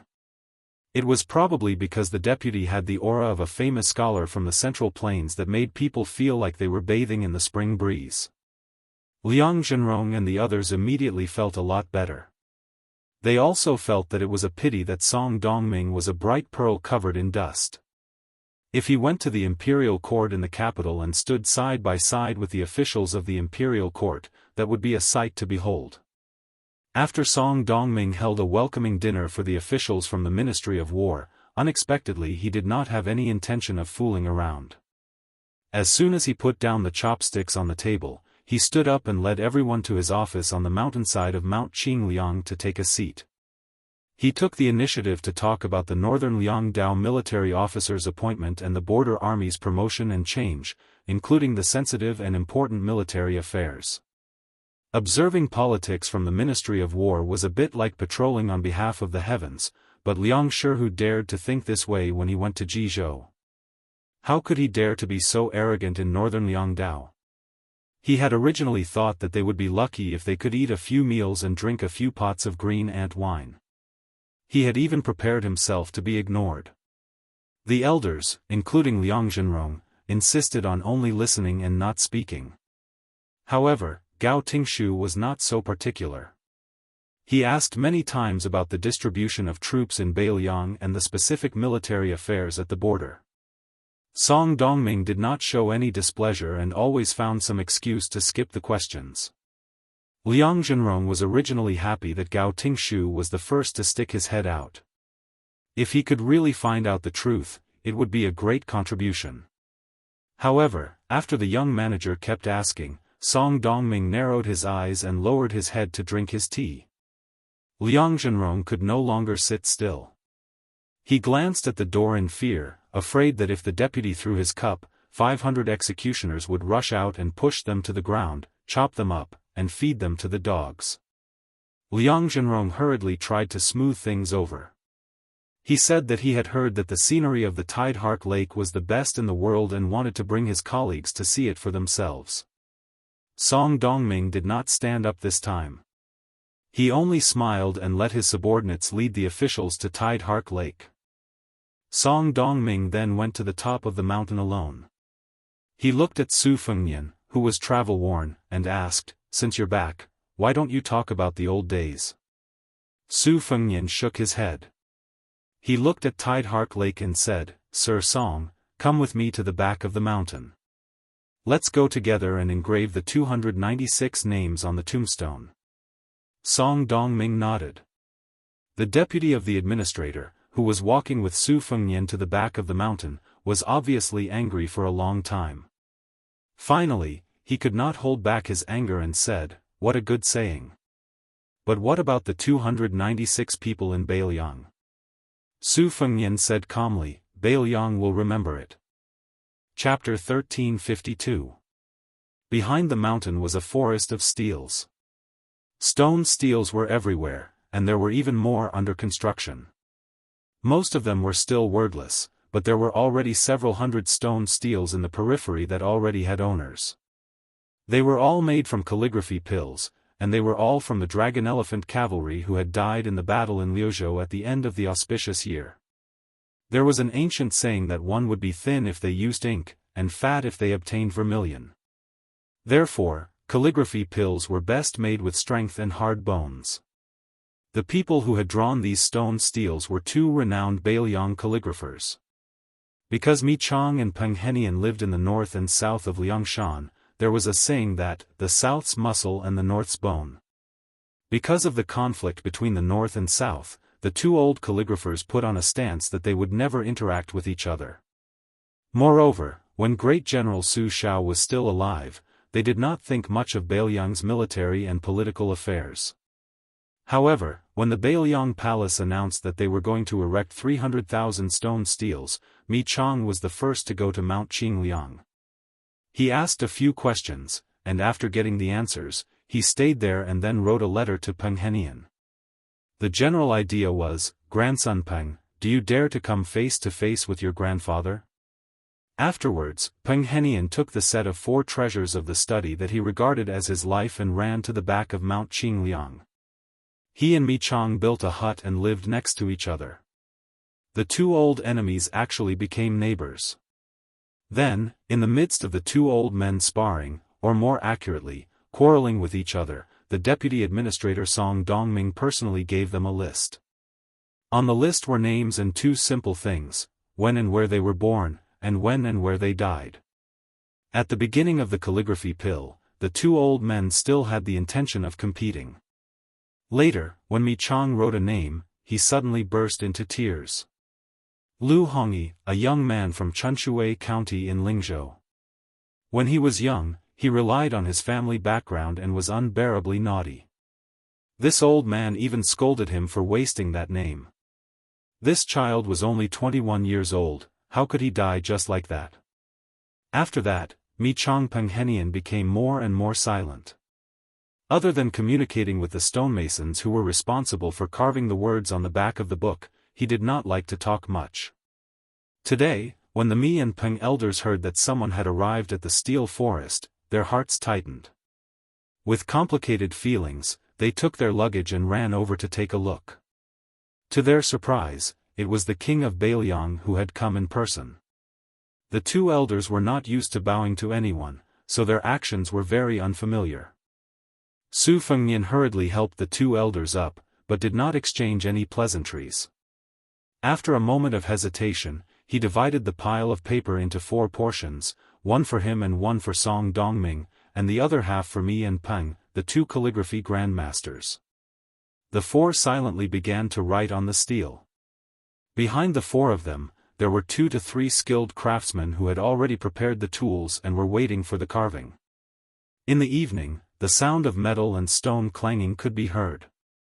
Su Fengnian and Song Dongming finished half an hour earlier than the 2 old men. By the time they finished the last batch of rice, it was already dark. They didn't even have time to wipe their hands full of red rice. The old man walked to Su Fengnian's side with a tired look and asked in a deep voice, "Why are there wars everywhere in the hinterland of Yuzhou?" Su Fengnian said softly, "The spies of Beimang have infiltrated and are wantonly assassinating the officials of Yuzhou." Mi Chang directly pointed at Su Fengnian's nose, jumping up and down as he cursed. "Back then, when your father was still alive, Northern Mang also had assassins ambushing us. How could they have been stopped outside the pass? How did you become the king of Beiliang? Aren't you the best ace in the world, Su Fengnian? Do you only know how to stare all day long? You watch people die in front of your eyes, and then you collect their corpses and pretend to write a few names?" Song Dongming was about to speak when Su Fengnian, wearing a thick fur coat, waved his hand and stopped the deputy administrator's explanation. He looked at the old man and said apologetically, "I didn't do a good job." Peng Henian's personality was not as impatient as Mi Chang's, but he was still angry. However, he still pulled on the latter's sleeve. When Su Fengnian had walked far away, the gloomy-faced Mi Chang spat heavily at the back of the figure. He threw the priceless green crab shell inkstone in his hand onto the ground and said, "I'm not writing anymore. I'm not staying in Beiliang anymore. I'm going to Jiangnan. I'll write the word Su Fengnian is a bastard for as long as I can live in this life." Not long after, Song Dongming turned back and saw Mi Chang standing in the same place with his eyes closed. Peng Henian squatted on the ground and sighed. Neither of them picked up the inkstone. Song Dongming bent down to pick up the inkstone. He was not in a hurry to return it to its owner. He looked at the top of Mount Qingliang and said in a low voice, "The 2 of you probably haven't heard of Beimang's sword aura is close to Huangqing and who the founder of the chess and sword music school's bronze statue is. Neither of you have seen a real dragon. In fact, I, Song Dongming, have never seen one. But I know 2 things. First, Huangqing died in Liuzhou. The real dragon raised by Beimang is also gone. Along with it, hundreds of qi cultivators hiding in Beimang's Shijing are also dead. The second thing is that there are 2 tombstones here. They are almost engraved with 2 names. Coincidentally, both of them have the surname Su, Su Longxiang and Su Fengnian." Song Dongming turned around and returned the ancient inkstone to Mi Chang. He smiled calmly and said, "If Beimang is really gone one day, Su Fengnian will definitely be included on the tombstone. Of course, I, Song Dongming, am an outsider. At that time, I hope that old me will be willing to write it." After saying that, Song Dongming slowly left. Peng Henian deliberately did not look at Mi Chang, whose face was flushed red. He counted with his fingers and seemed to be talking to himself. "Su Fengnian is a bastard. That's not right, old me. You calculated wrongly. It's 9 words, not 8 words like you said." Mi Chang carefully kept the ancient inkstone. He rolled his eyes and said,